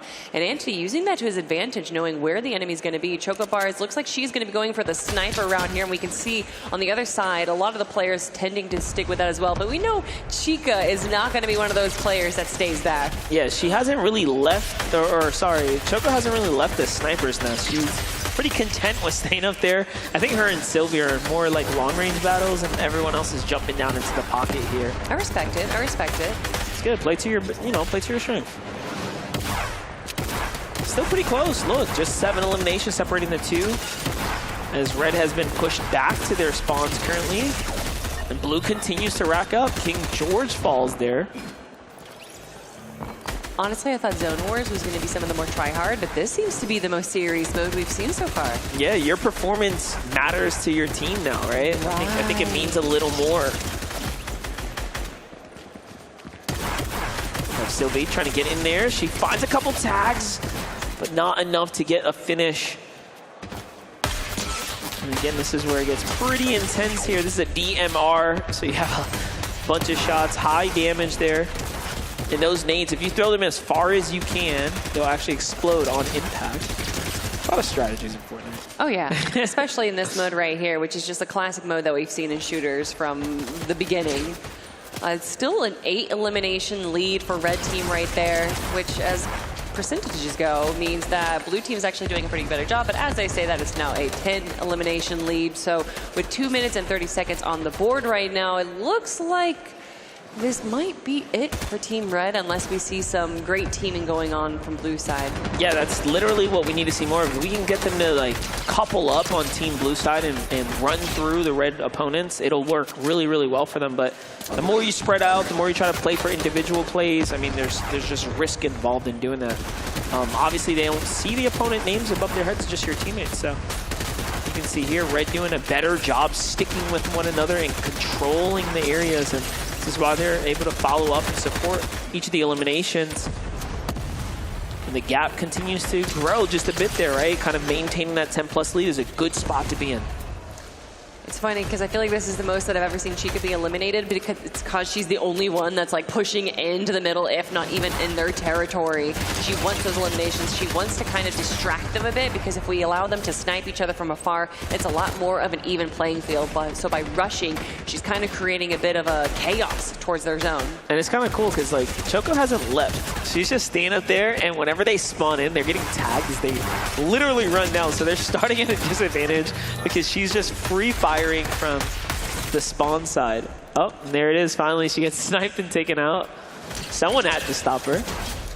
Just a minute left for these players. A 4v4 TDM. And then we will be playing this map one more time. We'll reset the points and start from square one. I do wonder now. Yeah, I assume they'll be on the same team now. Should be able to be on the same team and run it back here for the second game. I would assume so, but obviously we'll find out as the game goes on. And it looks like actually between games we're going to be switching pairs. So that'll be interesting to see how we're going to be tabulating those points. Who seems to be the... I was going to say, that kind of, redefines what you do in the game. So maybe sitting back just because your team is winning is not a great idea. Exactly. You should be getting out there earning as much points as possible. Speaking about getting out there, that looks exactly like what we're seeing everyone doing. They are no longer staying in the sniper's nest, as you said, Monster. It looks like players are going out into the fray, and with a 10-point lead for Team Red and only 7 seconds left, it looks like it's going to be going to the way of Team Red. Yeah, so far so good for Team Red, but 9-point gap is not much, just 9 eliminations there. And they will take the kickoff game here for the TDM game mode. Very close competition all in all, though. It honestly, I thought that there was going to be kind of an exponential growth for Team Red, but Blue kept strong and kept behind them there. So I'm interested into seeing what they've learned from this game, because as we know, there isn't just a meta in Fortnite, there's a meta in tournaments, and that meta tends to evolve after you play game to game. So seeing what they prioritized after this first TDM match and how that's going to be working out for the rest of the games. Yeah, I'm more curious now that we see it's almost individual performance based, not just whether or not your team wins. Right. How the adjustment starts to turn, pretty much online here, because what we're going to have to see is individuals go for more risky plays. Choco was pretty content with sitting back for a moment, and towards the end, I think she recognized, like, wait, there's a leaderboard here, and if we're going to change teams, then, well, I need more points. So she has to get in the mix. It'll be interesting. Yeah, I'm excited to see what game number 2 is going to look like, and also what the second map is going to be happening there. I'm excited. Yeah, definitely. Don't forget, you can get $5 off an order of $22 plus from Taco Bell on DoorDash now. This is available all weekend long from the 2nd through the 3rd. So make sure you get out there, hit that app, and get those orders in. Yeah. Go check out Taco Bell, guys. It's pretty good. Yeah, definitely. And definitely representing Chica, the player, to get so many eliminations. You just kind of got to, give her a little bit of reward. They've found themselves a good rep for the show, that's for sure. The Battle of the Brands here is, of course, a fun, friendly competition. Right now, it's TDM game mode, though, like we talked about. If it comes down to the wire and there's, the fights involved, Chica is for sure the player you want on your team. Although I will say, because of her aggression, we did see her going down a lot more frequently than we did during Zone Wars there. And there's still a lot of opportunity. Still a lot of unique game modes that we're going to be seeing through the rest of the day for a chance of these players to be able to crawl back up the leaderboard. We're going to have all 8 players go to tomorrow, I believe, but then it is slowly going to whittle down to the top 6, and then the final 3 that are going to be competing, of course, for that awesome prize pool and that incredible trophy that we've been showing you guys all day. Yeah, and those fights, like tomorrow, especially after the BR, depending on how you play, it is going to get very, very competitive pretty much. If you don't perform up towards the top, that's it. You're going to get dropped out of the competition, and then we move into more and more of the sweaty modes, the head-to-heads. My favorite. The box fights, right? We get pretty much back into the build territory, which, we see how that can go. But again, TDM gives you a chance to start getting more familiar with the weapons, right? Really using those SMGs, and we're seeing, I think players get more comfortable. But it does seem like everyone's starting to load in right now. So what's going to happen is you're going to get shuffled around. Team Red and Team Blue will clash once again here. But again, what you do, what you contribute is really what matters. So let's have it here. Match number 2. We're jumping right back into it. Okay, there was a moment where it looked like there was 5 players on one team, but I don't think that is going to be the case anymore. It is going to be 4v4. Of course, we want it to be even and fair here. And the players jump out. We can see Janet and Sylvie on red side taking the sniper approach, but Baby Nikki immediately jumps back into the competition and throwing out some grenades. King George being a bit more passive, and Chocobar is making sure that she's following one of her teammates to try and stick together. Yeah, Chica's not having any of that though. She's jumping right into the mix here, trying to see what she can do, earn as many points as possible. Again, Siphon is completely enabled, so finding eliminations are going to eat points and, of course, heal you while you are in the battle there, because there's no other heals otherwise. It's also interesting to see that there is a limited amount of ammo. Obviously, these players are probably going to be being dropped before they're able to go through all of their ammo. But Chica right now only has 16 shotgun ammo, and she seems to be a close-range fighter. She does get eliminated there because eventually, if you're going to throw yourself to the wolves, you're going to get eaten. And Sylvie going down as well. Yeah, I think right here, Antony representing for Team Blue right now on Team McDonald's. Doing pretty well. Team Blue has 10 points here. Sylvie getting a great elimination there onto King George. And now it's Josh Heston's turn. Yeah, Josh is looking for anything here. He's going to go in and follow up his crewmates here on the side. Nope, gets face checked pretty much by a big team of 3 there. Now Team Del Taco, Baby Nikki. What can she do? Also on Team Blue here. I love it, though. She has that 18 HP, and she is not backing down. She understands how TDM works right here. BTMC, the most emotional player we have seen over the weekend, still, after 4 hours of competing, expressing such vibrant emotions there. Chocobar is back to her sniper's nest, but we can see it looks like blue team's actually getting quite close to red team's territory. Yeah, blue team is pretty stacked, though. I think they have Chica, they have Baby Nikki. Things just kind of worked out for them right now, where they got a lot of hitters. So it's 20 points to 10 right now. An early gap, big lead starting to develop here, but there's still 5 minutes worth of competition, regardless of what, your individual performance is what truly matters. The Team Red can still have some, some stars emerge here. That's right. Now with a 13-point lead, you can see them just slowly starting to gain more and more of a lead, and Team Red decides to take a bit of a break. There's not too much communication going on with them, but an incredible shot right there. Now we have Chica with Taco Bell leading the charge and finding one of her teammates running for their life. Unfortunately, she's not able to save them, but she is able to avenge them. I think they figured out that they can play together and play well, because they push so far into Red's territory pretty much right now. They're literally sitting outside of their walls there. As finally Chica does fall, and the points start to swing back. So Blue is finally pushed out of the territory, forced to respawn here. Here comes the nades as Blue starts to push back in. Oh, it's Antony Chen with a great follow-up and some beautiful tags there. And that's what I talked about, that AR headshot damage. Hits for 72. That's all right. At that point, King George, when you're that low, I love it. He was kind of just a meat shield for the rest of his teammates. You know that it's going to be probably more of a struggle for you to try and stay alive at low health. So instead, shield for a bit of your team, go back to the start, and restart at full health. Yeah, exactly. BTMC getting back into it, though. He's going to find himself one elimination. Can he get the second? Switches over to the other air, but no, finished off before he can do anything big. And now Antony couldn't get that point either. So it's kind of like a bittersweet thing. Like, yeah, you're alive, but if you're not earning the points, what does it matter for you? Nothing to gain there. Whew. All right, seems to be a bit of a stagnant play style right now. We do see just a few eliminations, but blue team slowing their roll just a little bit. I say that, and they're at an 18-point lead, but still there is an opportunity here, a chance with 3 minutes and 30 seconds left on the board. We can see the players focusing. They're ready. Yeah, just a couple minutes here. So, I mean, everyone's more or less warmed up. We've had a lot of Fortnite being played today, a lot of different game modes thrown into the conversation, but in the end right now, it's comes down to the gunplay. We see that Chica's doing very well.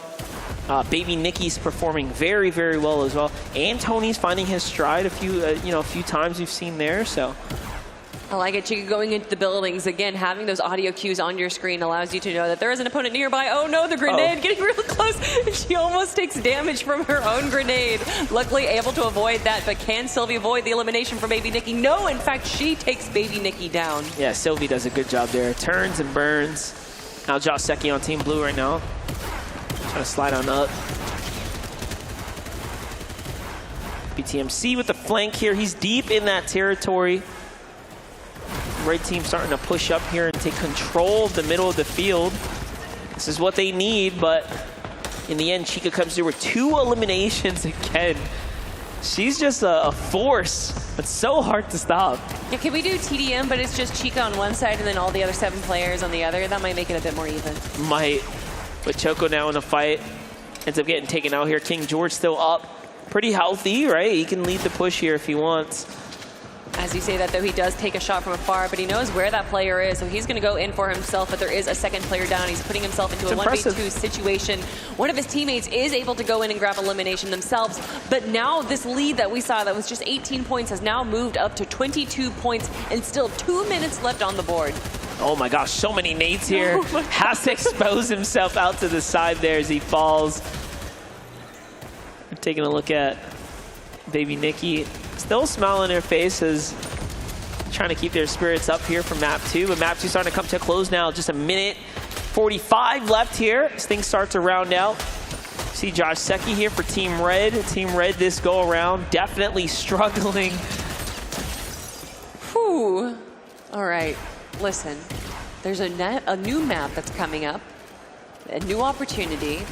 So although the players on Team Red might be feeling a bit frustrated right now, there is still a chance for them to be able to make a comeback in the following games. Yeah, definitely. You know, it's not the end of the TDM run here. We'll be mixing it up. We'll try some different game modes. We'll put them on for 3-peat after this. So we'll give them a second for the competitors and players to go ahead and figure it out. But for now, 60 seconds left to earn as many points as possible, and it really does look like a mad scramble in the middle, the melting pot of explosions here. I love it. Every player that spawns in immediately kicks it off, usually with just nades.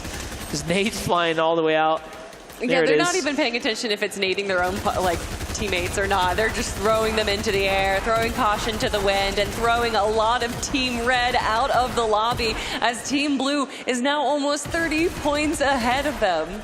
See, but look, Team Red, like right here, is doing very, very good of coupling up, pairing up right there in the middle, and then just, you know, pretty much bulldozing their way through. It's the best way to do it. So if Josh Secchi and company can just stick with one another, they should be able to have all the angles they need. Big smiles from Chica and Choco, of course, as the 13 seconds left of the game round out their victory for game number 2. Let's get 50 right now for Team Red. They need one more Elin to at least jump them up into that next double-digit bracket, but no, it's not going to be enough in the end. Team Blue find the final elimination, and then we close out there the second game, TDM. Bit of a steamroll flying out for Team Blue. Happens. It does. And honestly, since we're mixing things up, how all these players are teamed up together, there's still a lot of opportunities for individual players to kind of perform well and maybe have a rough game here or there. But it all really depends on how you synergize well with your teammates. Yeah, that's right. And in the end, right there, I mean, the better players just coming together, like sticking with one another is going to give you the advantage every single time. That's right. If you don't make that adjustment and you don't communicate, then it becomes a little bit tougher. You know, in Fortnite Creative, even in TDM, you could use the in-game comms.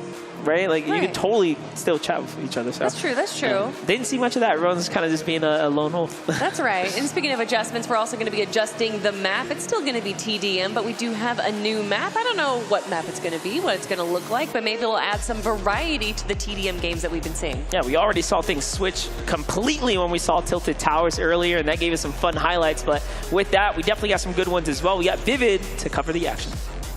Love the fact that you guys are already bringing up the fact that we're going to be playing a second map in the second round. And of course, I'm going to take a quick moment to talk about how map 1 kind of played out. We did have the spawns, right? And if we take a pause right here, I want to go ahead and highlight the fact that, you know, we saw a lot of grenades actually going off, and they found a lot of value over in the 4 corners of the map, and that's because that's where all of the players were essentially running out of their spawn, right? So obviously go ahead and chuck your grenades over there. You're going to get a lot of value out of those. But we saw some really good pushes from some of our teams as well. Shout out to Chica for kind of leading the charge. If we go ahead and take a pause here, you might be a little confused. You're like, Chica, why are you over here and on the blue side, right? Well, Chico's actually a part of the red side. Her and baby Nikki did a very good job during all of those rounds, pushing over to the opposition side, pretty much just controlling all of the space. Like I mentioned, those spawns are kind of coming out, right? And they're just able to kind of control where all of those players are kind of coming out from. That's where a lot of those eliminations were able to come from, is some of those pushes. And MDF and Kelly broke it down the best, right? They mentioned the teamwork. Chica, every single time she made one of these pushes, she made sure that she had teamwork to back all that up, because not only did she have everybody pushing up with her, but she also made sure that she had teammates in the back. Of course, we did see some of those automatic sniper rifle shots being hit throughout the entirety of this TDM match, and the raining grenades just coming in as your teammates are up there was very, very good as well. But as we mentioned, TDM was very, very fun. I feel like whoever kind of like learned the map the best and the fastest pretty much had the advantage, which is going to play a big part coming into map number 2. Different map, you're going to have to relearn, readjust, different loadouts. All of those adjustments are going to have to be made, and I feel like that'll play a big part. As you can see here, this little tunnel here, I thought this was really, really funny. Chica realized that there were 2 players in there, caught him off guard, was like, hey, listen, I know exactly where that leads. I'm going to go over to the exit and make sure to find that elimination. So Chica, very wise, picks up on the maps very, very quickly. That being said, can't wait for map number 2. Listen, if I were to give MVP to one of these players, it would be Vivid. What an incredible breakdown right there for a mode that typically doesn't get broken down too frequently. So thank you, Vivid, for giving us all of your incredible pro player insight right there. Ooh, speaking of insight, we have a little bit of insight for the jersey that we see being represented there for Team McDonald's. Yeah, definitely. And Tony, a proud representative this weekend here, having a good old time and putting up the numbers. He actually played very, very well. He had his moment, especially to start the day, right? Taking his own rounds. It was really impressive. And obviously there is a bit of an advantage being the second team to go in an obstacle course where you can see how the strategy is supposed to be going. But you know what, speaking of strategy, we actually have another video that we're going to be watching to give us a little bit more insight of our players. Let's check it out. Well, every single time I go there, I always get their spicy chicken sandwich, usually with like a drink and some fries. Well, so actually, before we even started going into like the qualifiers of the competition, Gamerjack, the guy who runs the Jack in the Box Twitch channel, he reached out to me and we actually started playing some Fortnite games together. And he is hilarious. His energy is unmatched. Like, I cannot believe a person like him is so awesome. So he's great to work with, great to have on stream, and the energy he brings is it's additive, you know. The secret ingredient to my gameplay. I feel like a lot of players, especially when they're in high stakes environments, they like to play it passively, right? They don't like to take fights. And in this context, I feel like playing towards aggression and just, you know, balls to the walls gameplay, I think that could help out. So that's what I'm gonna focus on, and that's usually I never thought I would hear BTM say that he could not match the energy of a player, because he has been the player today to bring the most energy onto the stage. Yeah. And to remind you all, just once, Jack in the Box right now, we have a special deal for you guys, only through DoorDash, of course, that if you spend $20 or more, you're going to get $4 off of your order, and that's going to be from today until Monday, everyone. So please get that order in on DoorDash. That's right. Thank you, Jack in the Box there with the nice premium offer. All in all, though, we're gearing up right now just to get you guys caught up to the schedule here. We have up next the next set of games for Map 2, which is going to continue the TDM train. Already right there, it seems like the match has been started, so we're going to cue our players directly on in, and then we're going to start getting to it. So the way it worked out is the randomizer kicks in. You will be assigned to a team, and just depending on how that goes, I mean, that can help influence the way your games are going to go. So it seems like everything is starting to happen here. Each of the games as well, of course, have their own unique rule sets. This go around, we're jumping into more of the suburban or urban territory. We're going to the city right in the middle. I like this layout. This is actually a really cool looking map here. Yeah, you have the big open middle area, which a lot of chaos can happen, but then you have these kind of side buildings that allow you to sneak towards your opponent's base. And a lot of dilapidated cars and tossed buildings. It kind of looks like a post-apocalyptic map. I like it. Yeah, there's heals in the middle as well, power-ups that you can gain for controlling the center. So this is a very cool map with a couple of additional incentives, if you will, here. So as we're starting to gear up right now, you have the chance at the home starting area to pick any loadout that you want. And then after you get the loadout you like, you can go ahead and jump on out and take to the field. So the way most of these maps work is you literally have all of the options in the game available to you. So we might see a huge, huge variety set up here. Chica probably accidentally actually walked up to the rare wall instead of getting the legendaries, but she will probably find that out shortly. That is interesting, because I'm looking at some other players' screens, and they all have legendaries. But Chica, you know, well, maybe interesting. I'm wondering what exactly is going on there. They put her in the blue box. But well, they had to, right? Yeah. Chica, you got to go on rare right now, okay? Instead, everyone else is going to get legendary. But look at her already grabbing that high ground. She understands the positional awareness that you get from high ground, and she's taking some shot through the window. Does incredible damage to one player and to another. This is practically 1v3, but it's not a 1v3 because BTMC charges into the front right there, not able to get elimination, but able to do some damage. Yeah, now usually the way the maps are set up, they don't allow you to walk into the enemy spawn point, but this one does, because we saw BTMC literally walk into that room, which I'm more surprised that that's allowed here. So depending on how this goes, Team Blue might have to be careful. We saw some communication going on from there from Team Blue, pointing out where exactly Chica is, and then they go and rush her, taking her down, not just yet, because that's just how good Chica is. Of course, we're watching Team Jack in the Box right now join her position too. Chica does eventually get eliminated as she does encroach onto the territory, and we already have a 4x lead for Team Red. Yeah, just 5.5 minutes left pretty much on this one, so same like the last game modes. The timer is active. You can see it up in the top right there. And all in all, it is just an all-out battle here. All right, Chica, taking her time. No rush right now. She does have a substantial lead just in general from her performances today from Zone Wars and onwards. Some good shots coming in from Sylvie right here, but not able to take down her opponent. Baby Nikki also getting a little bit close, sees that, and the player goes down, but unfortunately goes down herself. Josh Secchi doing well here. Also, a lot of variety in the loadout. He's rocking that bolt action rifle here on Baby Nikki's side. She definitely loves the sniper. Finds Chica with a great shot. After that, Elam now starts to take to the center of the field. Yeah, Team Blue finally coming back in and making a bit of a comeback here. It's still a 6-point difference, but no longer taking the beating that they were at the start of the game. A good shot coming from Nikki here. 100 damage onto them, but not able to clean it up. And now it is unfortunately a 1v2, and she does go down. Yeah, just looking at Baby Nikki's reaction there, she's like, so much going on the screen when you have 2 or 3 players in front of you. Oh, Chica being knocked down quite a bit here in this competition. This map, obviously, it might be a new map for a lot of these players, so they kind of have to learn the ins and outs of positions that they can take on the center map. Yeah, it's a lot different. More angles, wider field, highs and lows as far as positioning areas can go. And you can even get in this bus, all right? I didn't expect that. Seems like you're going into a trap, though. I don't know if that was there. Yeah, she found Choco. Choco's looking the wrong way. Unfortunately, at the door instead of the back window. All right, Blue team doing okay. They're still a bit behind right now. Team Red seems to be finding their footing once again. A 10-point difference between these two players, and still a few minutes left on this board right here. Team Red here. It's interesting. I feel like in the last map, there was a lot more of an opportunity for players to team up. And it seems like in this, a lot of them are once again playing solo games, but on a team of 4. Yeah, and I think for this one in particular is the way the map is set up. Like it's longer, right? So it's a little bigger, and then there's a lot of room to play these long-range engagements at different angles. So we are seeing a lot of folks just actually prefer to sit back and.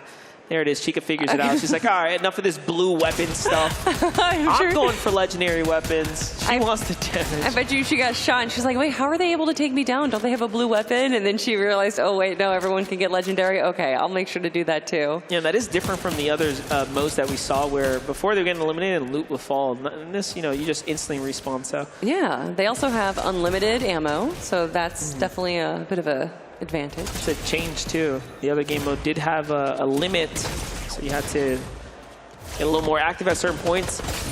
Noticing though, a few players definitely have some upgrade spots available, especially BTMC in particular was also rocking an all blue loadout when he could have legendaries. Looks like Chica's gonna get tagged up a few times there by Josh Secchi. Josh has a great little spot right here Sniper in hand for the opponent he's aiming at, but he does not care. That red dot's going to put in a lot of damage. Chica, who was going on more of the aggressive, now taking a bit more of a passive, trying to find a great position here. Unfortunately, though, she did get 1v2'd, and you can see the frustration coming out for her. Yeah, lot slower game right now. Team Red had a starting lead of 10 elims, and now it's closing pretty quickly as Team Blue has managed to get into the mix. And Anthony Chen adding to that Team Blue point threshold there. Look, they are starting to stick with one another all around these areas, and this is what I like to see here. And also taking control of the shield regeneration store points. So very, very smart. Like, you know, controlling these key checkpoints is going to be massive. Yeah, you can try and brute force your way into it, but playing with synergy is definitely going to be the key to success in this game mode right here. There goes Chica. She's trying to play for some high ground. She's saying enough with it. Clean. Yep. Very well played there. Finally, they break that formidable defense that we saw set up, and it's just 7 elims separating the two. Team Red gets the advantage once again here as they manage to hold out Blue's respawn points. That's where you want to be. I like it. He was obviously going aggressive, trying to look through the windows, but then he backed up a little bit, said that I'm not getting enough eliminations this way, so I'm going to find a different angle, and that definitely seemed to work out for them. There's still only a 4-point difference. This is the closest that Blue has ever been in this competition, or in this game, I should say, against Red. But will they be able to steal the win? What I like is that we see so much variety too in the players' loadout choices, especially in this one where you get to choose, right? So I feel like that makes a big difference because if you're not a fan of a type of shotgun, you just go swap it out, right? Exactly. Or maybe you're better with the red dot type weapons.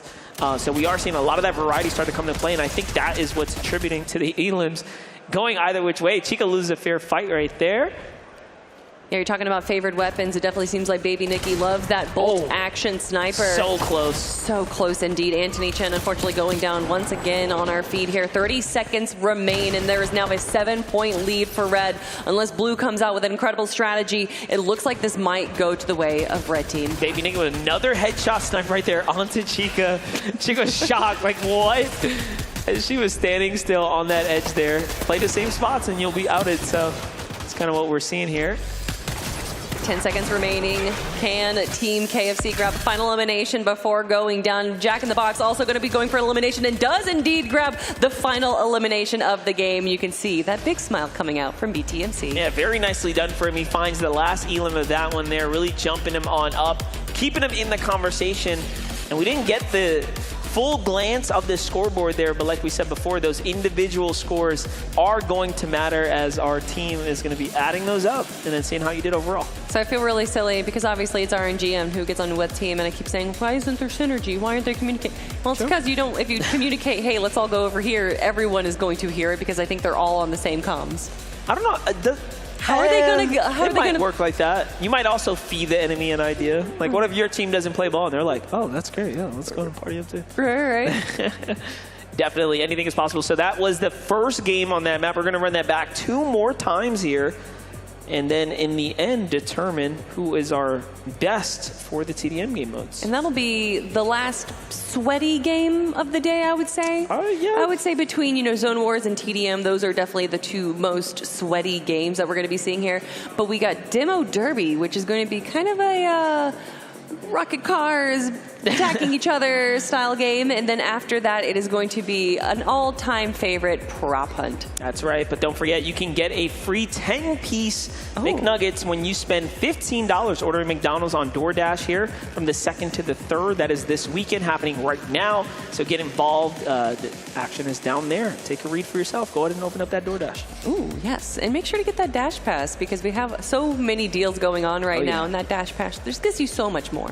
Definitely. It absolutely will. But yeah, you talked about some of the other game modes we have on the agenda today. It's going to be some Demo Derby. That's going to be what's happening next, followed by the Prop Hunt, where we'll return to close things out in very fun fashion. Little, basically hide and seek. Yeah. Right? You get to transform into different objects around the map, and the better you can hide, you know, the more points you earn. So and that's really also, tough. it's like, you know, I think it's like a 1v7 where the 7 players are the props and there's one person trying to seek. But once that one individual finds a person that is a prop, it now becomes 2 seekers until essentially the last person is found. Right. My favorite of those, though, is someone turns into, who knows, a barrel, anything. And you see that barrel just sliding across, running away when someone passes them. It's such a silly game mode. Yeah, it's a fun one. Definitely one that all of you guys can participate in. All of these games, actually, that you're watching here are available to play in. You can find them in your creative feed. Just browse around. That Discovery feed is definitely available to you. As, again, we're all hanging out here. Young man on screen trying to hide himself behind the bag. You can't hide from the camera. It flies around. It can do all types of stuff. Yeah, you see that, Jib? You can see it actually in the corner right now. That is a crazy camera. It can move everywhere. Yeah. It's like Spider-Man, but in a camera form. We have so much going on. We're just getting our players set up and ready to go for the second game of second map, of course, for TDM right here. And just like you were saying, that there's a lot of ways to participate in the game modes that you guys are watching. But also, if you want to participate in this competition, well, we have signups going on for tomorrow if you guys want to play with or against some of your favorite creators. Of course, that's not to you online because you're probably not here at PAX, but if you are here at PAX and you would like, here on this beautiful stage, if you want to compete, make sure to go check out the back of this DoorDash PAX Arena area because there is some sweet opportunities for you. That's right. You get a chance to take down any one of our featured merchants here and players on screen. The big banner showing you who is in. I love that banner. Presence is awesome. I mean, whoever the photographer was, shout outs to you because you got some great shots. I'm loving the outfits that each of these players have that represent each of the merchants. And look at that. You know, we have the beautiful trophy that is on the stage, or not on stage, but in the middle of everything, showcasing what you can win. And then, of course, you know, not just the money, which I believe is $15,000 for first. Just for first. But also a year's worth of DoorDash. That's what I like. That's what I want too, right? That's the icing on the cake. I think I could spend $15,000 worth of DoorDash in a year. Oh yeah, easily. Definitely. Have you seen some of the receipts people put online, especially the gamers? Oh, yeah. They run through it. So it's definitely a very nice prize on the line here. Very fun event to be a part of. So lots to celebrate here, especially towards the end when we start gearing up to crown our champion, if you will. So yeah, second and third will get one of those also really cool medals. Yeah, look at that trophy. That's a nice trophy. Oh yeah. Sit nice in that gamer background. Oh yeah. I mean, everyone has that now, right? Everyone has like the bookshelf with all their winnings or things that they've like acquired over the years as being streamers and everything. And of course, everyone competing here today is an incredible streamer in their own right, regardless of if they're a Fortnite streamer, generic gaming streamer, or variety streamer is what they call it. Not generic gaming. I was going to say, dang, generic. No, okay. I mean generic. Kelly has officially downgraded all of you streamers down to generic. I meant variety. Hey, I love it. The audience participating as well, hanging out, having a good time here at the PAX Arena at PAX West 2023. But enough chit-chat, everyone. It's time to get back into the game. Yeah, it's the Battle of the Brands here. Let's get into it.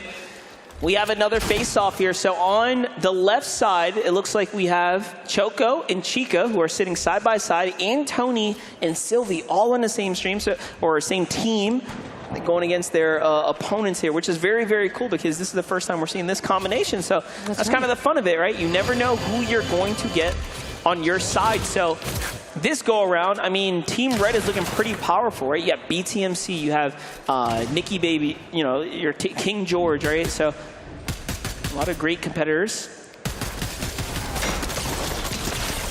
Chocobar is immediately eliminated, as well as Anthony going down right there. Chica, though, going to be doing some damage and pulling back. A smart play right there. Ooh, we got some slap juice on the board. BTMC ready to go fast and take some people down. And BTMC is a great angle here. Takes out Anthony pretty quickly. Anthony Chen's going to fall there for trying to swing around the bus. And the follow-up, BTMC's simply got a nice little surprise choke point there, taking his learnings from the last game and reapplying right away. And this is what I really wanted to emphasize on. If you understand the right camera peak mechanic, like right there's the perfect spot to use it. Yeah, you have this position where you know a lot of the opponents are going to be running out forward. They don't know that if there's going to be an opponent going out close. I mean, obviously now they do because BTMC has been there for like 30 seconds. But getting those angles, understanding the map, and using that to your advantage, learning as you go from game to game is what is going to separate the top players in this competition. Chocobar is taking some good tags, but it is a 1v2. But she's still able to take down a player there. Good job there from Choco. Yeah, I don't know how I feel about her weapon choice, though. That red dot assault rifle with the slow fire rate is definitely a tougher one. You know, in TDM, you probably, only want to use that longer range like this, right? That's where you get the big damage, big tags. So it's an excellent spot to be. You can see that 200, like what kind of damage is that? It's ridiculous as it starts to add up there. So just 50, that overshield basically keeping that player alive. Otherwise, it would have been all over. Anthony Chen slides up, catches BTMC pretty easily there.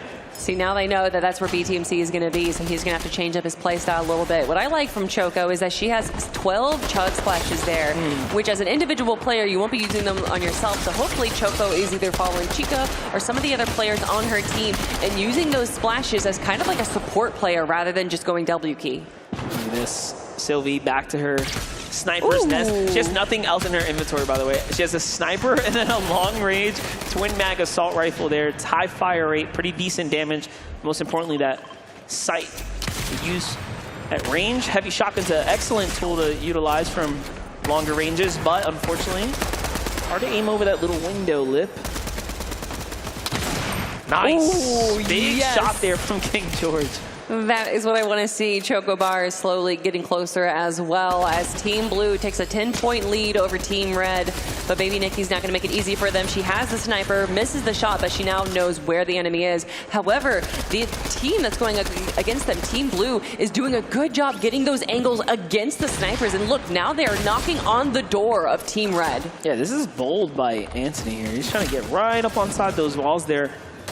Baby Nikki gets dropped. And I was under the impression that there weren't heals on this map. They actually aren't.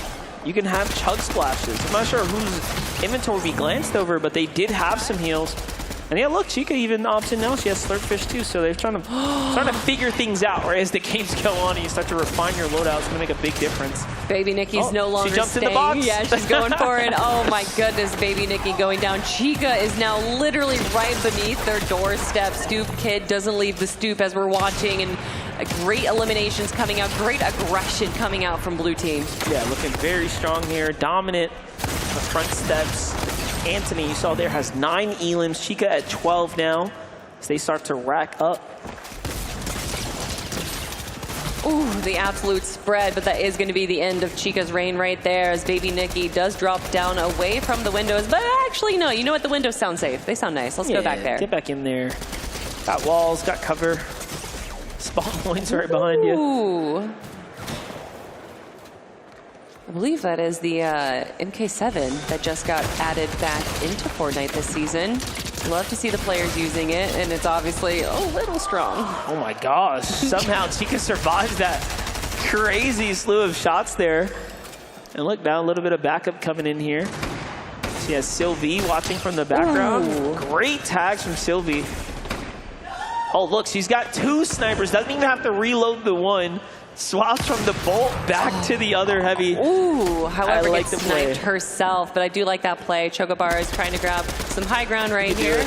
It looked like she was doing the obstacle course once again. Josh Secchi also aware that there are players moving to the high ground. They no longer are sticking to the windows because everyone knows you're going to be peeking through the windows. So instead, Chica taking the high ground right here and opts out for not using a sniper for this kind of mid-range shot, instead going for that MK7. Yeah, MK7 assault rifle is just like dirty. OD good. It's so good. It's crazy.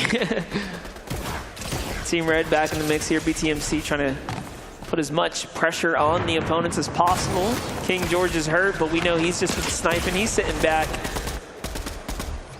Meanwhile, where's BTMC live? He's hiding somewhere. Yeah, they're just staying in their fortress. I mean, it makes sense for King George sticking to his castle, but it looks like he is still going to be taken out right there. We have about 2 minutes left in the competition, and Team Blue is running away with it. This Havoc shotgun does a lot of damage with the SMG follow-up. Choco should have had that, but misses the trace on the SMG. It'd be like that. I do. It's still not over yet, and we do have one more game of TDM after this before we move on to some Demo Derby. So if these players want to climb up the leaderboard before getting into some more of the hectic game modes, they're going to have to play whatever they can to take out Team Blue. King George just continuing with the sniper shots as he's pretty much found out Sylvie's strategy. She hasn't left those second floor as she spawns in, so King George. See, I like this. Chica staying in one of the side buildings right there so that you don't have immediate view of if you come out of your base. And she's actually going to go back to running underneath the stairs to try and call out some of the other players. But unfortunately, I don't think much of Team Red is going to be leaving their building anytime soon. And if they do, they're following into Chica's trap. Yeah, and the poor Soul who does run out. And you see what happens. They've managed to completely control the middle of the field here. So Team Blue is in such a strong position. Yeah, I think, take advantage. I think a lot of the eliminations that Team Red was getting was from those snipes. So instead, everyone on Team Blue now is just hiding behind and waiting for some of the players to poke their head out. Chica low on health, but that doesn't stop her. In fact, she's going to go for the 1v2 right here. And it looks like she is going to be able to eliminate King George himself, grabbing the siphon as well. Chica, what an absolute mad woman. And she's gone through a variety of different weapons as well. She's now got that heavy pistol in her hand. But finally, they find her out, take her out there. And just like that, man, those 5 minutes went by pretty quickly. Oh my Round gosh. 2 already done. I didn't even give a shout for how much time was left on the clock there. But that is it. That's going to round out that game there. This is map 2, game 2 concluded. Team Red running away that time. And it seems like, again, the trend continues. These gun modes. And Team Chica is just popping off.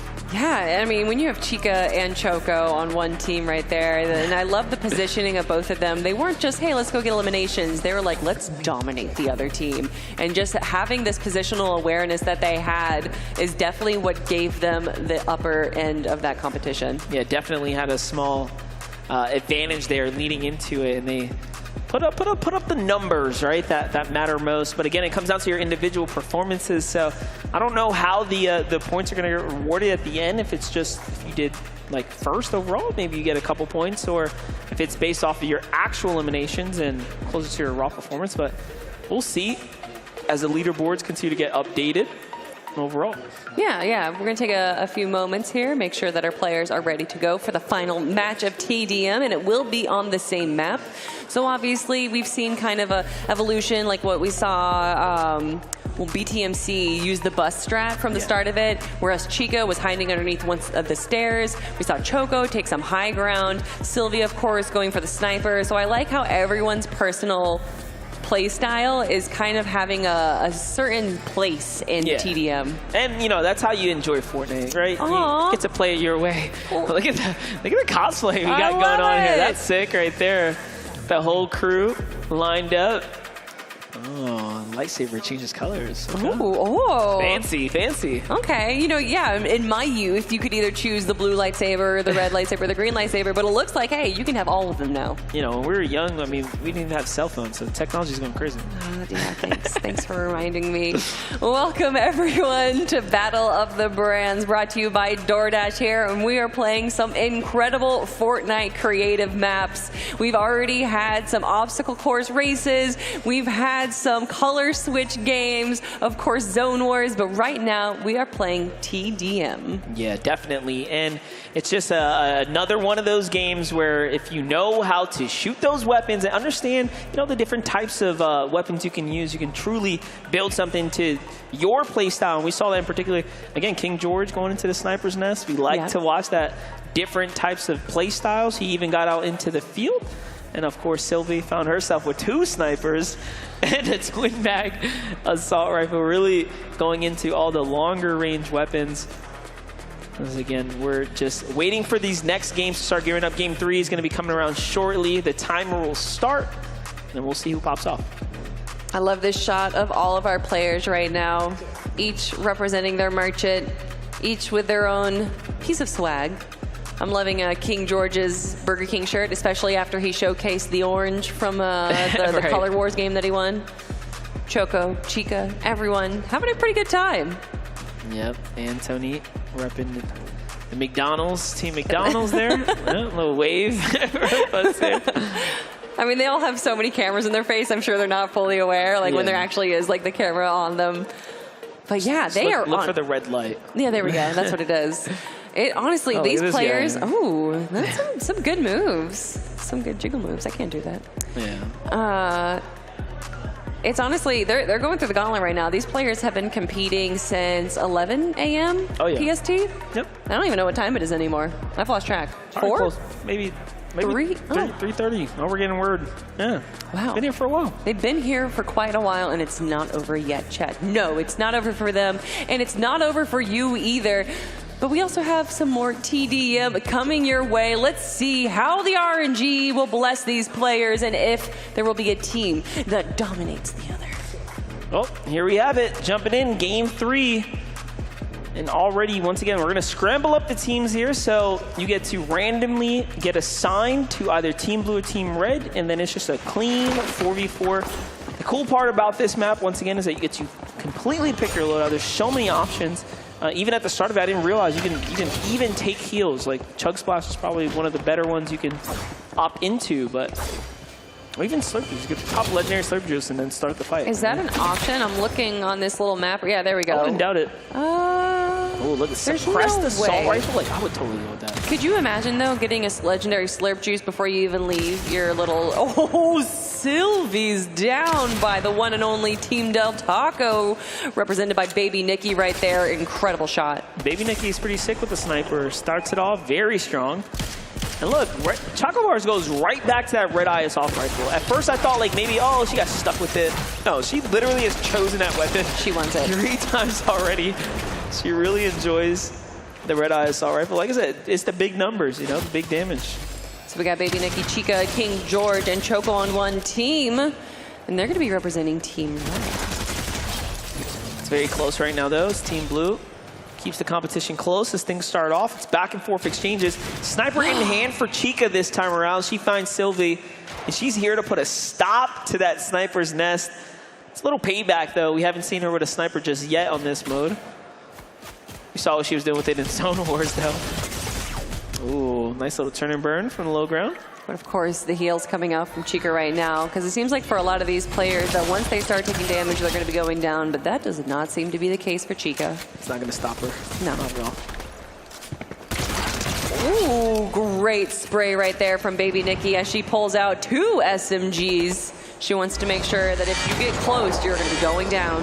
She's figured out the cheat sheet, I think. Run 2 or 3 SMGs. You don't have to reload. It's got some of the highest damage output. Don't have to worry about aiming a shotgun, which can be pretty difficult on a in-person setup. What do we have here? BTMC. It's got a little sniper, big shotgun striker here. Oh, good shot coming out, but is it going to be enough? He is able to take down Choco there, but allowing himself to be out in the open just a little bit. And Chica actually looked like she was knocked out too, but she immediately runs back into the action. Jumps in, and she snipes that Elim up too. Remember, at the end of the day, you want the points, as many points as possible. Speaking of points, 12 versus 10 right now. This is the closest that we have seen the competition, and there are still 5 minutes left. Like Chica going back, a little shopping here. She mixes up her loadout once again. Ooh, good sniper attempt here. King George continues to stay in the pocket. Every time we jump in, he's finding Sylvie because Sylvie continues to just snipe. So, well, she's also sniping from the same position. If you kind of move what window you're shooting from, you might have a little bit more of a mix-up against your opponent. But Chica, she doesn't need a mix-up. She's actually going to be going for the bus, which is risky because you can shoot through those windows. Yeah, I thought I saw a player in there, but I guess I was tripping. I mean, she thought so too. Yeah. Look at this. Joseki mixing it up, but finds Chica here lurking around as she controls this eastern side of the map right now. Oh, look at this cheeky little spot. That's a great little spot to hide in right there, underneath the truck. Ooh, plays the bus here. Beautifully done. Oh, and it became a 1v2. Chica getting a little bit of an assist right there and going to be moving behind the semi right now. Choco Bars going to be just dominating behind that bus as well, going against the players that are in the window. Not able to eliminate them, though. I don't know what that power-up gives her. Maybe speed. speed or something. Power. More power. Just hit harder. All right, King George, he wants more of those snipes. Let's see. Oh, but a return snipe, unfortunately, not able to get the headshot, so he isn't eliminated. Another shot onto King George right there, and it looks like he is going to be taking a little bit of a break. I thought it was King George, like, weaving his head, but it looked like the cameraman was moving as the shots were happening. Sometimes you just get immersed like that. Sylvie now going for more snipes right here. I love it. People have found their positions. You have King George, you have Sylvie staying on their respective positions. You have Choco and Chica going into the aggressive, just like BTMC is with Anthony. Team Blue having a time right now to slip away a bit, but I like that. I like how they're playing. Team Blue's playing the balcony right now, the little fire escape. Chica gets caught out there, cleanly taken down. That was good. The support from BTMC from high ground there. Very nice. Ooh, let's go. Look at the smile coming from Team Popeyes right there. You have a smile once you get that snipe. Especially when it's someone that's been sniping you all game. Oh, yeah. That's just payback. Pure bliss. She still only has 2 snipers, by the way, so. Yeah, why not just load up on 5? She's literally not playing the SMG game. She's like, yeah, we're not doing that. Chica going on this side position. That has worked out for her really well. She can tell that some of her teammates are having issues with the sniper, so she says, don't worry, guys. I got you. I can take them out for you.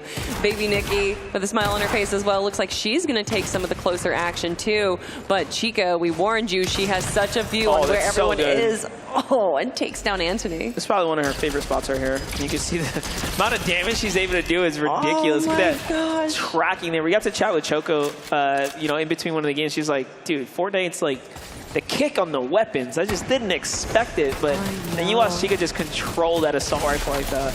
Yeah, especially when you have the MK7. But hey, we actually see Team McDonald's right here take down Chica, and it looks like he's able to stop the player before they're able to grab the power up, but they themselves go down. Choco, though, is not down just yet, using the red eye for a mid-range fight. Bit of a risk.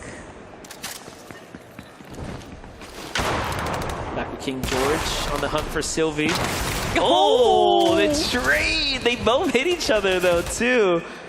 You know, Fortnite's one of the few games, like, as far as shooters go, that you can actually double eliminate yourselves, depending on how time it is. So Sylvie was just a smidge off of the headshot trade there. That's fun. Lots of action going on here in the middle of the map while we still do have our 2 snipers in their respective nests. We got Team Taco Bell taking a quick look at anyone that is trying to make it past that midway point. And of course the fire hydrant creating some distraction as well, but that's not going to distract Chica. She's going to take down BTMC and then go straight for the player that is behind that green, I don't know, what is that? Container? Thank you, oh my gosh. It's been a long day, it's been a long day. Kelly lives in the box, guys. You know, the real life world and objects just don't happen. I mean, it was funny. You heard Choco. She said the viewers in the crowd instead of the people. I was like, yeah, that's that streamer disconnect. They are viewing. The viewers. They are viewing. Just the pedestrian civilian. Oh, man. All right, we have about 40 seconds left on the board, and there's only 5-point difference. If we see some aggression coming out from Team Blue right here and some synchronization, there might be a chance for them to tie up the game. Yeah, BTMC trying to really exploit that right camera angle there while his overshield recharges. Meanwhile, Baby Nikki hitting the respawn, trying to come back out to the battlefield now. Chica switching it. If she's not on the left side balcony, she's playing this truck area. Both go very, very well. I think she's really recognized too, you know, I can't stick to one spot, I gotta mix it up. And she does. No, that's so smart, because that's when you can see that the players, I mean, look at King George versus Sylvie. They keep pointing exactly to where they know that they're going to be in the window. And eventually you're going to learn that. But Chica constantly changes up her position. And it looks like we are going to have the final game of TDM wrapped up.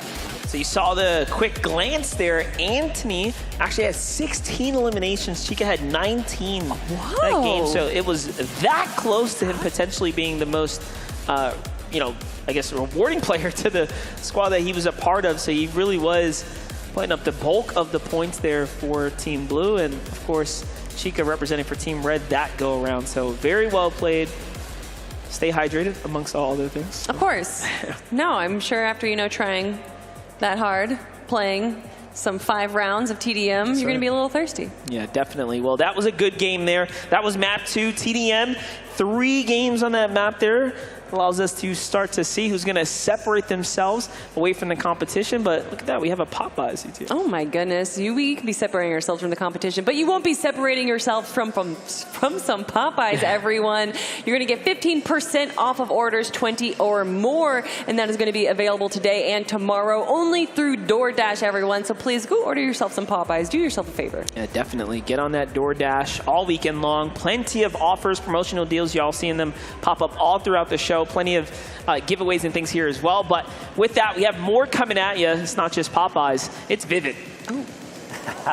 Thank you so much, MDF. Map number 2 is now done of TDM, which means that we are wrapped up in that category. I wanted to break down how map number 2 kind of played out real quick. Of course, a lot of the fights this map actually happened to take course in the middle of the map. We'll go ahead and pause here. I mean, we had a bunch of power-ups just scattered all around this bridge. So we saw a lot of the players kind of going for them, and we saw a lot of the fights actually happen over there in that regard as we watched some of these highlights go through some of this map. And I really, really like this one because as MDF and Kelly mentioned multiple times, I mean, you can pick your loadout. So we saw a lot of different play styles. Some people like to play towards that bridge, towards some of those power-ups, and kind of play into that with some of the closer range weapons. But teamwork was also a big part of that. If we go ahead and slow this down, I mean, Chica under fire here from Anthony BTMC. He found the flank, actually uses the truck right there, and that's how they ended up finding that elimination.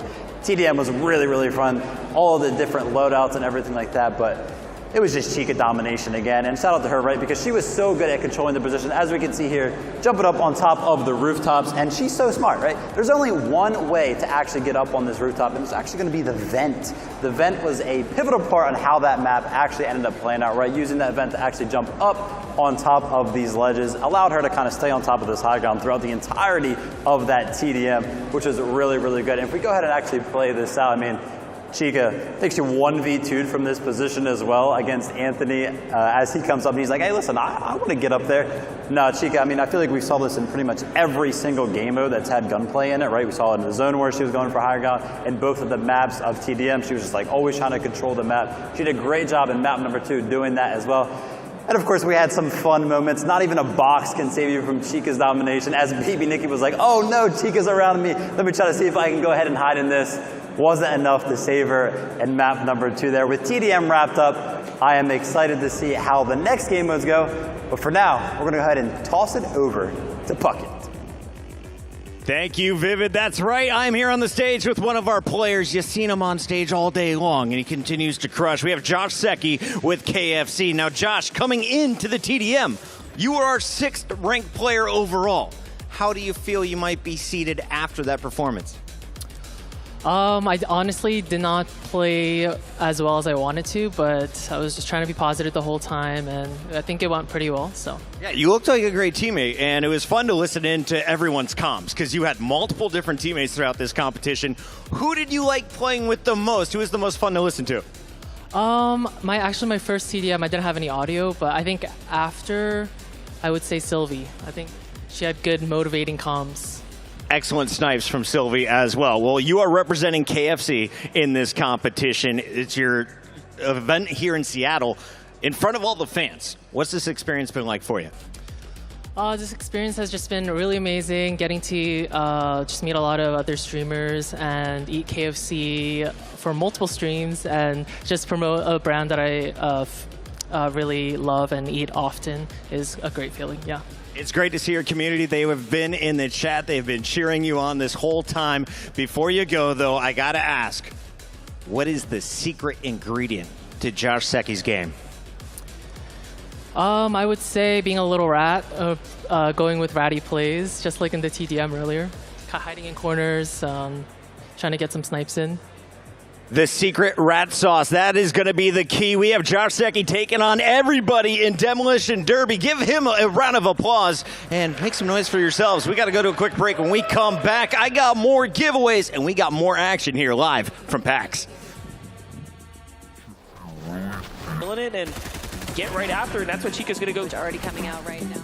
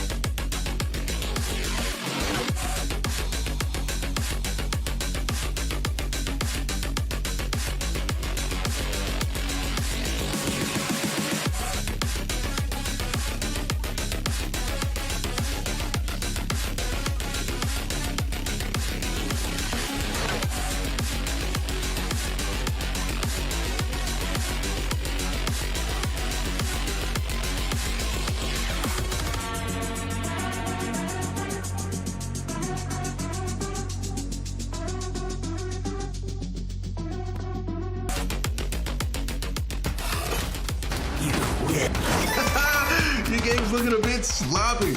Here, let me help you clean that up.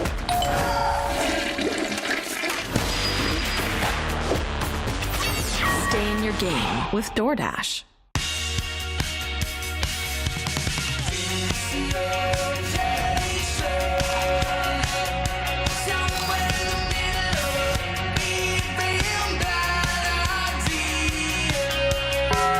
Yo, I'm Gamer Jack. Nice to meet you. I'm partnered with DoorDash to host a digital drive-thru where we host giveaways for free Jack in the Box food to the people in the chat. These streams will be happening today and tomorrow for Battle of the Brands on the Jack in the Box Twitch channel.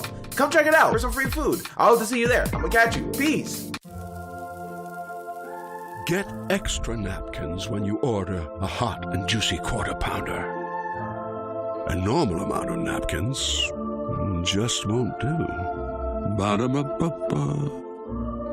New Orleans don't make a lick of sense to most people. And our chicken is no different. A fast food restaurant selling fried chicken that takes 12 hours to marinate? That makes no sense. We don't make sense. We make chicken. Love that chicken from Popeyes.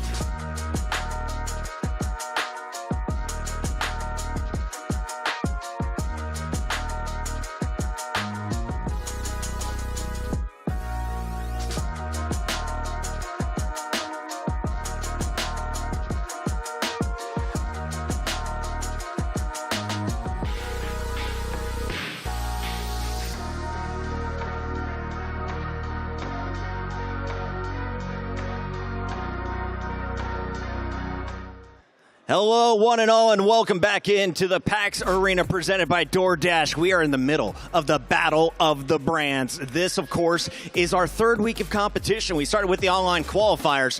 Now we're going in to live action. In the game, it's been Fortnite since the get-go. We've seen our ups and downs across all the different game modes for our different competitors, but at the end of it all, I think right now we got Taco Bell and Jack in the Box in our top 2 spots. But the show's not over. We still have 2 more game modes to go, and this next one is about to get rowdy. It's time for some bumper cars as we send it over to your casters for this one. We got Roman Dream. How's this all going to work?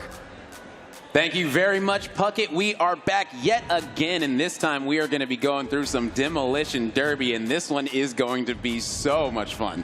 Yes, so much fun indeed as well. Players do need to take each other out, and there's going to be interesting items that are going to be into play too as well.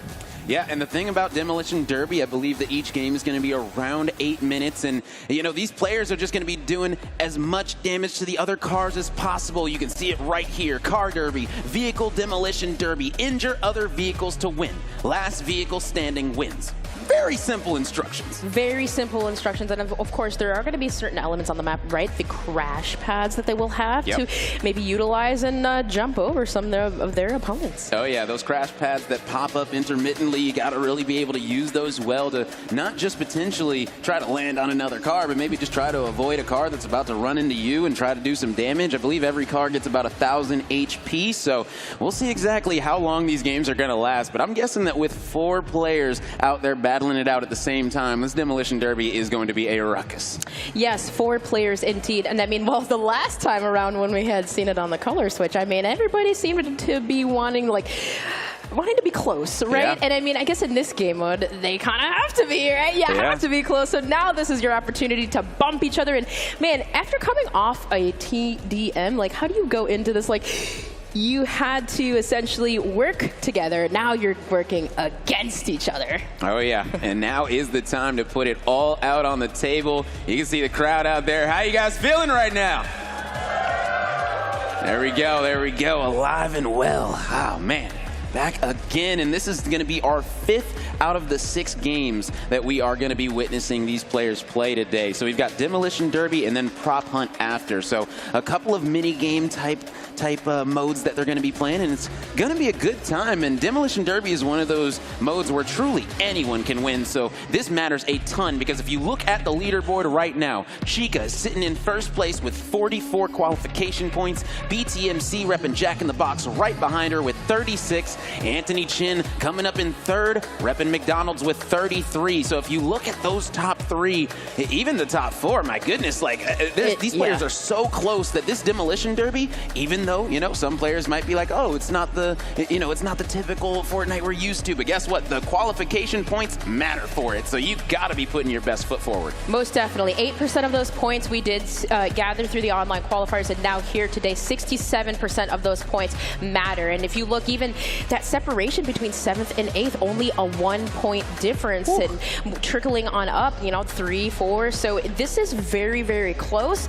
And yeah, heading into these unique rule sets, that's where these players can make their comeback, because tomorrow, that is where things will be really intense, because even going into finals, it's going to be a lot of intense actions. But make sure the intensity all weekend, right, we're talking about, but make sure you take advantage of all the deals going on today. Battle of the Brand sweepstakes. Make sure you enter it into the chat all weekend long. We're going to be giving away $20 in DoorDash gift cards. Oh yeah, a ton of DoorDash gift cards. So go ahead right now, type it in the chat, !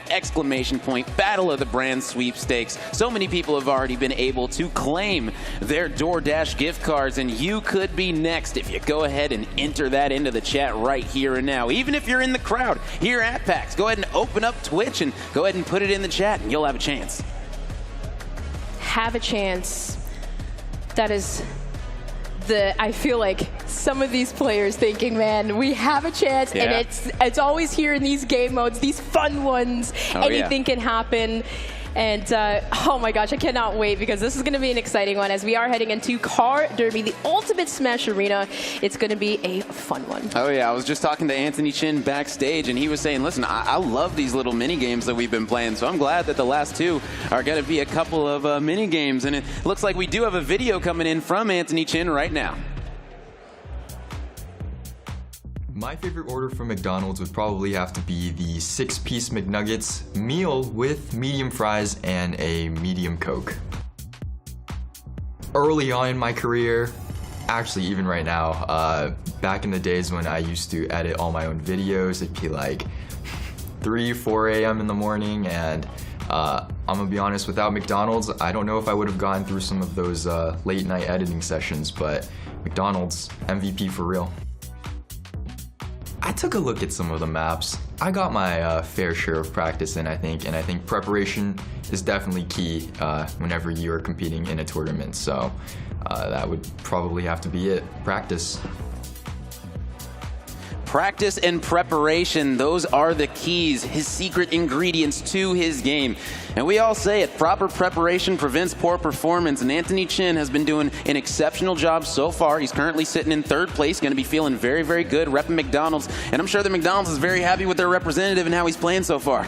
Yeah, most definitely. That was one of my things for Anthony, is like he had such a strong start on the week 1 qualifiers where, yeah, that first game, number 1, he had like obviously a team of community backing him up, but he was able to put up some pretty good numbers and then kind of had a little bit of a fall off throughout the tournament. But here today, he has been shining. He's been pretty much consistent throughout. Yeah. And yeah, being able to be in 3rd place is looking really good for Team McDonald's. Oh yeah, and the thing is, Anthony Chin, he is going to have a little bit of a rest period right now because he is going to be in the 2nd heat of Demolition Derby. So like I said, we're going to be doing 4 players at a time. And the first 4 players we are going to be having is BTMC, Choco Bars, Josh Secchi, and Sylvie. So it is going to be a really, really interesting game. And it seems like we're ready to go and hop right into the action. PAX Arena, let me hear you make some noise.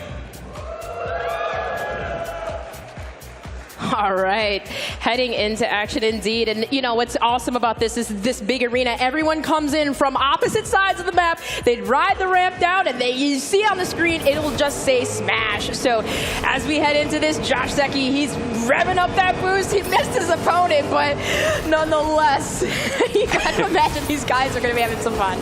Oh yeah, went for it and a little bit of a whiff there, but it's all good. Plenty of time, because the thing is you know, about this is if you're just able to avoid everyone for a while and kind of let everyone take each other out, you know, get their car's HP kind of low, then you're going to be sitting ready to come in and start cleaning these players up. Yeah, most definitely. Maybe like in a position to where you can just hide, maybe rev up right behind them, because technically you can't necessarily see exactly, if you're not looking, what's behind you. But as you see, Sylvie runs right into BTMC, takes a little bit of ramping up there, but the crash pads have been deployed for a limited time. Oh yeah, you're going to be able to use those to get a little bit of air right now under your tires. As I haven't seen anybody use the middle yet, which is kind of interesting. There's a gigantic fan in the middle that can send you way up high and over all of your opponents. So you can kind of choose who you want to land on. So it's going to be interesting to see if anyone's going to take advantage of that one. I was looking to see like maybe if some of these side crash pads will be utilized. You saw Sylvie kind of run into one, but not really necessarily getting too much. Oh, Josh, wait. A little bit of drift there. Oh, you got to get back in or you will be eliminated. You have 10 seconds if you do exit your vehicle to get back in. So Josh taking a little bit of damage, but look at this. Got a 3-wave pileup.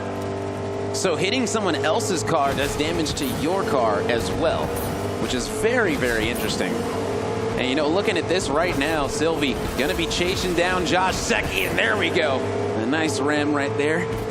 Not going to be able to do all too much. Josh Secchi still going to be feeling good. 683 right now to his car. When it comes to that health, and here we come. Oh, not able to get the ram on Sylvie. But still going to be able to have a nice impact there. And right now, Sylvie down to only 445 health. Finally dropping below that half-point threshold. Next, Choco Bar, she's been kind of just avoiding everything. Hasn't really been going for engages. Hasn't really been getting engaged on. So just kind of driving around the edge and avoiding everybody. And it looks like she has the most health currently. So like I said, if you're able to avoid the madness, you're going to be sitting pretty. going to be sitting pretty indeed. The madness is just everywhere, right? 500 health for BTMC here.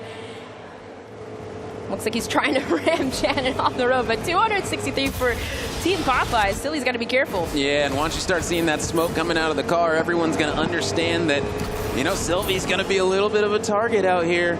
But Choco Bars is playing the safe game, just playing the edge, trying to avoid everyone, and that's what you potentially need to do. Maybe that's going to be the strat that we see coming out from these players. This is only game one, so there's still going to be a learning curve to Demolition Derby right now, as Josh Secchi getting pretty low as well. Sylvie is down to 114, though, so she's going to need to not engage anyone or get engaged on for quite some time, because Choco Bars is still going to be in the lead currently with over 800 HP. 800 HP in a dream. And I mean, Rome, when you're looking at this, I mean, what exactly is being done like right? Honestly, Choco Bars is playing kind of perfect. Like, she's avoiding as much contact as possible, and contact, whether you're, you know, attacking or defending, it's gonna hurt your car's health. So just avoiding as many collisions as possible could end up being one of the amazing strats. As you can see, BMTC having a great time out there, just flying around the map. And only 68 HP left to Sylvie's name, and everyone's going to be trying to tag her up and take her out and get that first elimination of this round. Yeah, whether it's the crash pads on the side, everyone's just being flung everywhere into the center. No. Team KFC being thrown around, that's unfortunate. Yeah, that's very unfortunate, because now Josh Secchi is almost at the same HP that Sylvie is. He's down to 100, and if you do go in the middle, you have to have control of your car, because if you just get thrown around on those edges, that's just more and more damage to your car. I believe that Josh took about 200 damage right there just by going into those fans in the middle, so you got to have control of your car if you're going to be able to come out of the top part once you hit that fan in the middle. As Josh Secchi with 20 health right now, my goodness, just really trying to skate around all the competition. He can't even run into a wall. He can't run into any obstacles, or this is probably going to be over for him. Yeah, he's just got to get out of there. At that point, just like you said, kind of just exactly how Choco Bars was doing it. Just avoid everyone, keep as much health as you can, and I mean, BTMC's kind of doing just the same. Oh yeah, it seems like everybody is going for these avoidances. BTMC down to 110. And right now, Choco Bars is sitting, chilling, over 300 health right now. Definitely going to be in first place for now, as everyone else is kind of avoiding. So Choco is going to need to get on the offensive pretty soon, because everyone else is very low. She has more HP than everyone in the lobby combined. So Choco Bars could definitely use that car, and there we go, as BTMC is the first one eliminated in game 1 out of 2 of these 4 players. They are going to be playing 2 games against each other at Demolition Derby.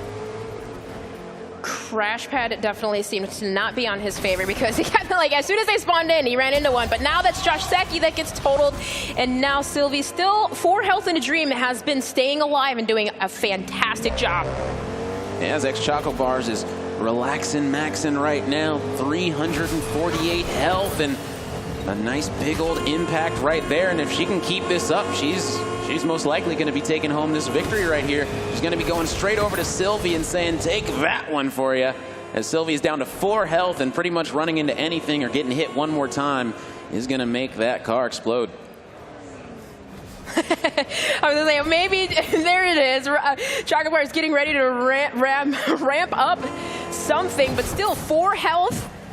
Sylvie's staying alive and maintaining. Yeah, and I'm not sure how exactly Sylvie isn't going to be getting eliminated right there. I was almost sure that, you know, if she's going to be getting hit, that she's going to be taking at least 4 damage. But my goodness, Choco Bars, a little bit of a face-off right here, as crash pads have been deployed yet again, and they're just staring each other down right now. You can see the laughing coming out from Sylvie. They're having a good time. Most definitely. I mean, I think at one point, Choco Bars was like, whoa, how did she not explode on that one? But there you go. There you have it. Being able to take the first round goes to Team Little Caesars. Oh, yeah. Big shout out to X Choco Bars. Once she had more HP than the entire lobby combined, like I said, you just got to go for it at that point. And that's exactly what she did. She did a great job getting the first place finish. And I believe that we're actually going to be playing 4 games with each group of players. I just got word from production. So that'll be very interesting. Instead of 2, we're going to be moving on. And man, listen, speaking of moving on, we got to talk about some of these incredible deals that are still going on. KFC right here and now for a limited time only. If you have the Dash Pass, you get $4 off of orders $20 or more. If you don't have the Dash Pass, you get $3 off orders $20 or more. So open up that DoorDash app. You can order some KFC and just have a great time. I mean, it is finger licking good for real. Have you had a chance to try their nuggets? Oh, yeah. Pretty good. Well, in the first round, we saw a lot of avoidance. And I mean, off the bat, KFC gets flung. A lot of health goes down on that one. But we saw a lot of avoidance from Team Little Caesars. So will we see that again? Or at least maybe another player replicate it. But you can't avoid for too long. Yeah, that's the thing is that everyone can't avoid everyone. And Josh Secchi already down to 592 health. Definitely not the start that he was looking for. But who knows? Might be able to turn this one around. See it. Opportunity. The chase there from Sylvie on to Janet. And oh, the car flip. You got to be able to flip it over. Have 10 seconds to do so. But either way, I believe that will put Team KFC at the lowest amount of health at 490.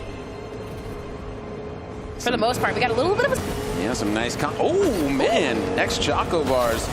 Almost able to land directly onto Josh Secchi there as he's currently at 486. So once you pass that halfway mark, your car's going to be smoking a little bit. Yeah, most definitely. If you're Josh Secchi, maybe just keep taking loops, watch out. But you see BTMC trying to go in maybe for a tackle. And he had mentioned that, right? He's one of those players. He doesn't play passive. He's very hyper-aggressive. I mean, we should have learned that from in Color Switch when, when he tried to run over Anthony Chin. Oh, man, that was hilarious. Most definitely. Right now, these players doing a solid job. X Choco Bars has a lot less health than previously in the last game. She was able to sit at over 800 for quite some time, and this time it's going to be Sylvie that's sitting over 800. Relaxing, just trying to let all these players do damage to everyone else except for her. Yeah, and at this point, yep. Avoid the crash pad. Sometimes you don't necessarily benefit from that, but still can provide escapability options here. But for Choco Bars, she's like, I'm out. See you later. Oh, yeah. She's going to go back to that strategy of playing the edge, which can end up working out. We've seen it work out in game number 1. Remember, we're going to be doing 4 games with these players right here, so they've got plenty of time to figure this map out and figure out exactly how they're going to be maneuvering around the map, how to deal the most damage to some of these vehicles. And you know, it's just going to be a big learning curve for Demolition Derby because, yes, it is kind of a mini-game thing, but at the end of the day, you can still be very good at it if you're able to put in the time and figure out exactly how to take advantage of all the situations you find yourself in. The situations that you find yourself in. Watch out. Oh, okay, maybe a little bit of a tap. Okay, yeah, we're gonna turn. Let's just avoid. Yeah, let's just keep going. You can see Sylvie was getting ready to run into that player, but then realized, oh, if I run into them, I'm doing damage to myself as well. So opted to not do that this time. Well, BTMC decided, no, I'm Choco Bars, I'm taking you out. And she's like, okay, I need to get out of here. Let me just avoid. Sylvie just ran into her. Everyone's just crashing into each other. But at this point, Sylvie has a little bit of a sandwich here from both Josh Secchi and BTMC. She's going to try to find her way to get out. But still, 734. There it is, launch. Now the crash pad launched her on the other side. As right now, she's doing a solid job, 693. Still plenty of health remaining. BTMC getting ready to drop below that threshold, and he just went below 500. And now Josh Secchi very low at 272. This one might hurt as he goes down to 231. And Josh Secchi potentially facing elimination very soon in this game number 2. Very close to it. Also, too, is low this much lower this time around, 394 for Choco Bars. I mean, maybe decide to take that same strategy. Avoid everyone. As you see on the other side of the map, Sylvie, she, I believe, had the most health this time around, so she's got to get out of there if she can. And I like what X Choco Bars is doing, just lurking the edge and waiting for a target, and then hitting that boost to get that extra momentum to deal as much damage as possible on impact. Is Josh Secchi able to hit the boost and do some nice damage himself? Now, if I'm not mistaken, Sylvia at one point had the most health, but was that Scuffle over there? Like, I don't know. I think she's out. She's out. Wow. And that is how quickly the turntables. It's right now. BTMC trying to push Josh Secchi into that fan in the middle. Because Josh Secchi currently very low right now. X Choco Bars still, I believe, has the most health in the lobby, so she might be able to pull this one out again. And that would be exceptional to win half of the games in your group, because I mean, at that point, nobody else can dethrone you pretty much. Yes, and avoiding those crash pads will definitely be beneficial, because if you do run into the side of stadium, you do take damage, and that's exactly what keeps happening to BTMC. Maybe happened to Sylvie, but for Team KFC, 46 health left and a dream. So avoid everyone as much as possible. Nice impact coming in from Josh, only taking a little bit of damage while dealing the maximum. Is X Choco Bars down to 210. Josh Secchi needs to be careful, and that's going to be it for him. The final two, Team Little Caesars, Team Jack in the Box. You hear some comms on the mic and the stage. And this is it, the final duel between the last two. Both have about 200 HP, I believe. Yeah, this is anyone's game right now. Very close. It's going to be all about who gets the best hits on each other, but that right there is unfortunate. If you run into an obstacle, you're not dealing damage, and you're just taking damage, and a lot of it, because that object is not going to be moving the same way a car would if you took that head on. Not more obstacles, what? That's like some of these players' nightmare, but 91 health in a dream. I was going to say, Choco Bar is just able to speed on out of there, but not before she ran into some tires. Now bringing her down to 74 health, I believe that was. Yeah, solid boost, but going to be going directly into, man, 208. How much is he going to go down off of this? Another launch. He's still at 208. Another pad. Can he do it again? This would be massive. And no, he lands smoothly. There we go, BTMC. But just like that, X Choco Bar is going to be coming in with a monster hit, but she goes down to 23 health. She's so low that potentially one more hit, one more elevation for X Choco Bars could be all she wrote. Yeah, this might be it. Yeah. She's got to avoid everything. But I don't know if BTMC knows how much health she actually has, and that could play into X Choco Bar's favor if BTMC thinks he's the one with the lowest. Right now, BTMC is trying to avoid those walls. He does not want to go flying up in the air yet again. These players barely missing each other right now as X Choco Bars is down to 14 health. Solo coming in right now and down to 3 now, and that's 0. And that means just like that, BTMC is going to be coming out on top. Oh man, and how fun was that? I mean, it seems like for when the crash pads spawn in, that is when like things just completely change. You get launched on sides of the stadium, and for BTMC, I feel like in that game number 1, that was like his worst nightmare. This game number 2, he was avoiding them. Oh yeah, BTMC did a great job, especially there at the end, to be able to take out X Choco Bars, making sure that X Choco Bars doesn't get 2 games back-to-back out of these 4 that they're going to be playing against each other. And now we're going into game number 3. We've got BTMC with 1 game under his belt. We've got X Choco Bars with 1 game under her belt. And now we get to see exactly which squad is potentially going to try to get that second win first.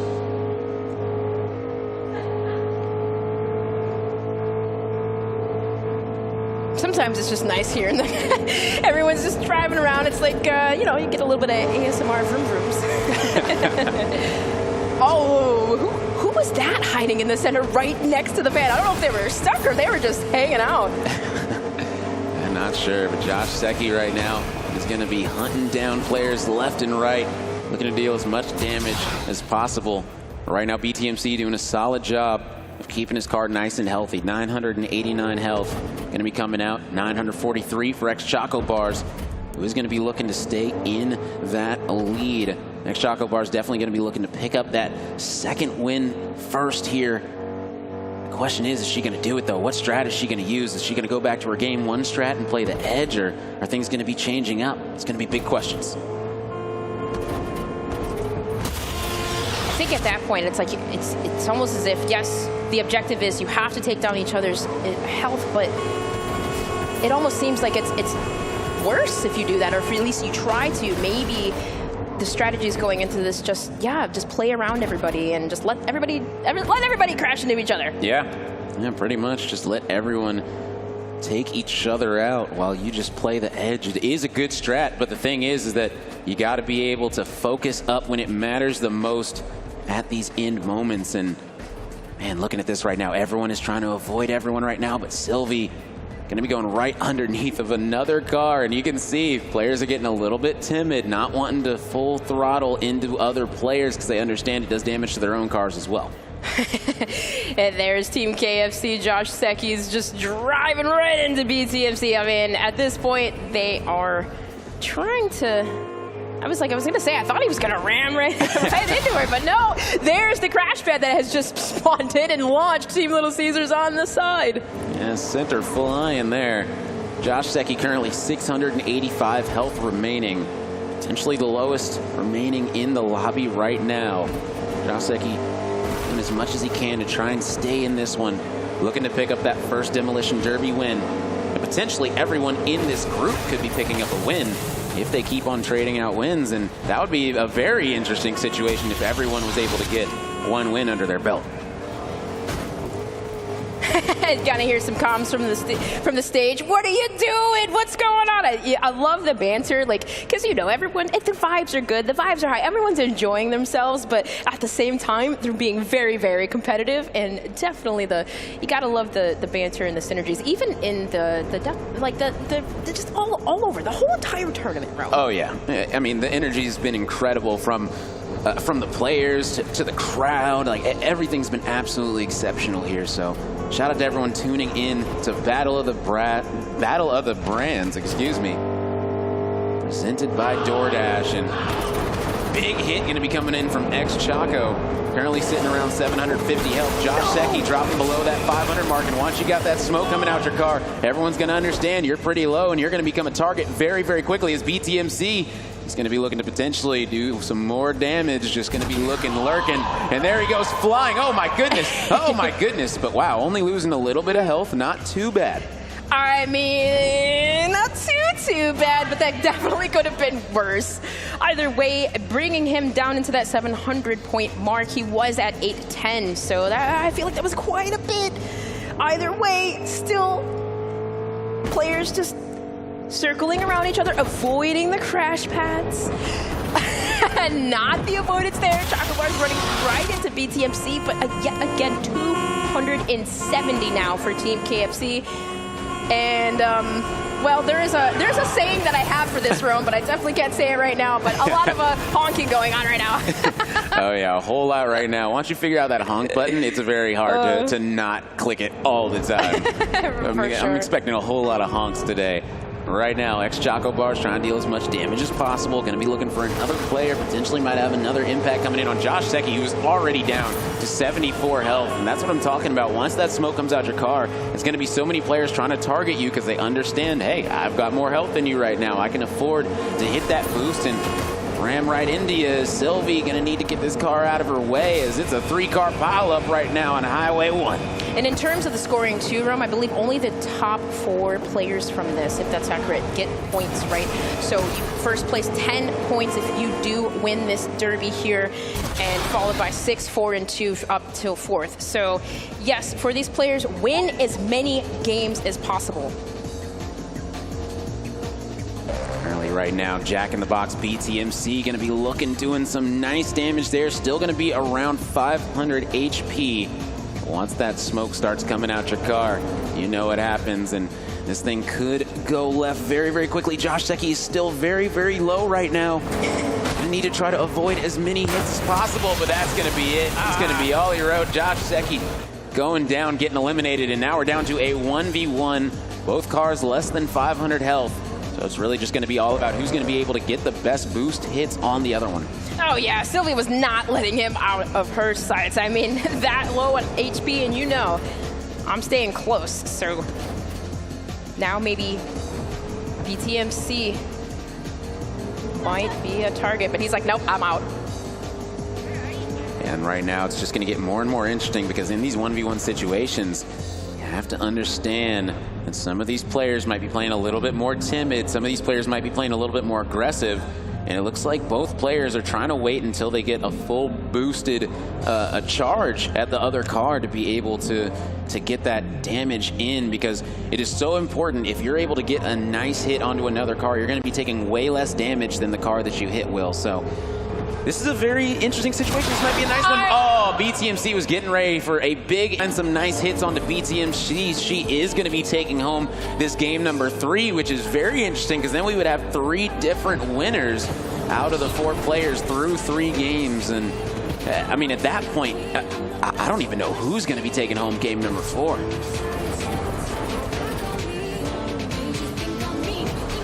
I think it's going to be another moment again where those crash pads spawn in, but now Sylvia is brought down to 590. Still, you have to wonder, BTMC maybe taking more damage than he is sustaining. Either way, 157 left.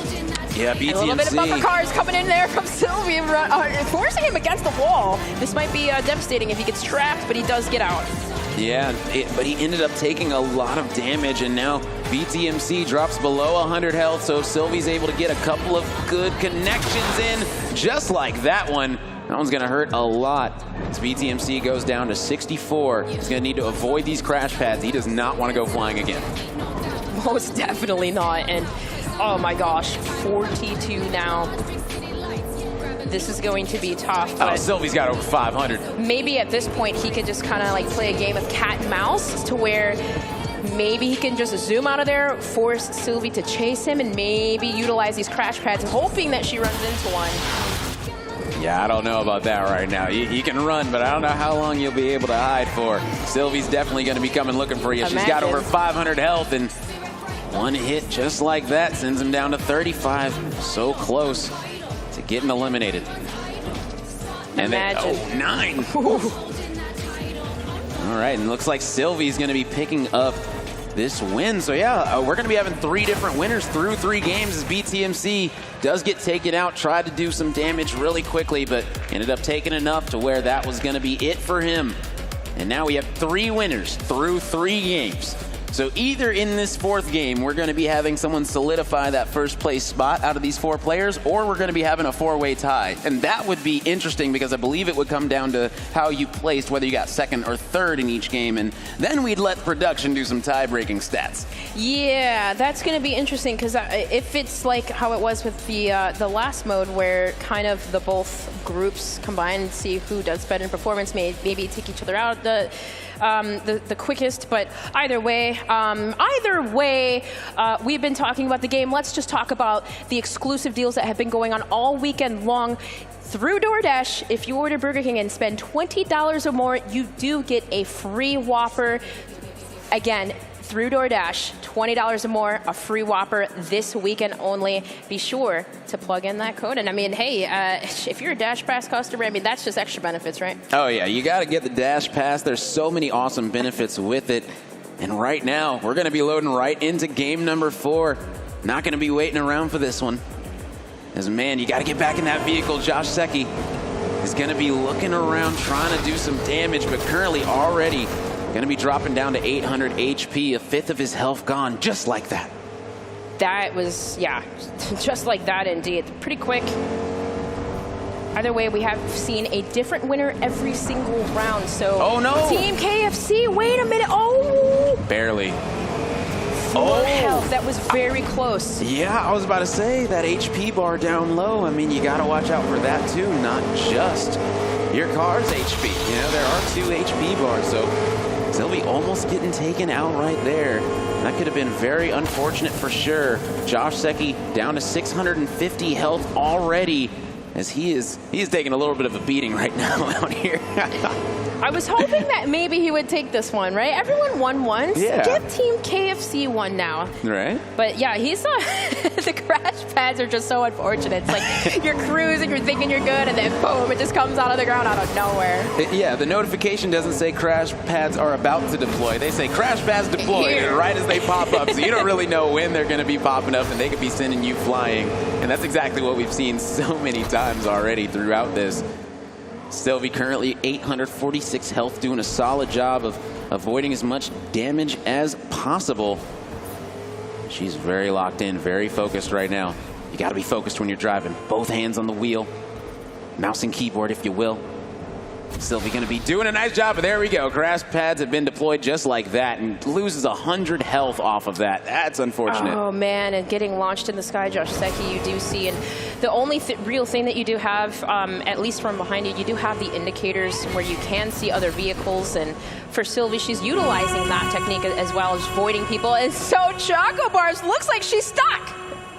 Yeah, but I mean, if she's not taking damage there, then kind of a W. Like, you know. Oh, she's stuck in the crowd. Oh, she's on the sign. Can she back up? She might not be able to, by the way she's looking around. Can you imagine? Like, I mean, this is actually the strat. This is the strat. No damage taken. I mean. Right. Let everybody else duke it out and just hang out in the crowd. Yeah, I have no idea how this one is going to play out, but man, these creative modes have been so entertaining to watch. So hopefully she'll be able to get out of that sticky situation pretty soon. Yeah, I think I still hear the horn going off. I don't think she's unstuck, but with her hanging out here, I mean, her tire is definitely moving left and right. That's comical. What can you do on that? You can't do anything. You're stuck. I mean, she could get out of the car potentially. Maybe flip. And flip the car. That's exactly what I was thinking. That might be your only opportunity. But then again, you might get out of the car and not be able to get back into the car. So you're taking a risk? Definitely taking a risk. Trying to hit the boost. Reverse! Yeah, nothing's going to be able to help her out right now. It's just her and that wall, her chilling in the crowd right now. Well, meanwhile, we do have Team Popeyes taking some damage from both Team KFC and Jack in the Box. So, which we just saw BTMC had about 800 health. Now he's down to 550. So for him, he's still staying alive though. At least Josh Secchi still stayed alive too. 129. Yeah. Oh. And I'm wondering. Oh, she's still there. Yeah, still. Oh man, this is hilarious right now. But like you stated, kind of a strat, you know? And look, BTMC found her. He said, this is where she's like, at. what is she and look doing? at everyone looking at her. They're like, oh man, what do we do at this point? Someone might have to take the middle fan up and just land on her. That might actually have to be the strat in this situation. You might. Yeah, she's like, oh, everyone bow down to me. All of my minions down there. She's like, I have fun, guys. I'm hanging out.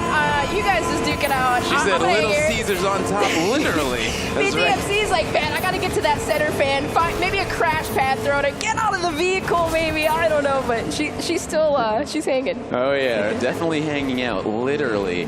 So right now, Choco Bar's not really sure what to do in this situation, but either way, the other players are going to have to battle it out. So I don't know. Is Choco Bar's about to pick up her second victory? Is that even fair? Potentially, I don't know. We'll see. In these mini games, if it's put in there, heck, use it. Listen, realistically, she's trying to open her door, all right? It's stuck. The door won't get out, right? Because she's on her side. Get out either. I don't know. Maybe. I don't know. Maybe if we're talking realism, right? But yeah. She should be able to, but you got to try at least getting out of the car and flipping the car. That might be your only option, Choco. But I'm not sure if you're even able to. Like you said, that driver door is wedged against the wall. It's stuck. Oh, this is hilarious right now. Sylvie, going to be around 500 health. A lot of these cars starting to smoke, and that means that people are going to be targeted just that much more heavier. As still trying to figure out a potential angle to try and get out, and she's just watching everyone at this point right now. Still honking that horn. Trying to figure it out. It sounds like she's like doing Morse code. Beep, beep, beep, beep. Like, help me get out. Maybe, I don't know. But at the same time, you have to wonder, like, that's a good position to be in. Yeah, it's a good position, a good accidental position to put yourself in, especially on this map where everyone's going to be trying to do damage to you. But yeah, like I said, I think taking the middle fan and landing on her car might be the only way to get her out of that situation if she's not able to just get out of the car. But at that point, it's like you're just not even benefiting yourself because you're going to lose HP doing that, and she's probably just going to end up, I mean, you don't even know if it's going to work, right? Like, yeah. Hey, there's a crash pad. Maybe BTFC, though, will try to figure it out because if anybody could, it definitely would be him. Now, there's no time limit on this, and so if there's going to be one player out of these 3 on the ground remaining, and she's up there, they're just going to be staring at each other, essentially. So not sure how this one's going to happen, whether they would potentially do a tie. It sounds like there is a timer. 2 minutes, 40 seconds. It's in the top right corner. So that means whoever has the most health is going to be able to win. She's got the most health right now. So ex-Choco Bars, since nobody can touch her, in about 2.5 minutes, she's going to be taking home her second victory. I'm trying so hard. My stomach hurts. I'm actually trying so hard not to laugh. Like, just continuously laugh because that's just hilarious. But either way, yeah, BTFC and both Sylvie down here trying to just, hey, kind of doing with the same thing that happened last time. But, oh, is she out? She's out. Yeah, she got out of the car. But she doesn't have the timer. Usually, if you get out of the car, you have 10 seconds to get back in. Well, she's in the crowd, you know? She's not playing by the rules of everyone else in the derby. Yeah, she's hanging out. Is she able to jump into the into the arena? She might be literally in the wall right now. Oh man, that's definitely something that we don't see very often. But if that is the case, I'm sure we'll figure something out, or what's going to happen exactly with this ruling. But either way, crash pads have been deployed. I feel like it might be fair just to have her and whoever ends up getting second place in this just kind of split